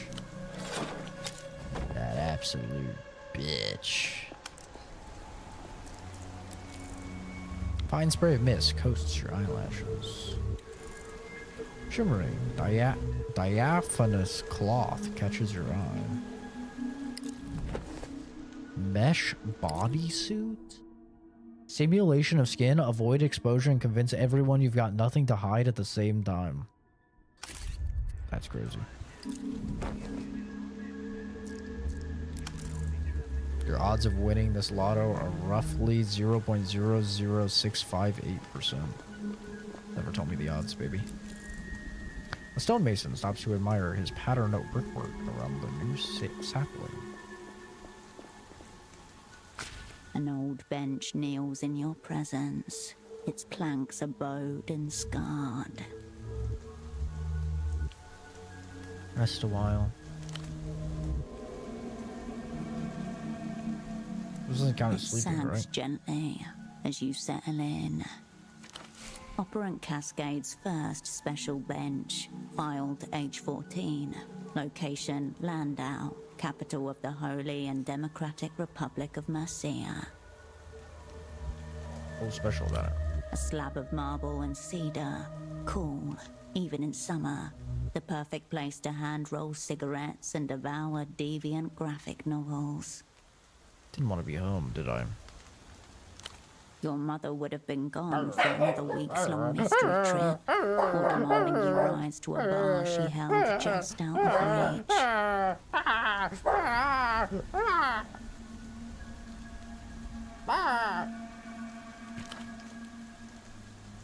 Good talk, Mama. After some time, the present seeps back in. Your limbs don't feel as heavy as they did. Gently, Portofino coaxes you back into its rhythm. Nice. Take some fatigue off. Mama.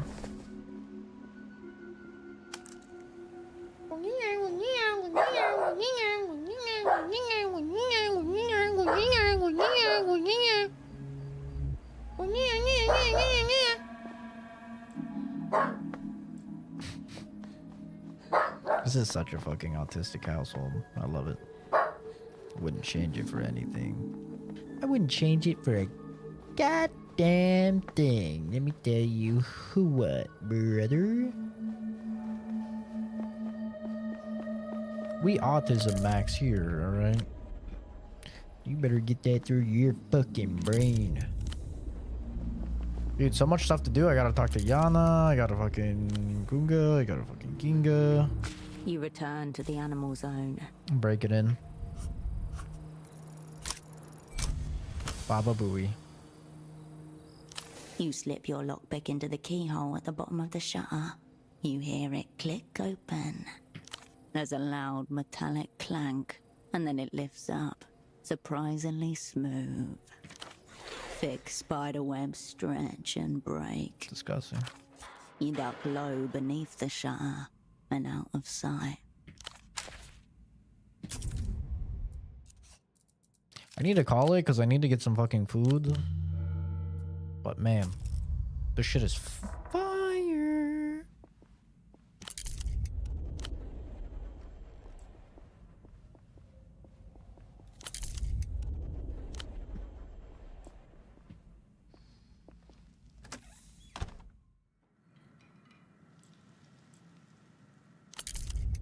Fanged beast. Is that a fucking monkey? Spot a few tiny skeletons within the wall of jumbled cages. Charms for luck, health, and repeated business. You a fucking monkey? Your presence is weak. Fate delivers me an unworthy adversary. This game has talking monkeys. This could be game of the year. The creature's eyes glow with cunning flame. Its ears tuft delightfully in every direction. Long grey toes ripple over a mountain of trinkets as it inspects you. A puppet. There's someone hiding in the pile beneath it. Really? I fucking fail gray matter check? What was I, 11? 10? Fuck. A sensible interlocutor. Look more closely. You're clearly not real. On closer inspection, its eyes are no less cunning and its ears no less delightful. Its tail swishes arrhythmically behind its back. His petrifyingly lovable whiskers ripple in amusement. He's real. Nothing has monkey physics like that but monkey. Tremble before the majesty of my realm and of me. Is this the dog thief? It is standing on what looks like a pile of stolen goods. What are you? If anybody's going to be trembling around here, it's you. Hard cut to his tiny face. Crash zoom. His golden eyes flash. I'm king of trade! Are you friendly? Equals in commerce tolerated. Saliva drips from his fangs. If there were any. Going to disappoint you somehow, I could just tell. You're about to invent capitalism in here. I have to stop you. I'm going to trade you into the dirt. Prepare to abdicate. Neither human nor animal did you devolve or evolve into this state. Intellectually puny freakling. There is no capital, only objects. Anybody's going to be trembling around here, it's you. Ah, fragile foe. Puny beseecher. The monkey stares you down. His adorably well-fitting shirt does nothing to tamper the fret. Fuck, my anxiety! Prove it in skirmish of value. How are you talking? Not talk. Business correspondence. Remember the box of dubbed martial arts tapes that one of your mother's work friends smuggled in for you when he came to visit in 79? 8-armed man, death fist, iron pedal, combat, 4, grasshopper in hell, dude army. Still recite every line of Iron Pedal's final monologue against Johnny Chasm. And how did Johnny Chasm sound? I do as I do. Unthwartable schemes forever. So I'm imagining this. Let's call it real-time interspecies interpretive guessing. Gotcha. Do you know what this is? The geysers of his nostrils erupt with curiosity.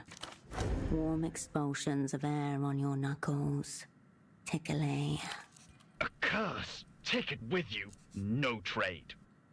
I think you stole all this. Secret sources. Knowledge denied.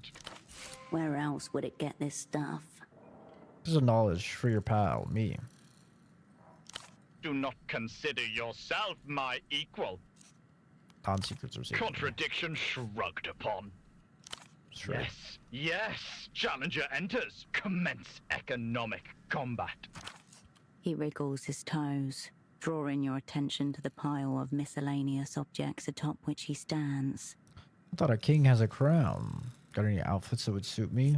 Look for wolf cups. Buried among the pile, you spot your prize. This wolf's face is nearly covered by a dark, sweeping mane. She's dressed for battle in jeweled armor, but her snout is stretched in a yawn.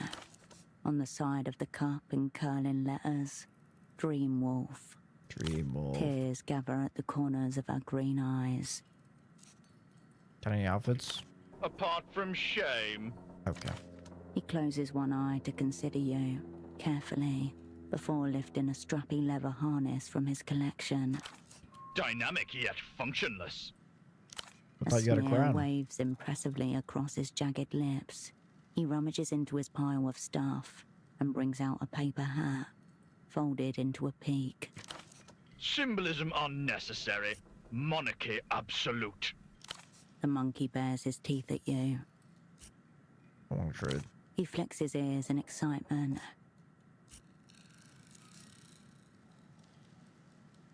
I desire the wolf cup. False wolf admired. Must trade fair.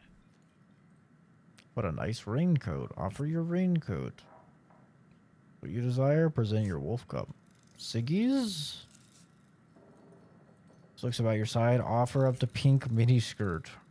Ooh, look. A big wheel. Present the model train wheel. No, no, no, no.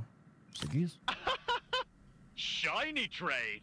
Pleasing hinged open function. Accept. Special cigarettes? Glimmer cube craved. Cool. Accept. Meaningless standard. He digs the wolf cup out of the pile and throws it into the air, watching with glee as you scramble to catch it. Pointy goblet repelled. Tourist trinkets, veterinary tools, a detached Talking to a bicycle fucking wheel, monkey. brightly coloured soft drink cans. It looks give us like a peek. dinosaur rampaged through a shopping mall, and this is its dung. The monkey bears his... Farewell. Well, I don't know how good the shit is. Okay, let's make sure it's saved, by the way. Alright. You have returned for trade. You return the monkey. He flicks his ears in excitement. You are puny. Prove yourself. More Siggies? Variation in packaging proposed. Snake! Snake! They're boss man Siggies. Then they will be Boss King Siggies. Thought discovered cold He takes storage. the pack gingerly between his atrocious thumb and forefinger, then flings it away onto his pile. See? No fear. He flings the harness at you. Victim of trade. Exquisite piece of fetish gear. Allows for easy grip and won't break when aggressively yanked. Cleaning recommended.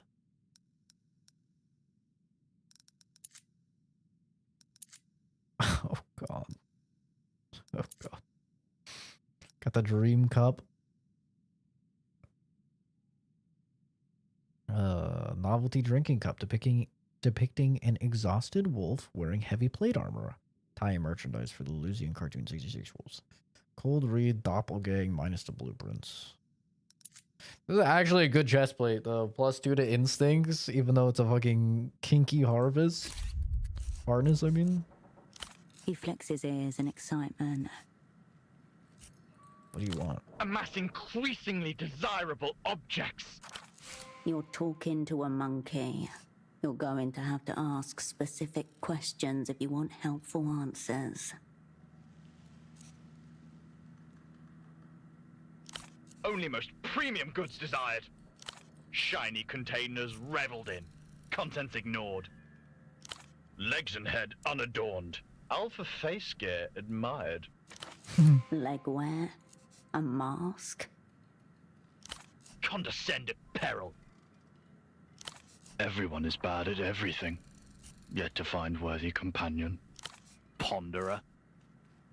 What the newspaper hat? Ah ha ha! Flimsy item desired. More ciggies? Snakes and shinies already obtained. Ah ha ha! I don't want to give him a wolf cup. I don't want to give him that. Which one's the raincoat?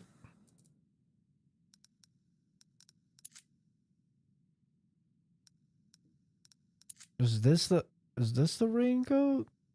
This is good though. It gives me +1 to my fucking Technoflex.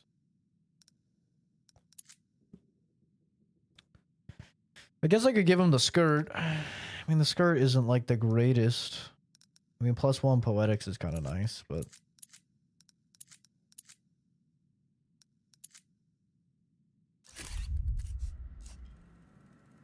I don't want to give him a wolf cup. I don't want to give him the train because we need that. Fertile color. Pleasing hue. Ruttings abound.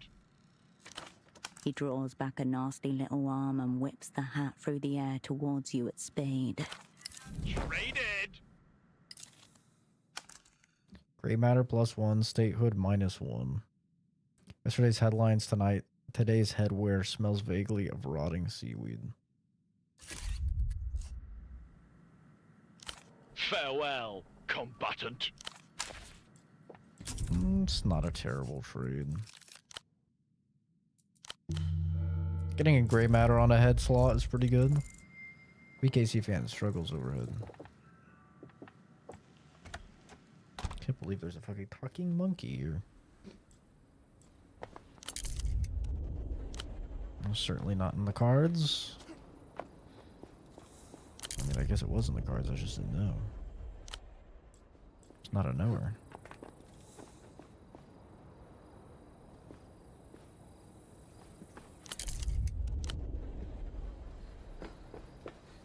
I'm almost to the point where I can actually sleep and not get fucking a demerit for it.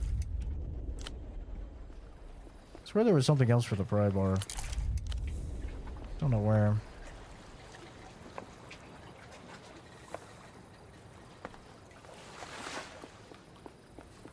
I've obtained so much XP this stream, it's been insane.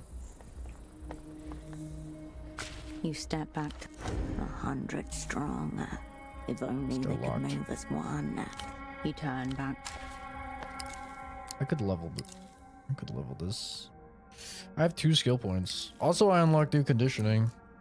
Cold storage. Have you heard yourself? Cool this, cool that, cool everything. This is what the psychomancers called parapraxis. Is there something unpleasant from your recent past that you haven't fully come to terms with? Cold read +1, nerve. Ooh, nerve +1 is big. When choosing cool options, I gain +1 delirium, but I also gain 5 XP.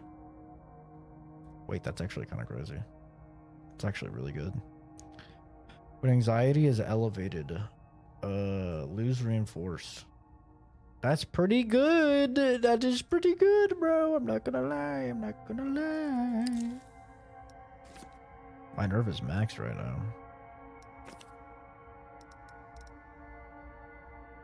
I need to level Shadow Blade though.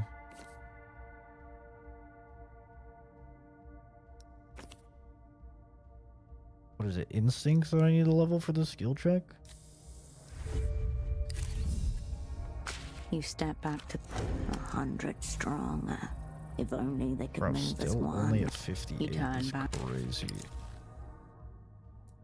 What do I have for instincts? Surely I have something here.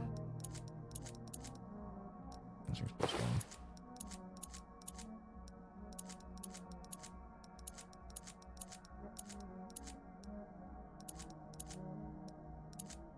Instincts plus 2. The harness. The clutch harness coming in hot.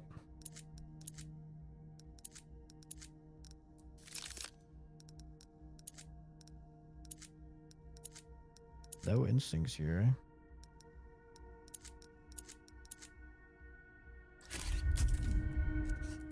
I win these. I absolutely win these. Do not at me. You step back to 100 strong. 83. I need to roll a 5. Surely. Back again, sidling around the kiddie stall like a slender nonce.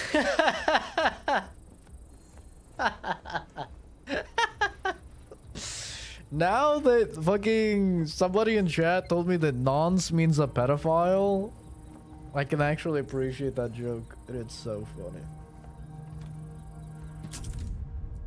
Fucking hell.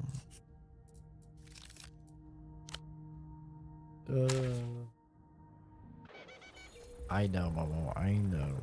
You step back. I'm gonna end stream in just a second. Okay, thank God. Inside you. What's it doing in there exactly? Nothing. Yeah. Still hunting. Plushie number 3 will bite down on the neck of the world and fuck it till it howls. Plushie number 3 is you. Animal magnetism. You turn back.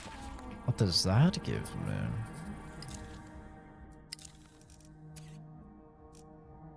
Fangs, claws, nasty glowing eyes, and all that. A greater capacity for violence where pure drive takes you. Instinct plus 1, sensor plus 1. Engage more with creatures, especially the one inside of you. When being unkind to animals? Wait. Maybe that could help me with the monkey.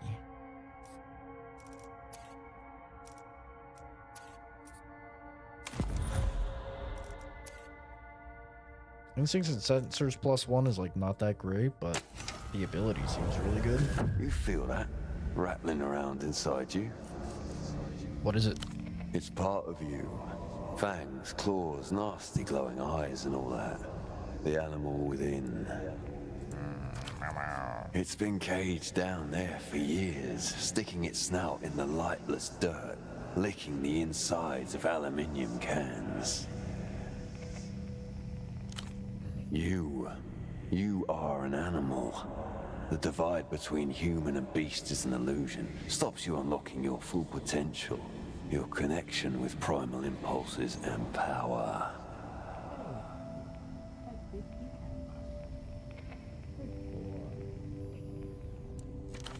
There are times when an operant's humanity prevents them from getting the job done.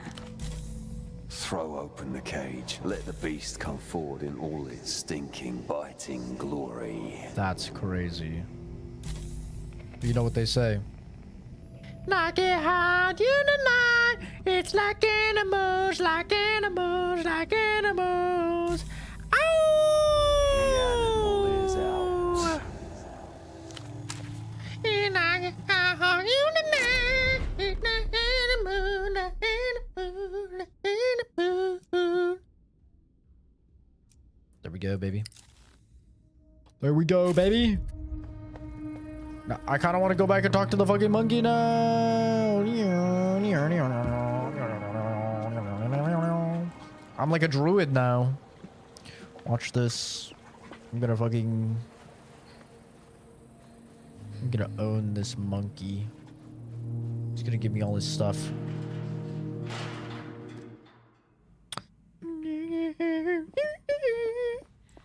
Monkey. Monkey, monkey. Monkey, I'm here. You have returned for trade. Not talk. Remember the box of dubbed martial arts tapes that one of your... You watched Iron Petal so many times you could recite her line.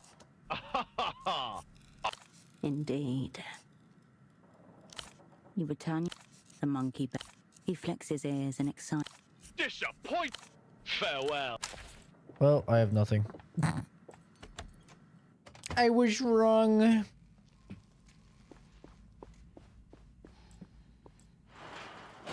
I was wrong.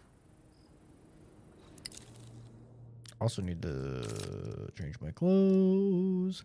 I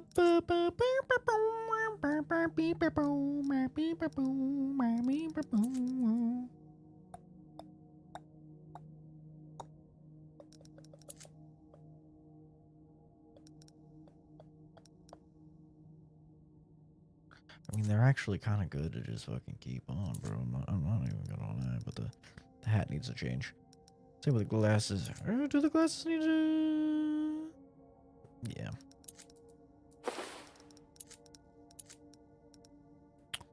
Glasses. I think the shoes as well. That's fine.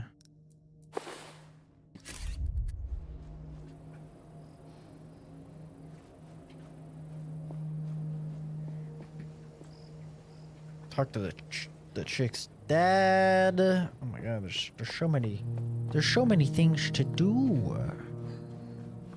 So much to do, so much to say. I think the play is to talk to Yaza first. Yana. Her name's Yana, not Yaza.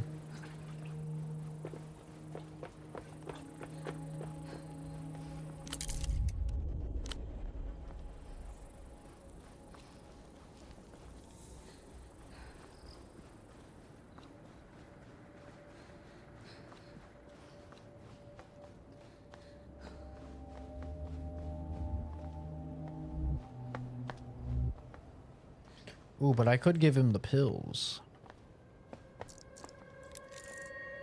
This lock looks pickable. Aha.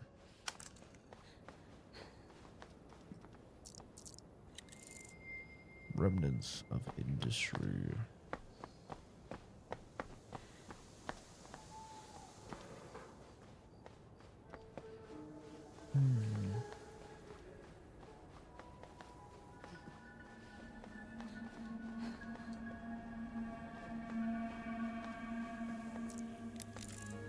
Flowers bloom from cracked cement.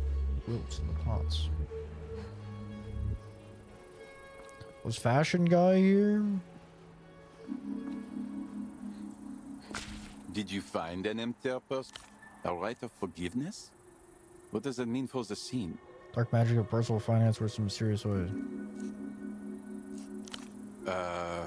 Okay. Extremely big news for the scene. But wow, is this how it usually works? You can go anywhere you want to, only in predatory capitalism. Also, there's no other kind. For now, in the future, money and flesh will be necessary. I guess so. But I really don't know how I feel about that anymore.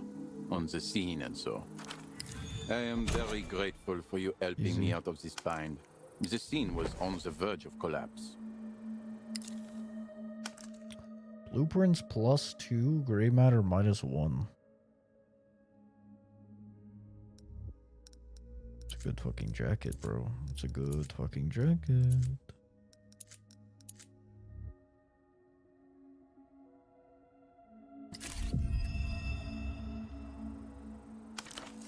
I'm thinking of broadening my horizons and those of the scene. Not just looking towards the future, but also the past. Further than the... How can I? These economic realities have got me agitated. The time is out of joint. The future has become now. Tomorrow's problem I hate became this the guy problem so of much, today. bro. I hate him. It haunts the palace of culture. I've never been better. I'm into communism now. Before it started lagging behind, the old scene was amazing. I'm going to go to the Palace of Culture to investigate all of the threads and fads that happened. Yes, the big rundown building over there. Something behind you. This confusion with money tells me that I've been a communist all along. Thanks for all your help. Alright, bro. Okay. Fucking hell. That's crazy. Good duck, man. Good duck. My personalism is at a 2, but I have a modifier of a -1 for some reason. I have no idea why. And I have a -1 here. Oh! No, never mind. It's at 1. I'm just, at a -1 because of my clothes. Okay.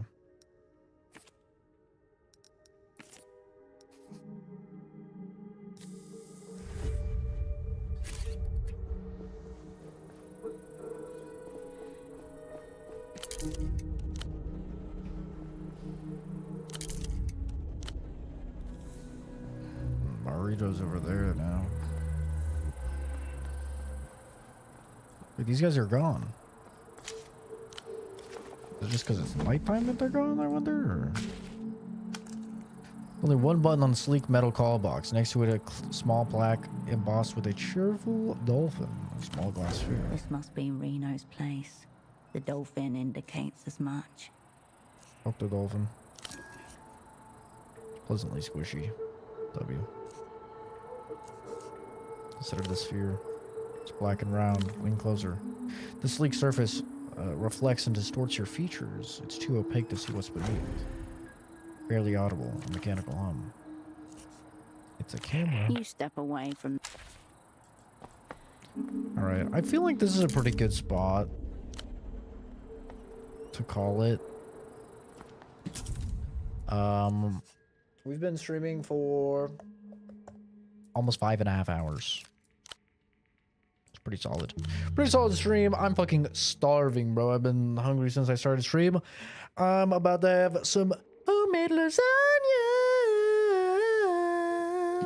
About to absolutely destroy some food. And I gotta say, man, it's been nice having a chill stream with not a lot of chatting or anything after being bombarded with so many fucking retards during the 007 streams, man.